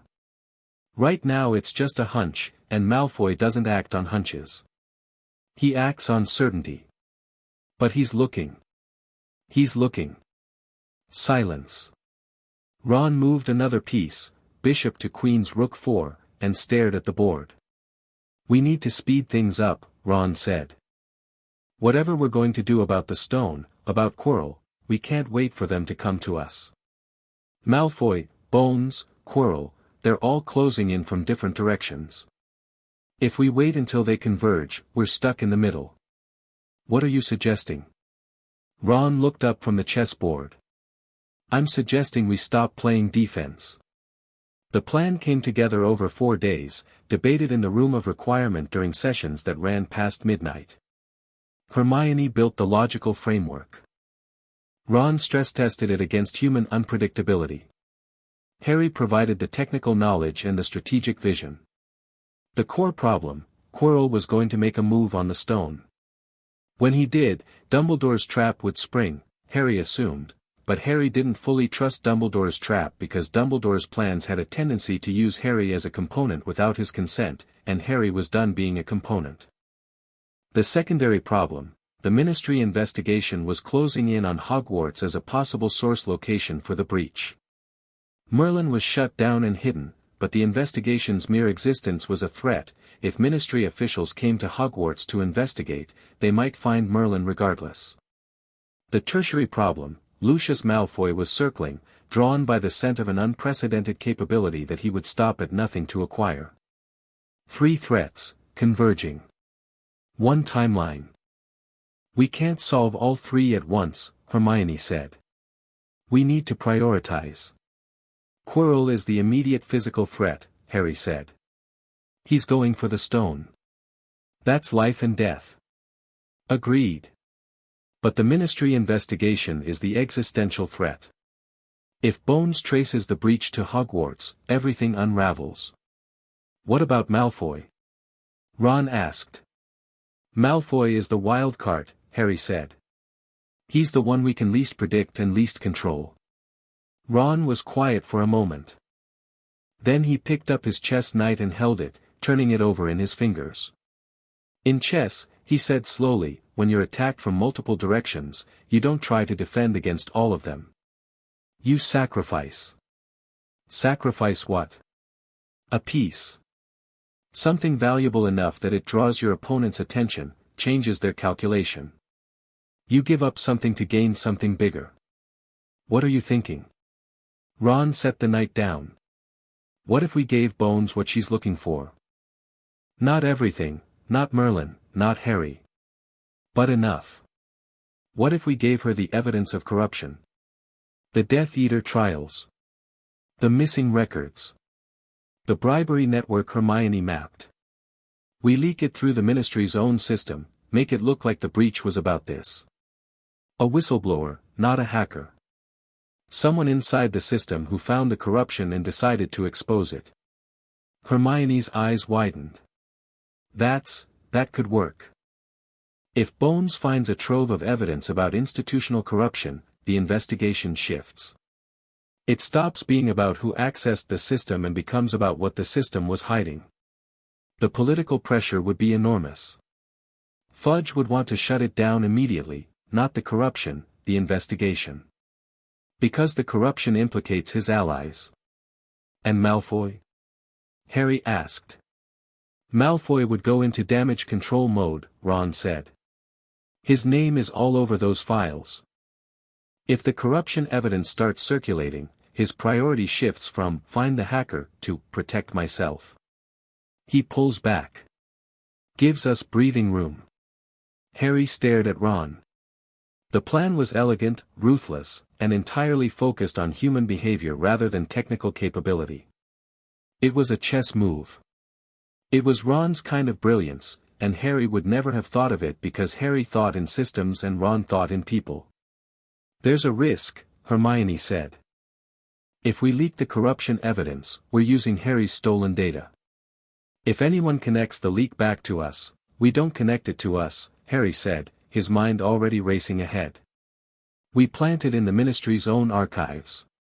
The backup system, the cold storage, it's barely maintained, barely monitored.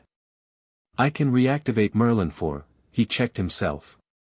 I'd need Merlin for this. One session. Brief. In and out.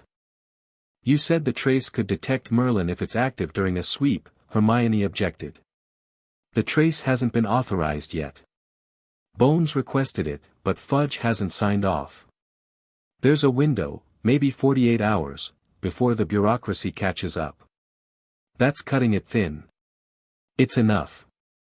Harry paused. But there's one more thing. The Black Files. Sirius Black's missing trial.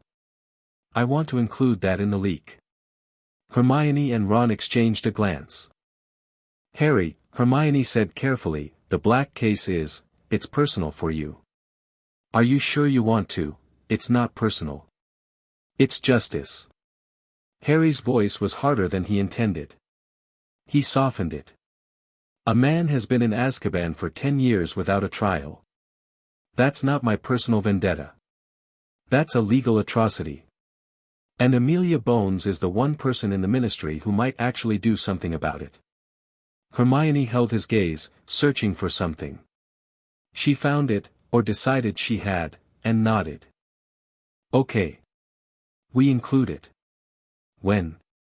Ron asked. Harry thought about timelines. Quirrell's deterioration. Bones' investigation. Malfoy's maneuvering. Tomorrow night. Harry retrieved Merlin at midnight.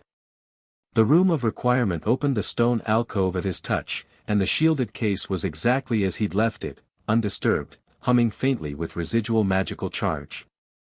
Harry carried it to the desk, opened the case, and powered up for the first time in weeks. The screen glowed. The cursor blinked. Ready, Harry exhaled. Miss me, he muttered, and then felt stupid, because Merlin was a machine and didn't miss things, except that Merlin was also not entirely a machine anymore, it was a hybrid, suffused with Harry's own magic, evolved beyond its original design, and when the screen displayed ready, it felt like more than a status message. It felt like a greeting. Operational parameters, limited session. Maximum duration 90 minutes.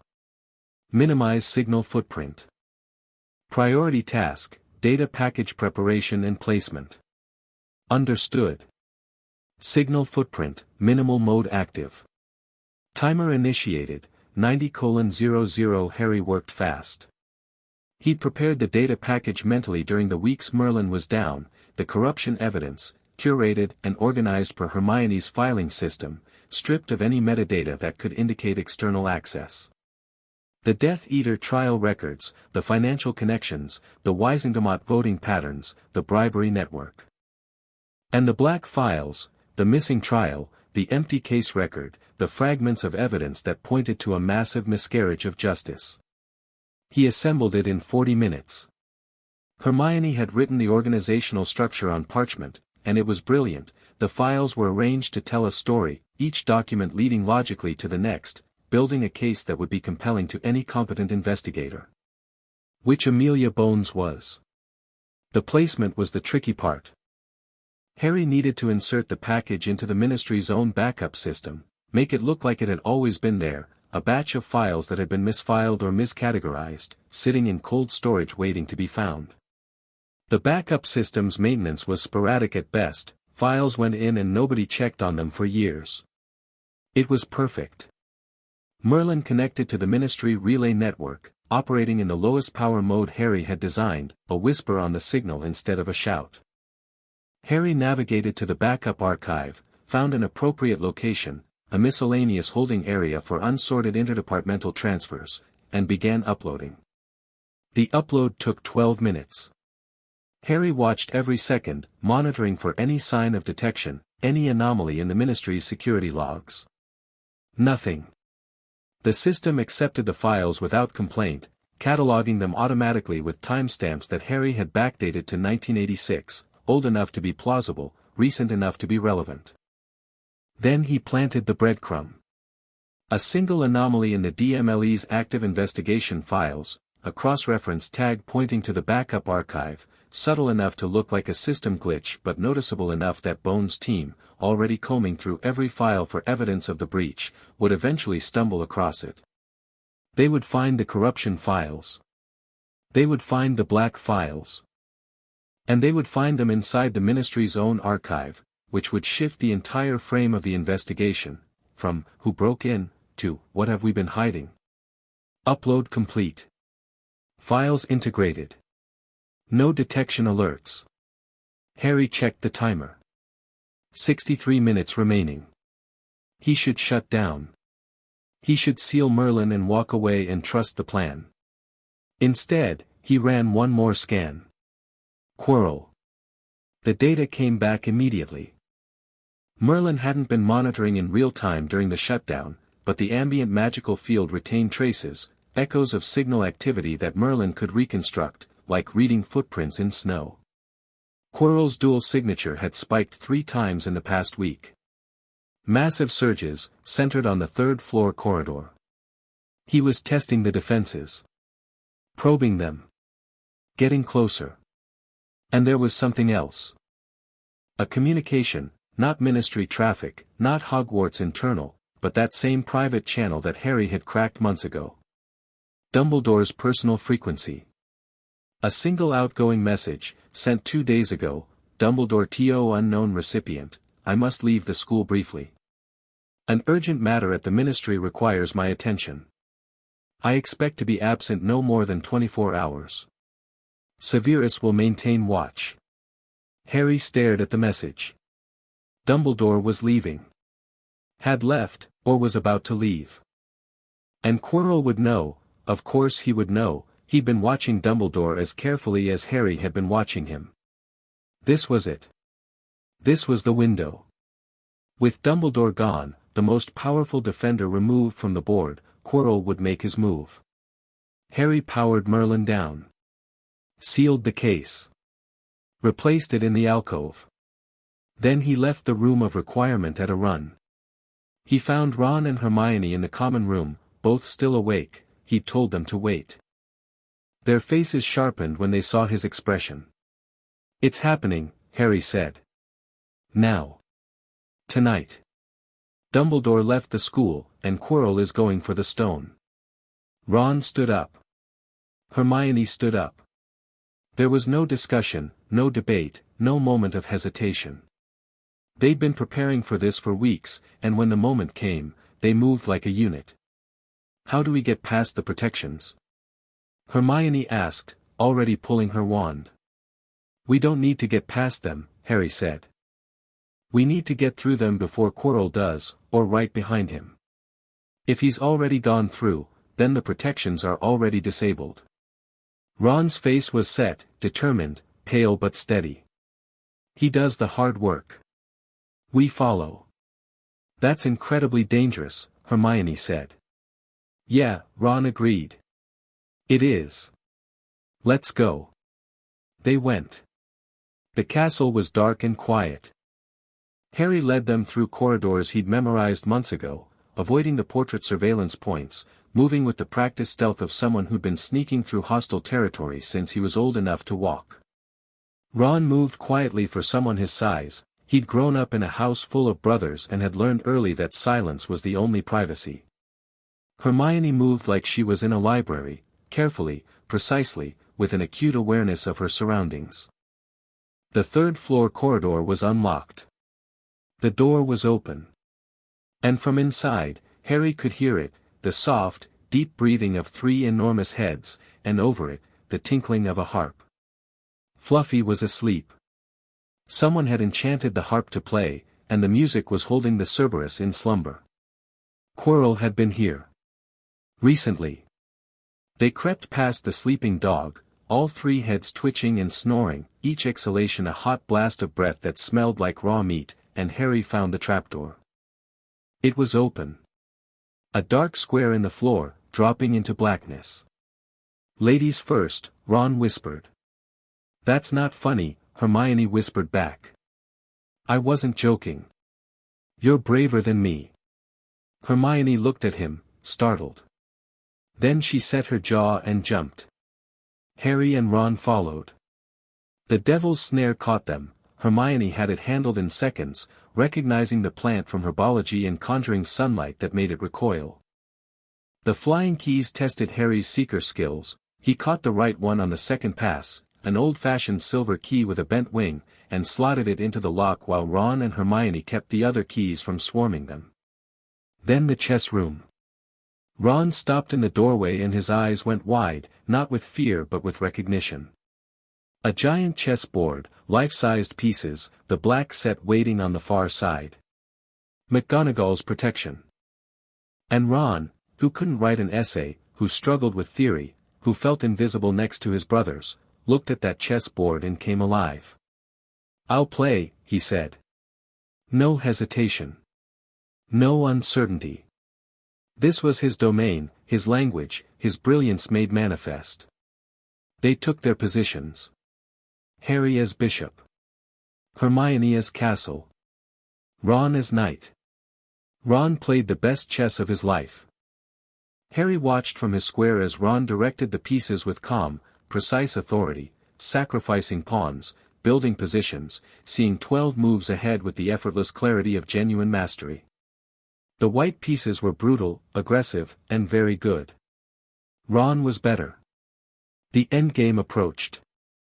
Ron had created an opening, a clear path to checkmate, but the cost was visible on his face before he said it. "I have to sacrifice myself," Ron said. "The knight. It's the only way." "No," Harry said. "We find another way." "There isn't one. I've looked. This is the position.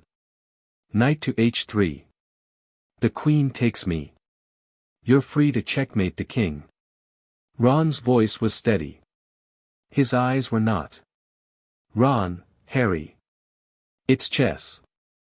I know chess. This is how it works." Ron swallowed. "I'll be all right. Just, win, okay?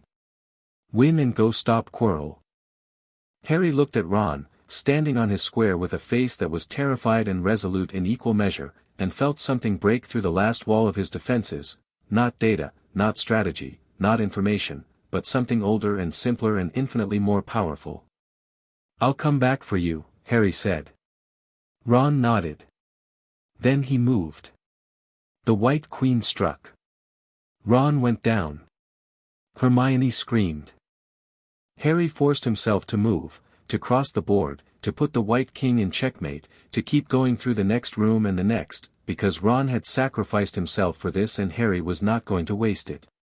Snape's protection was a logic puzzle, potions, a riddle, flames blocking the way forward and back. Hermione solved it in 90 seconds and then looked at the bottles and the path forward and the path back. "There's only enough for one to go forward," she said. "I know. Harry, if Quirrell is in there, if Voldemort is in there, I know."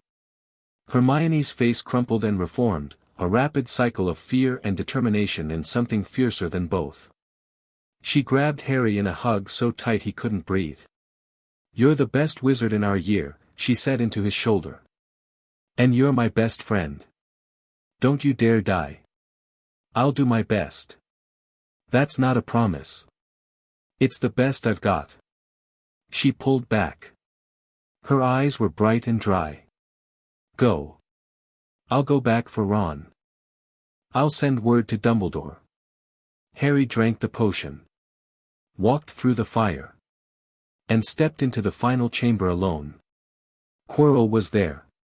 He stood before the mirror of Eriste, Dumbledore's final protection, the mirror that showed your deepest desire, and his turban was off. The back of Quirrell's head was no longer the back of a head. It was a face. Chalk-white, red-eyed, flat-nosed, inhuman. "Voldemort." "Ah," said the face. "Harry Potter. We meet at last." Harry stood in the chamber and looked at the thing that had murdered his parents. No Merlin. No data. No system map or signal analysis or strategic framework. Just a boy and a monster and a mirror that showed you what you wanted most in the world.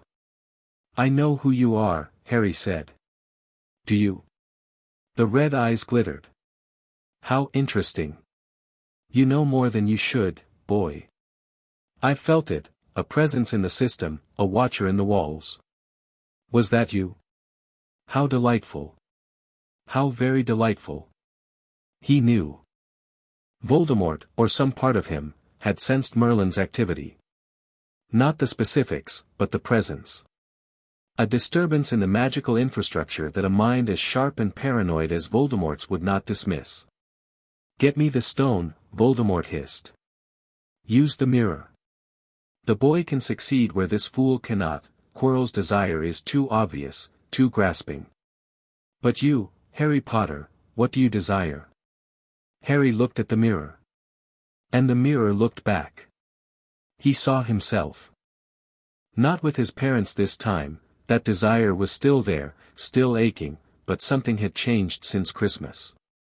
The Harry in the mirror was older, standing straight, and he wasn't alone. Ron was beside him, and Hermione, and Neville, and faces Harry didn't recognize yet but somehow knew he would. The Harry in the mirror reached into his pocket and pulled out a small red stone, and winked, and slipped it back. Harry felt a weight appear in his real pocket. The stone. The mirror had given him the stone because he wanted to protect it, not use it, and Dumbledore's final defense was so elegant it took Harry's breath away. The mirror would only yield the stone to someone who wanted it but didn't want to use it. What do you see? Voldemort demanded. What do you see? Harry turned away from the mirror.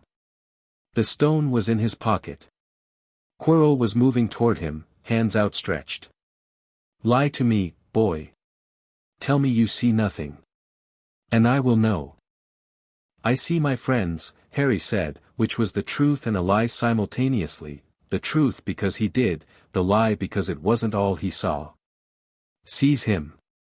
Voldemort screamed, and Quirrell lunged. Quirrell's hands closed around Harry's throat. And then Quirrell screamed. His hands were burning. Where his skin touched Harry's, it was burning, blistering, cracking, disintegrating. Quirrell recoiled, staring at his ruined hands in horror, and Harry understood. The blood wards. His mother's protection. The ancient magic in his blood that the wards were built on, it wasn't just in the wards. It was in him. In his skin. And Voldemort's host couldn't touch him without being destroyed by it. Harry hadn't known this. Merlin hadn't predicted it. All his data, all his analysis, all his careful mapping of magical systems, none of it had told him this. Because this wasn't a system. This was love. His mother's love, sacrificial and absolute, burned into his blood on the night she died, and it was the one thing in the world that Harry could not quantify and Voldemort could not overcome. Harry grabbed Quirrell's face with both hands. The screaming was terrible. Quirrell thrashed, crumbled, dissolved. The parasitic signal, Harry could feel it, even without Merlin, a cold dark presence unraveling as its host was destroyed, shrieked and tore free, a shadow ripping itself from the dying man, and for one instant, Harry felt Voldemort's mind brush against his own, vast, cold, ancient, furious, and then it was gone. A dark shape, formless, screaming, fleeing through the chamber walls. Quirrell collapsed. Harry collapsed. The last thing he saw before the darkness took him was the ceiling of the chamber, and the last thing he felt was the stone in his pocket, and the last thing he thought was, Ron. Hermione. I hope they're okay. Then nothing. Chapter 5, Open Source. Harry woke to sunlight and the smell of clean linen, and for 3 disoriented seconds, he thought he was back in the cupboard and the light was wrong. Then the pain arrived.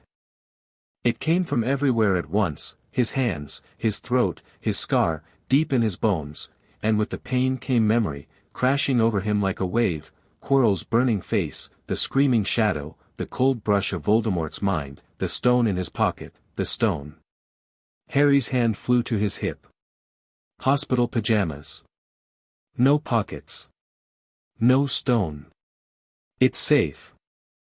Harry turned his head, which took more effort than it should have, and found Dumbledore sitting beside his bed in a chair that looked suspiciously like the one the Room of Requirement had provided during their January confrontation. The old wizard was dressed in robes of pale lavender, his half-moon spectacles reflecting the morning light, and he looked tired, genuinely tired, in a way that his usual twinkle and composure couldn't quite disguise. The stone. Harry's voice came out as a croak. Destroyed. Nicholas and I agreed it was for the best. He and Perenelle have enough elixir to set their affairs in order. After 665 years, they feel they've had a reasonable innings. Dumbledore's mouth quirked. Nicholas's words, not mine. Harry processed this. The Philosopher's Stone, the most valuable magical artifact in the world, capable of producing unlimited gold and the elixir of life, destroyed. Because its existence was too dangerous. Quirrell? Harry asked. The quirk faded from Dumbledore's face. Professor Quirrell is dead. Voldemort's possession had already destroyed him beyond any possibility of recovery. What you did in the chamber merely accelerated an inevitable end. Harry stared at the ceiling. White. Clean. Very different from the underside of a staircase. A man was dead. Harry had killed him. The fact that Quirrell had been dying already, that he'd been a vessel for a monster, that there had been no other choice, none of that erased the fundamental reality that Harry had put his hands on another person and that person had died. I killed him, Harry said. Voldemort killed him, Dumbledore said gently. Long before you touched him. The moment Quirinus Quirrell allowed Voldemort into his body, he was already dead. What remained was a puppet, a host being consumed by its parasite. That's what I'd tell myself if I wanted to avoid feeling responsible. Dumbledore was quiet for a moment. Yes, he said. It is. But it also happens to be true. Both things can coexist, Harry, the truth that you are not responsible for Quirrell's death, and the truth that carrying the weight of it is the mark of a good person. Harry turned that over. Filed it. Didn't accept it yet, but put it somewhere accessible for later review. Ron and Hermione. Mr. Weasley suffered a concussion and a broken wrist from his heroics on the chessboard. He spent 2 days in this very ward, complaining about the food with an enthusiasm that suggested he was recovering nicely. Miss Granger was unharmed and has been attempting to visit you approximately 8 times per day since your arrival. Madame Pomfrey has been forced to deploy increasingly creative excuses to maintain visiting hours. How long have I been out? 3 days. 3 days. Harry's mind immediately began calculating what he'd missed: the Ministry investigation, Quirrell's aftermath, the stone's destruction, whatever political machinery was turning in the wake of an attempted theft of a priceless artifact by a professor hosting the most feared dark wizard in history. Stop, Dumbledore said mildly. Whatever you are calculating, it can wait. You are 11 years old, you have been unconscious for 3 days, and you are in hospital. Allow yourself, just for a moment, to simply be a boy who needs rest. Harry looked at him. You know that's not how I work. I do. I am asking you to try anyway. Something in Dumbledore's tone, not the grandfatherly warmth or the headmasterly authority but something underneath, something raw and real and personal, made Harry pause. He looked at Dumbledore more carefully. The tiredness wasn't just physical. The old man looked like someone who'd been doing hard accounting, adding up debts, checking balances, finding the total uncomfortable. What happened while I was out? Harry asked. Dumbledore folded his hands in his lap. His fingers were long and thin and bore the faint calluses of someone who'd held a wand for over a century. He didn't answer immediately, which was unusual. Dumbledore typically deployed words with the confidence of someone who'd had a very long time to accumulate them. Several things, he said at last. Some of which you will find gratifying. Others less so. Start with less so. A ghost of a smile. You are not a person who saves the good news for dessert, are you? Never had much dessert growing up. The smile faded. Dumbledore looked at his folded hands, and when he spoke again, his voice was different, stripped of performance, plain as wood. The Ministry is aware of the incident with the stone. A sanitized version of events has been communicated to the Minister's office. Quirrell's death has been attributed to a dark magical accident related to his unauthorized involvement with restricted artifacts. Your involvement has been minimized in the official report, at my insistence. Why? Because an 11-year-old student killing a Hogwarts professor, regardless of the circumstances, would generate a political storm that would serve no one, least of all you. The truth is that you saved the stone and quite possibly saved this school, but the truth, in this case, would be weaponized by people who do not have your interests at heart. Harry understood. The Ministry's reaction to Boy Who Lived defeats Voldemort again would be a circus, investigations, hearings, press coverage, political maneuvering. Fudge would alternately want to take credit and assign blame. The public would oscillate between hero worship and fear. And Harry, already the most famous person in the wizarding world, would become an even bigger target. Thank you, Harry said. And then, because honesty demanded it, what about the other thing? The investigation. Bones. Dumbledore's expression shifted into something more complex. Ah. Yes. That brings us to the gratifying portion of the news. He reached into his robes and produced a folded copy of the Daily Prophet. The headline was enormous, spanning the full width of the front page in letters that practically vibrated with scandal, Ministry rocked by corruption revelations, classified files exposed decade of cover. UPS Harry took the paper. His hands were sore, the skin on his palms was pink and new, still healing from the contact with Quirrell, but steady enough to hold the broadsheet open. The article was everything he'd hoped for and more. Amelia Bones' investigation, originally focused on the security breach, had uncovered a trove of damning documents in the Ministry's own backup archives. Death Eater trials compromised by bribery. Wizengamot members voting in exchange for financial favors. A network of shell companies funneling money from former Voldemort supporters into the political establishment. Names. Dates. Amounts. The kind of evidence that didn't require interpretation because it spoke for itself. The article named names. Lucius Malfoy's was prominent, not as a convicted criminal, not yet, but as a central figure in the financial network, a spider at the center of a web of influence and corruption. His donations, his connections, his suspiciously favorable treatment, all laid bare in black and white. Harry scanned the article for the other piece, the piece that mattered most, and found it buried on page 4, below the fold, almost an afterthought in the avalanche of scandal, questions raised over Black case, no trial record found for Azkaban prisoner. The article was brief. Almost tentative, as if the reporter wasn't sure how to handle a story this explosive and had decided to present it as a footnote rather than a headline. But the facts were there. Sirius Black, imprisoned in Azkaban since 1981, had no trial record in the Wizengamot Index. The DMLE had been asked for comment.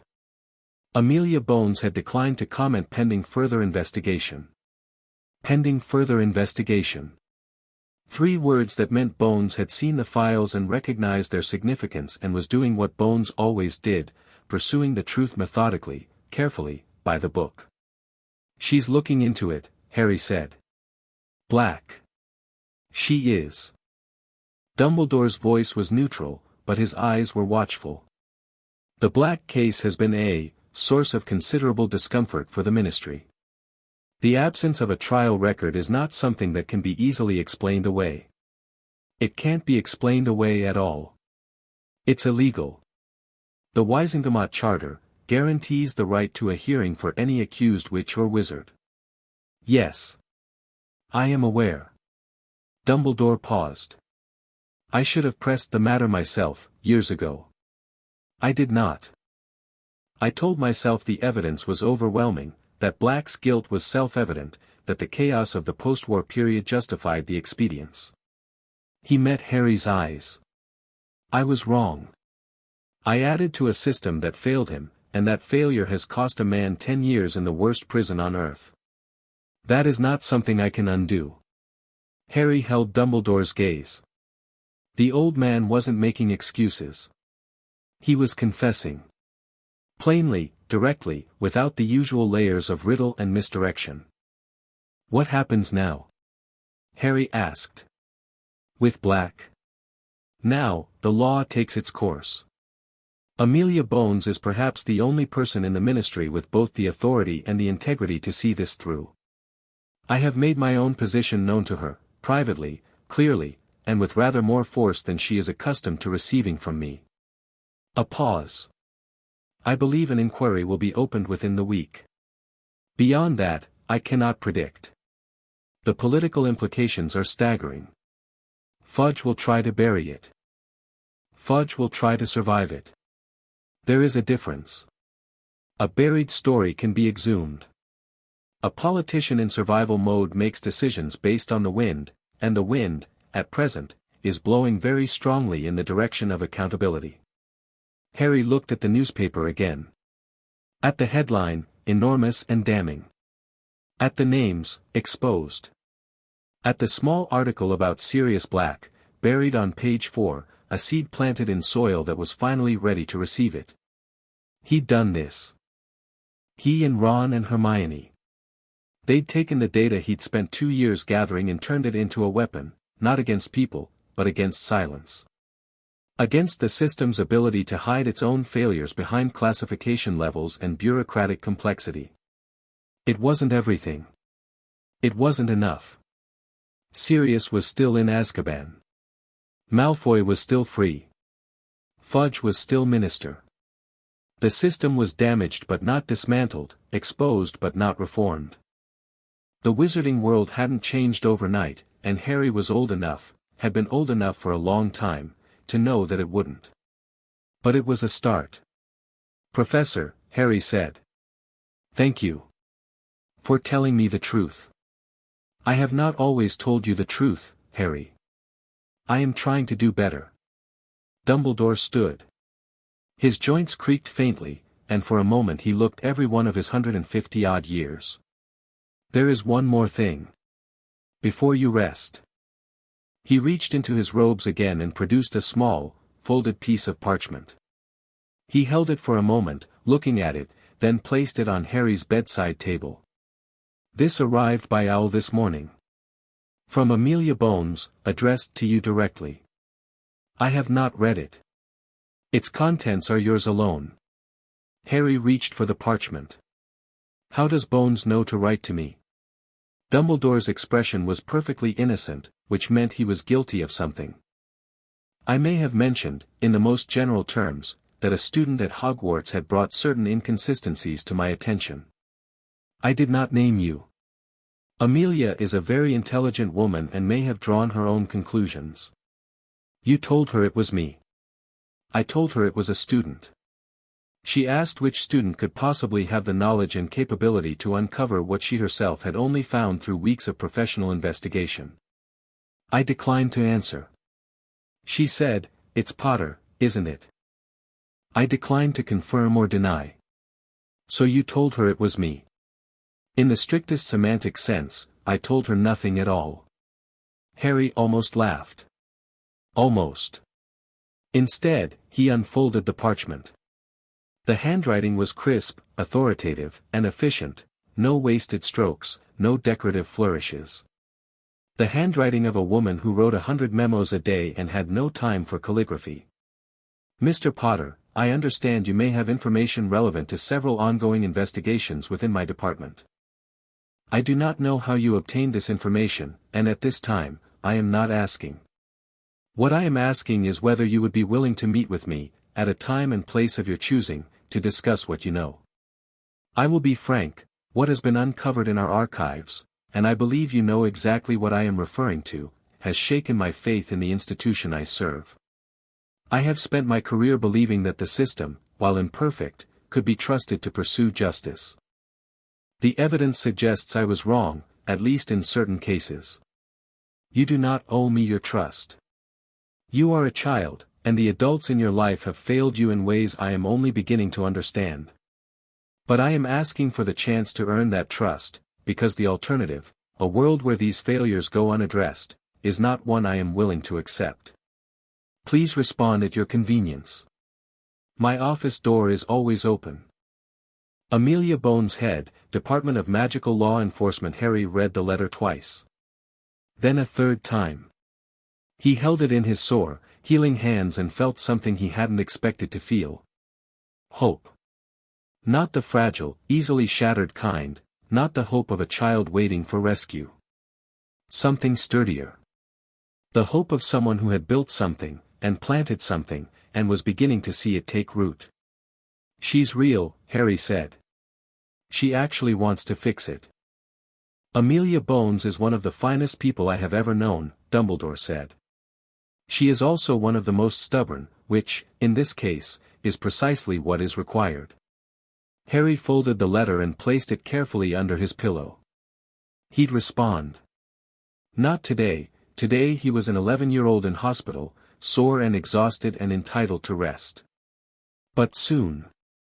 Dumbledore moved toward the door. His hand was on the frame when Harry spoke. Professor. The thing in the chamber. When Quirrell touched me and burned. That was my mother's protection. Yes. The blood wards. The sacrifice. The love. Yes. I've spent 2 years analyzing those wards with Merlin.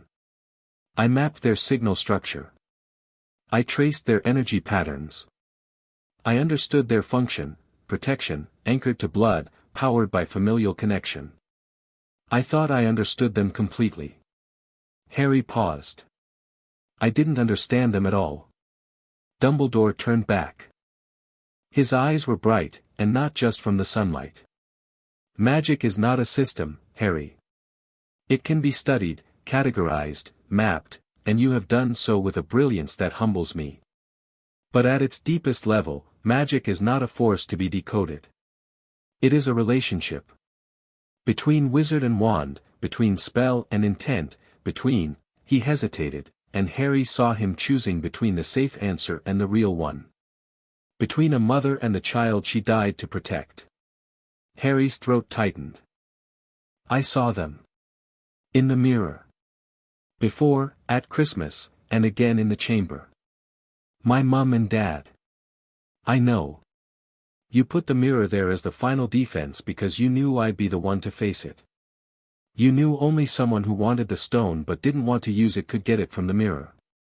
And you knew that I'd want to protect it because, Harry stopped. Because the words were leading somewhere enormous, somewhere that connected the mirror and the blood wards and the love and the whole tangled web of Dumbledore's plotting and protecting and failing. Because you'd spent 10 years making sure I understood what it felt like to have something taken from me. So I'd never want to take something from someone else. The silence was crystalline. Dumbledore stood in the doorway and looked at Harry, and for the first time, Harry saw the old wizard without any mask at all, no twinkle, no wisdom, no performance. Just a man who had made a terrible calculation and was confronting its results. That is not why I placed you with the Dursleys, Dumbledore said quietly. But I cannot tell you it didn't occur to me. The thought that suffering might forge a particular kind of character. The thought that deprivation might create a person who valued what others took for granted. He drew a breath. These thoughts are among my greatest shames. Good, Harry said. Not cruelly. Simply. They should be. Dumbledore nodded. He looked old. He looked human. He looked like someone who had just been told a truth he needed to hear and wished he hadn't. Get some rest, Harry, he said. Your friends will be here soon. Madame Pomfrey has, I believe, finally capitulated to Miss Granger's siege. He left. The infirmary was quiet, sunlit, warm. Harry lay in clean sheets with a letter from a just woman under his pillow and the knowledge that his mother's love was literally burned into his skin and the beginning of something like peace settling into the hollow places behind his ribs. He closed his eyes. For the first time in as long as he could remember, he didn't dream about the cupboard. Ron and Hermione arrived 40 minutes later, moving with the barely contained energy of people who had been told to walk and desperately wanted to run. Ron had a sling on his left arm and a lopsided grin that suggested he considered a broken wrist a perfectly acceptable price of admission. Hermione had dark circles under her eyes and a slightly manic expression of someone who had been trying not to worry for 3 days and had failed comprehensively. They stopped at the foot of Harry's bed. For a moment, nobody spoke. The infirmary was empty except for the 3 of them. Madame Pomfrey had retreated to her office with the diplomatic instincts of someone who recognized a reunion when she saw one. "You look terrible," Ron said. "You should see the other bloke," Harry said. Ron snorted. Then his face crumpled, just for a second, before he wrestled it back under control. "Don't do that again, mate. The hero thing. The going in alone thing. Don't. I didn't go in alone. You were on the chessboard. Hermione got me through the potions. You know what I mean." Harry did know. The last chamber. The final confrontation. He'd walked through the fire alone because the potion only allowed one, and that was a practical constraint, but it was also a choice that felt natural and right in the moment and deeply wrong in retrospect. "I know," Harry said. "I'm sorry." Hermione sat on the edge of his bed. Her eyes were red-rimmed but dry. She'd done her crying in private, Harry guessed, because Hermione was the kind of person who prepared for an emotional conversation the way she prepared for an exam, thoroughly, in advance, with all the messy parts dealt with beforehand so she could be clear when it counted. "We've been talking," Hermione said. "Ron and I. While you were unconscious. We've been talking about everything, Merlin, the Ministry, the stone, what happens next. And we have thoughts." Ron pulled up a chair with his good hand and sat down with the air of someone settling in for a long conversation. "Right. So. First thing, the newspaper. You saw it? Dumbledore showed me. It's mental. The whole school's talking about it. Malfoy's been walking around looking like someone killed his owl. His dad's been called in for questioning by the Wizengamot, not arrested, not yet, but questioned, which for someone like Lucius Malfoy is probably worse.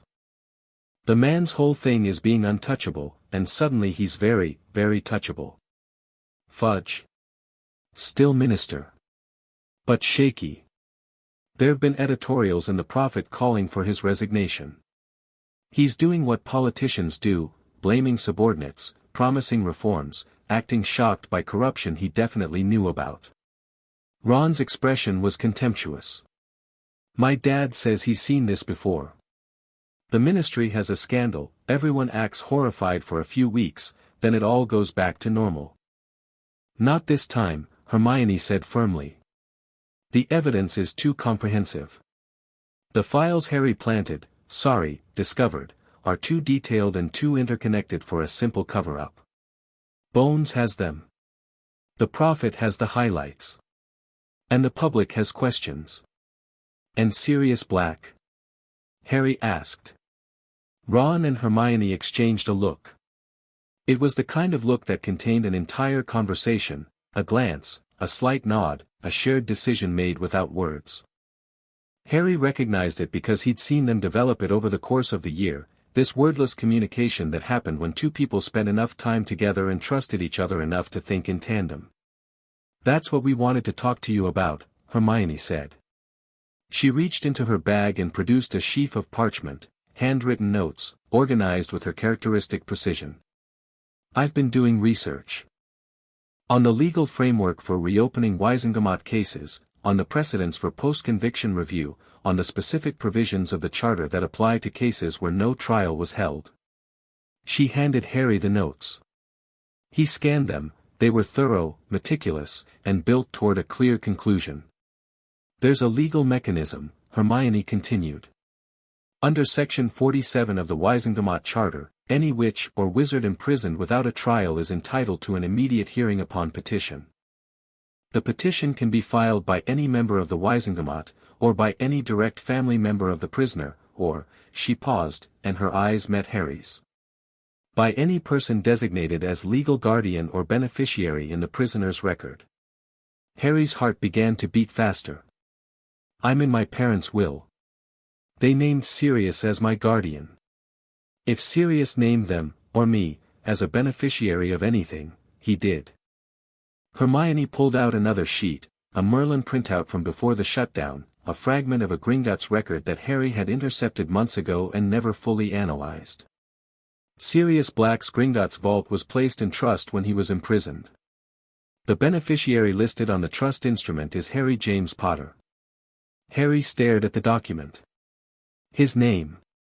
In Sirius Black's financial records.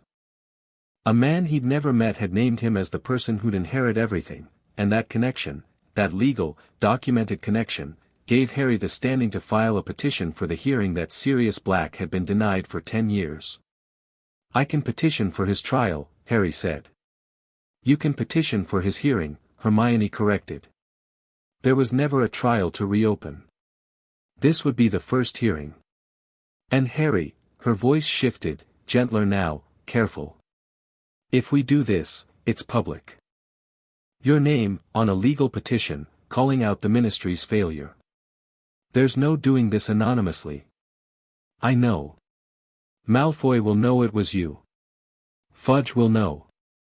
The entire wizarding world will know that Harry Potter is challenging the system. I know.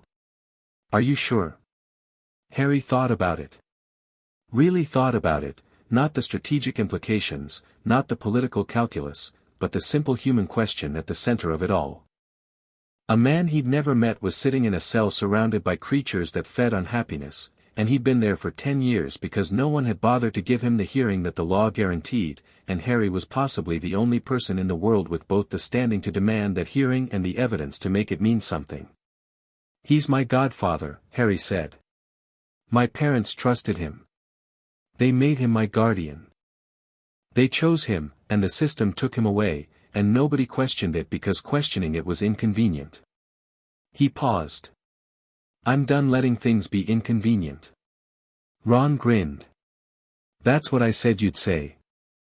I told Hermione, he's going to say something dramatic about inconvenience, and she said, Ronald, this is serious, and I said, no, Sirius is in Azkaban, that's the whole point. I did not find that funny then and I do not find it funny now, Hermione said, but the corner of her mouth twitched. You did a little. I absolutely did not. But the twitch became a smile, and Ron beamed, and Harry looked at the two of them, arguing and smiling and completely, fundamentally, unreservedly there, and felt the hollow space behind his ribs fill with something warm. So what's the plan? Harry asked. You two obviously have one. You've got the look. What look? Ron said. The look you get when you've already decided everything and you're just waiting for me to catch up. Ron and Hermione exchanged another glance. This one contained amusement, slight guilt, and zero apology. Hermione's drafted the petition, Ron said. Legally perfect, she says. It cites every relevant provision, includes a summary of the missing trial evidence, and requests an immediate hearing under Section 47. All it needs is your signature. I've also drafted a cover letter to Amelia Bones, Hermione added. Formally requesting that her office facilitate the petition and provide any case files relevant to the original investigation. And, she hesitated, then pushed forward. I've drafted a letter to the editor of the Daily Prophet. Not the full story, just enough to ensure public awareness of the petition. Insurance against a quiet burial. You've been busy, Harry said. We had 3 days while you were sleeping. It seemed wrong to waste them. Harry looked at the stack of parchment. Months of investigation, weeks of planning, 3 days of frantic drafting, all of it leading to this moment. A petition. A legal document. The most boring possible weapon, and potentially the most powerful. There's one more thing, Hermione said, and her voice shifted again, careful, precise, the tone she used when she was about to say something she'd rehearsed. The petition is public. But the evidence behind it, the files, the analysis, the source, that doesn't have to be. The petition stands on its own. The missing trial record is a matter of public law, not classified intelligence. You don't have to reveal Merlin. You don't have to reveal how you found any of this. The corruption files are already out there, Ron added. The Prophet has them. Bones has them. The story is about what's in the files, not how they were found. Everyone assumes it was an internal whistleblower. Nobody's looking for a magic computer built by an 11-year-old. Yet, Harry said. Yet, Ron agreed. Which is why we think it's time to talk about what happens to Merlin long-term. This was the conversation Harry had been avoiding. Not consciously, he'd been unconscious for 3 days, which was a legitimate excuse, but in the weeks before the Stone confrontation, when the question of Merlin's future had lurked at the edges of every planning session like an uninvited guest. The Ministry investigation is still active, Hermione said. Bones found the corruption files, which redirected her attention, but the underlying question, who accessed the system, and how, hasn't been answered. She's too good to let it go entirely. Eventually, the investigation will circle back. And Malfoy's still out there, Ron said. Weakened, distracted, but not gone. He'll recover. He always does, according to my dad. And when he does, he'll remember that someone hacked the Ministry, and he'll want to know who. Harry lay back against his pillows and stared at the ceiling. The infirmary ceiling was vaulted, ancient stone, with small enchanted windows that let in sunlight regardless of the weather outside. It was very different from the underside of a staircase. What are you suggesting? He asked, though he already knew. We're suggesting you talk to Bones, Hermione said. Not about everything.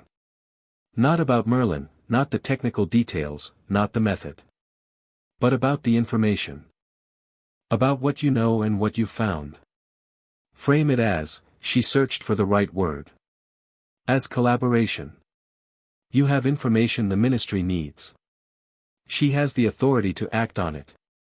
You work together, within a framework that protects your methods and your identity. She already knows it's me. Dumbledore all but confirmed it.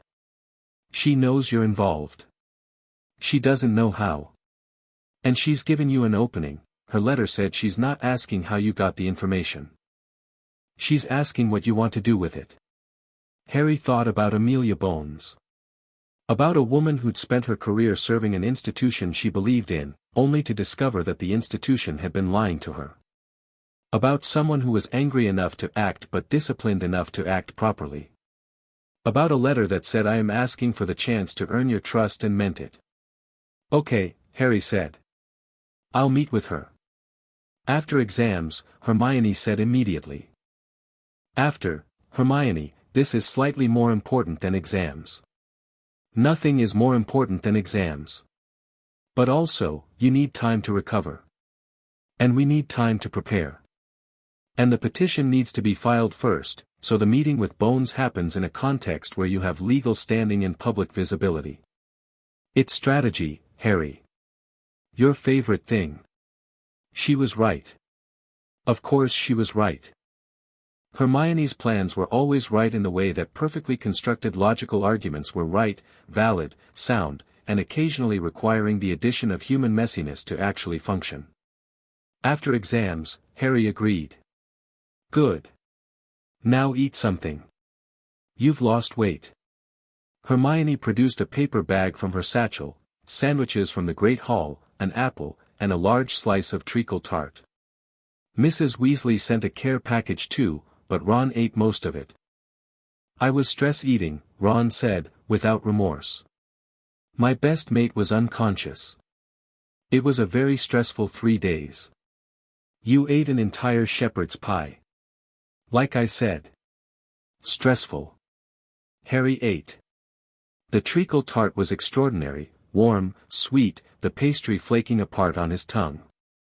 He ate and listened to Ron and Hermione bicker with the comfortable rhythm of people who argued as a form of affection, and the infirmary filled with warmth and noise and the particular kind of chaos that Harry had spent his whole life without and was beginning to realize he couldn't live without. When Madame Pomfrey finally shooed them out, "The boy needs rest, not a symposium." Ron paused at the door and looked back. "Hey, Harry." "Yeah."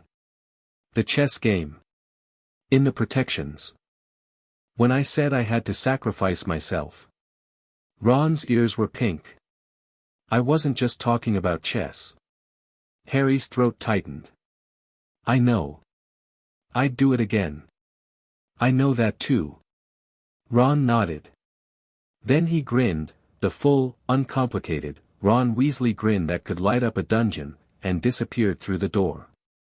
Hermione followed, pausing to squeeze Harry's hand once, hard, before she went. Harry lay in the quiet infirmary and held the warmth of that squeeze like a coal against the dark, and he thought, this is what Voldemort doesn't understand. This is the thing he can't hack. The thing that isn't a system. He slept. He dreamed of his parents, not in a mirror but at a kitchen table, laughing, passing dishes, making room for him.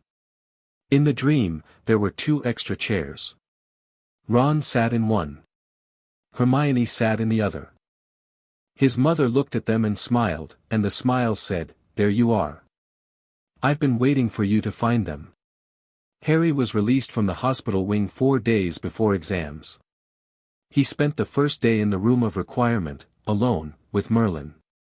He'd needed this. Needed the quiet hum of the machine, the soft glow of the screen, the familiar ritual of data and analysis that had been his anchor for 2 years. Merlin powered up smoothly, its hybrid circuits alive with residual magical charge from the room's ambient field. "Hello Merlin, ready. Status, all systems nominal. Time since last active session, 34 days. Note, during inactive period, significant external events detected via residual signal monitoring. Summary available." Harry scrolled through the summary. Merlin had been dormant but not deaf. The machine's passive sensors had absorbed ambient signal data even through the shielding, recording a compressed overview of magical activity in and around Hogwarts. The Stone Confrontation. The subsequent communications between Hogwarts and the Ministry. Dumbledore's discussions with the Minister. The Daily Prophet leak and its fallout. All recorded. All catalogued. Merlin was, as always, thorough. Harry sat back and looked at the machine. Really looked at it, not at the screen or the data but at the thing itself. The wooden case he'd carved by hand. The copper shielding. The circuits underneath, a bizarre hybrid of salvaged Muggle technology and raw magical enhancement, held together by solder and stubbornness and 2 years of a lonely child's desperate need to understand the world. Merlin was extraordinary. Merlin was the most important thing Harry had ever created. And Merlin was, he was beginning to understand, also a cage. Not literally. Merlin didn't imprison him. But the machine had become the lens through which Harry saw everything, every person, every relationship, every moment filtered through the question of what data does this give me. He'd met Ron and evaluated him as a variable. He'd met Hermione and assessed her as a potential asset or threat. He'd arrived at Hogwarts with a complete intelligence dossier and no idea how to have a conversation that wasn't an information exchange. The troll had broken through that. The chess game had broken through further. The confrontation with Quirrell had shattered it entirely, because in the final chamber, with no Merlin and no data and no strategic framework, Harry had grabbed a man's face with his bare hands and been saved by love, his mother's love, unquantifiable, unanalyzable, the ultimate black box. Love was not a system. It couldn't be mapped or decoded or reverse engineered. It operated outside every framework Harry had built, and it was the most powerful force he had ever encountered. He typed, "Merlin, personal log. Recording." Harry thought for a long time about what to say.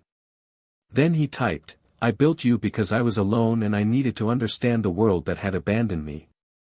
You gave me that. You gave me knowledge and power and the ability to fight back against systems that had been designed to keep me ignorant and compliant.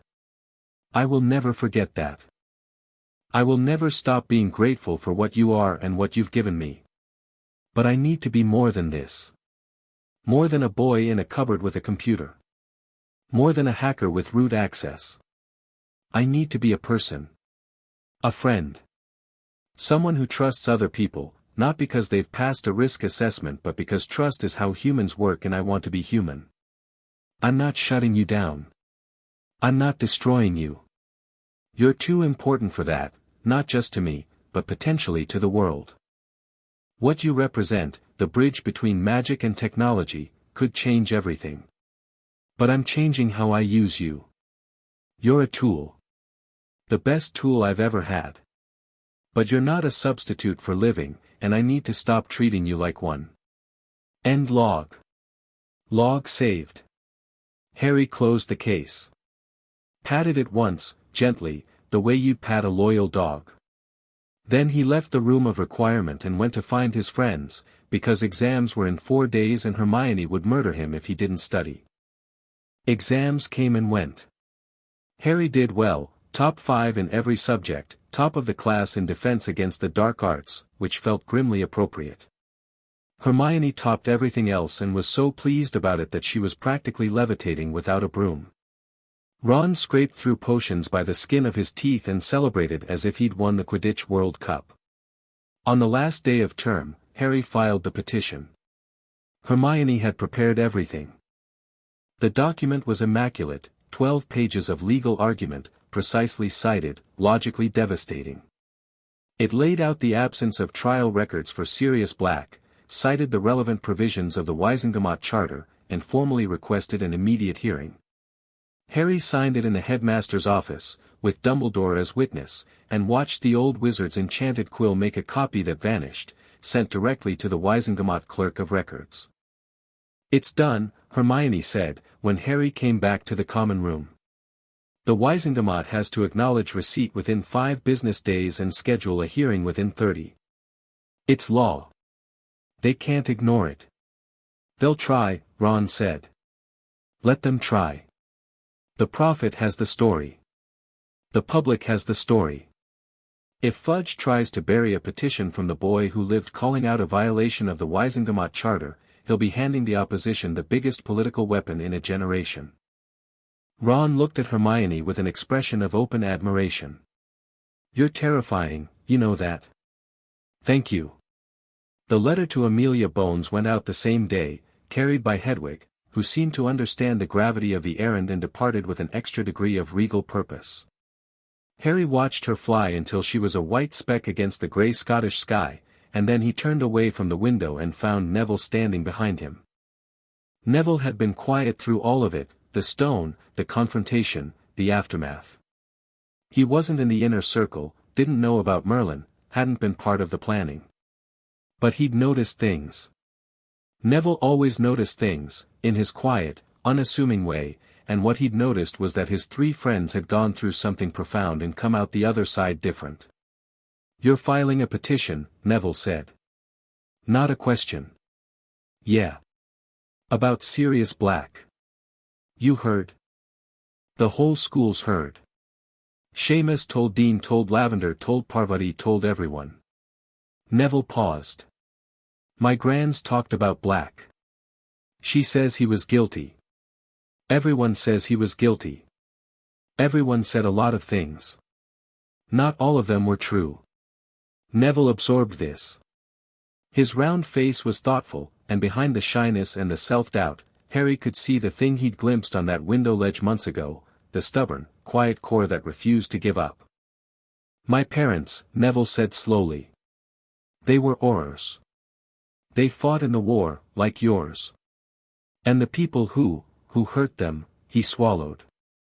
They got trials. Bellatrix Lestrange got a trial.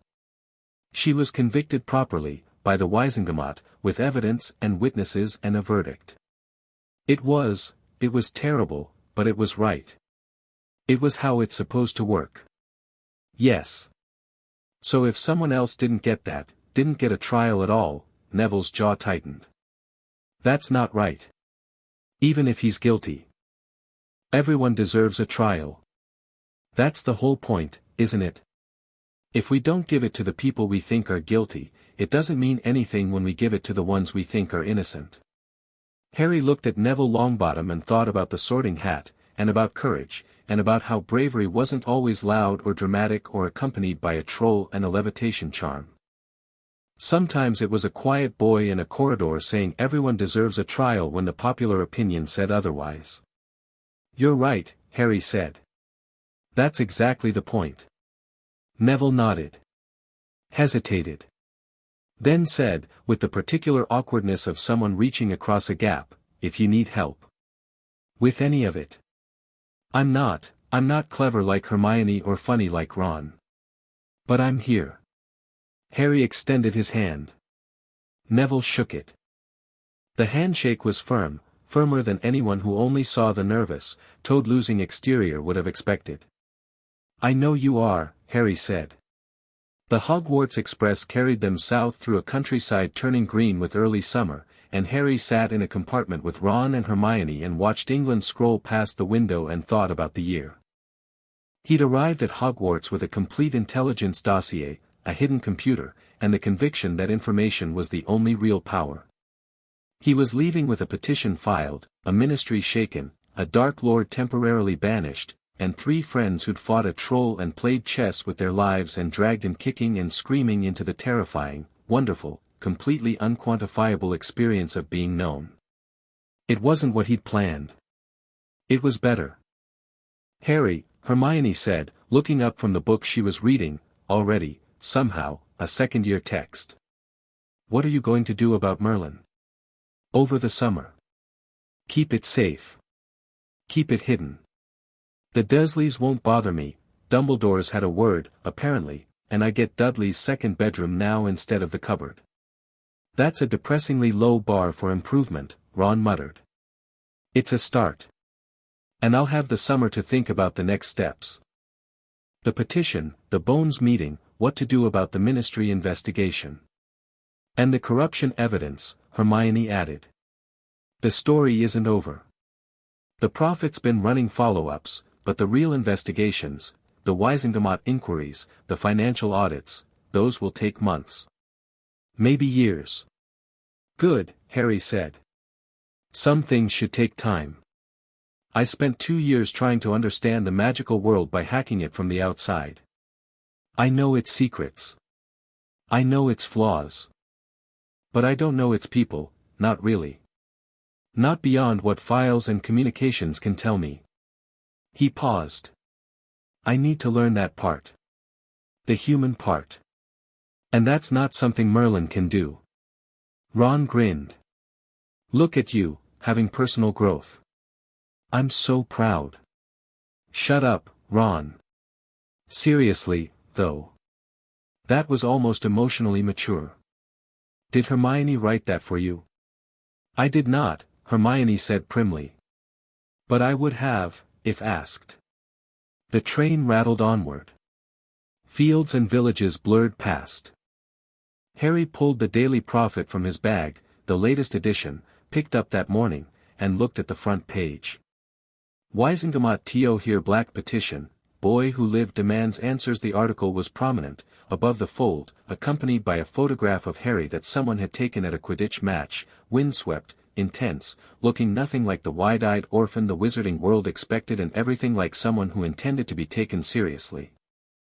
Below the headline, a smaller story, Malfoy donations under scrutiny, Wizengamot Ethics Committee launches review, and below that, Bones vows transparency, the ministry must earn back the public's trust. Harry folded the paper and put it away. The stories were out there now, in the public sphere, beyond his control, being read and debated and argued over by thousands of people he'd never meet. The system was shaking. Not broken, not reformed, but shaking, the first tremors of an earthquake that Harry had triggered from a cupboard under the stairs with a salvaged Game Boy processor and a refusal to accept the world as it was. It wasn't enough. It was never going to be enough, not until Sirius Black had his hearing, not until the corruption was rooted out, not until the Wizarding world confronted its own failures honestly and completely. But it was happening. Slowly, imperfectly, through legal petitions and newspaper articles and the dogged persistence of people like Amelia Bones who believed the system could be better than it was. Harry looked at his friends. Ron was teaching Hermione to play chess on a miniature board, and Hermione was losing badly but learning fast, and Ron was glowing with the particular happiness of someone who was finally the expert at something and had an appreciative audience. Outside the window, London was approaching, the city sprawling and grey and vast, hiding within it a magical world that Harry knew better than almost anyone alive. He thought about Merlin, packed safely in his trunk. About the Room of Requirement, waiting for his return. About Dumbledore, flawed and brilliant and trying to be better. About Amelia Bones, reading his letter, preparing for a meeting that could change everything. About Sirius Black, sitting in a cell in the North Sea, perhaps for not much longer. He thought about his mother, whose love was literally woven into his blood. About his father, whose cloak was folded in his trunk. About the parents he'd never know except through files and photographs and the stories other people told, but whose presence he carried with him in ways no computer could ever map. The train slowed. King's Cross approached. Harry stood and gathered his things, and Ron and Hermione stood with him, and the three of them moved together toward the corridor with the easy, unconscious synchronization of people who had fought side by side and come through. Same time next year. Ron said, grinning. Wouldn't miss it, Harry said. Maybe with fewer trolls, Hermione suggested. And fewer possessed professors, Ron added. And fewer near-death experiences, Hermione said. Let's not get carried away, Harry said. It is Hogwarts. They stepped off the train together, into the noise and chaos of platform 9 3/4. Families reunited. Trunks crashed. Owls hooted. The Weasleys descended on Ron like a red-haired tidal wave. Hermione's parents, bewildered and proud, pulled their daughter into an embrace that was equal parts love and confusion about the world their child had joined. Harry stood alone on the platform for a moment. Not lonely, just alone, which he was beginning to understand was a different thing entirely. The Dursleys would be waiting on the other side of the barrier, and the summer would be long, and there was work to do, always more work to do. But for the first time in his life, the work wasn't all there was. He had people now. He had friends who argued with him and challenged him and saved his life and dragged him out of his own head. He had allies in unexpected places, a headmaster learning to be honest, an investigator learning to question, a quiet boy with a toad and a backbone of steel. He had a mother's love in his blood and a father's cloak in his trunk and a godfather who might, if justice prevailed, be coming home. And he had Merlin. Still there. Still humming. Still ready. But Merlin was a tool now, not a world. And Harry was a person, not a system. And the difference was everything. Harry Potter walked through the barrier between platforms 9 and 10, back into the Muggle world, carrying a trunk full of magic and technology and the beginning of something that looked, if you squinted, remarkably like hope. Behind him, unseen, the barrier shimmered and sealed. Two worlds, separated by brick and enchantment and centuries of mistrust. Harry intended to build a bridge. He already had the tools.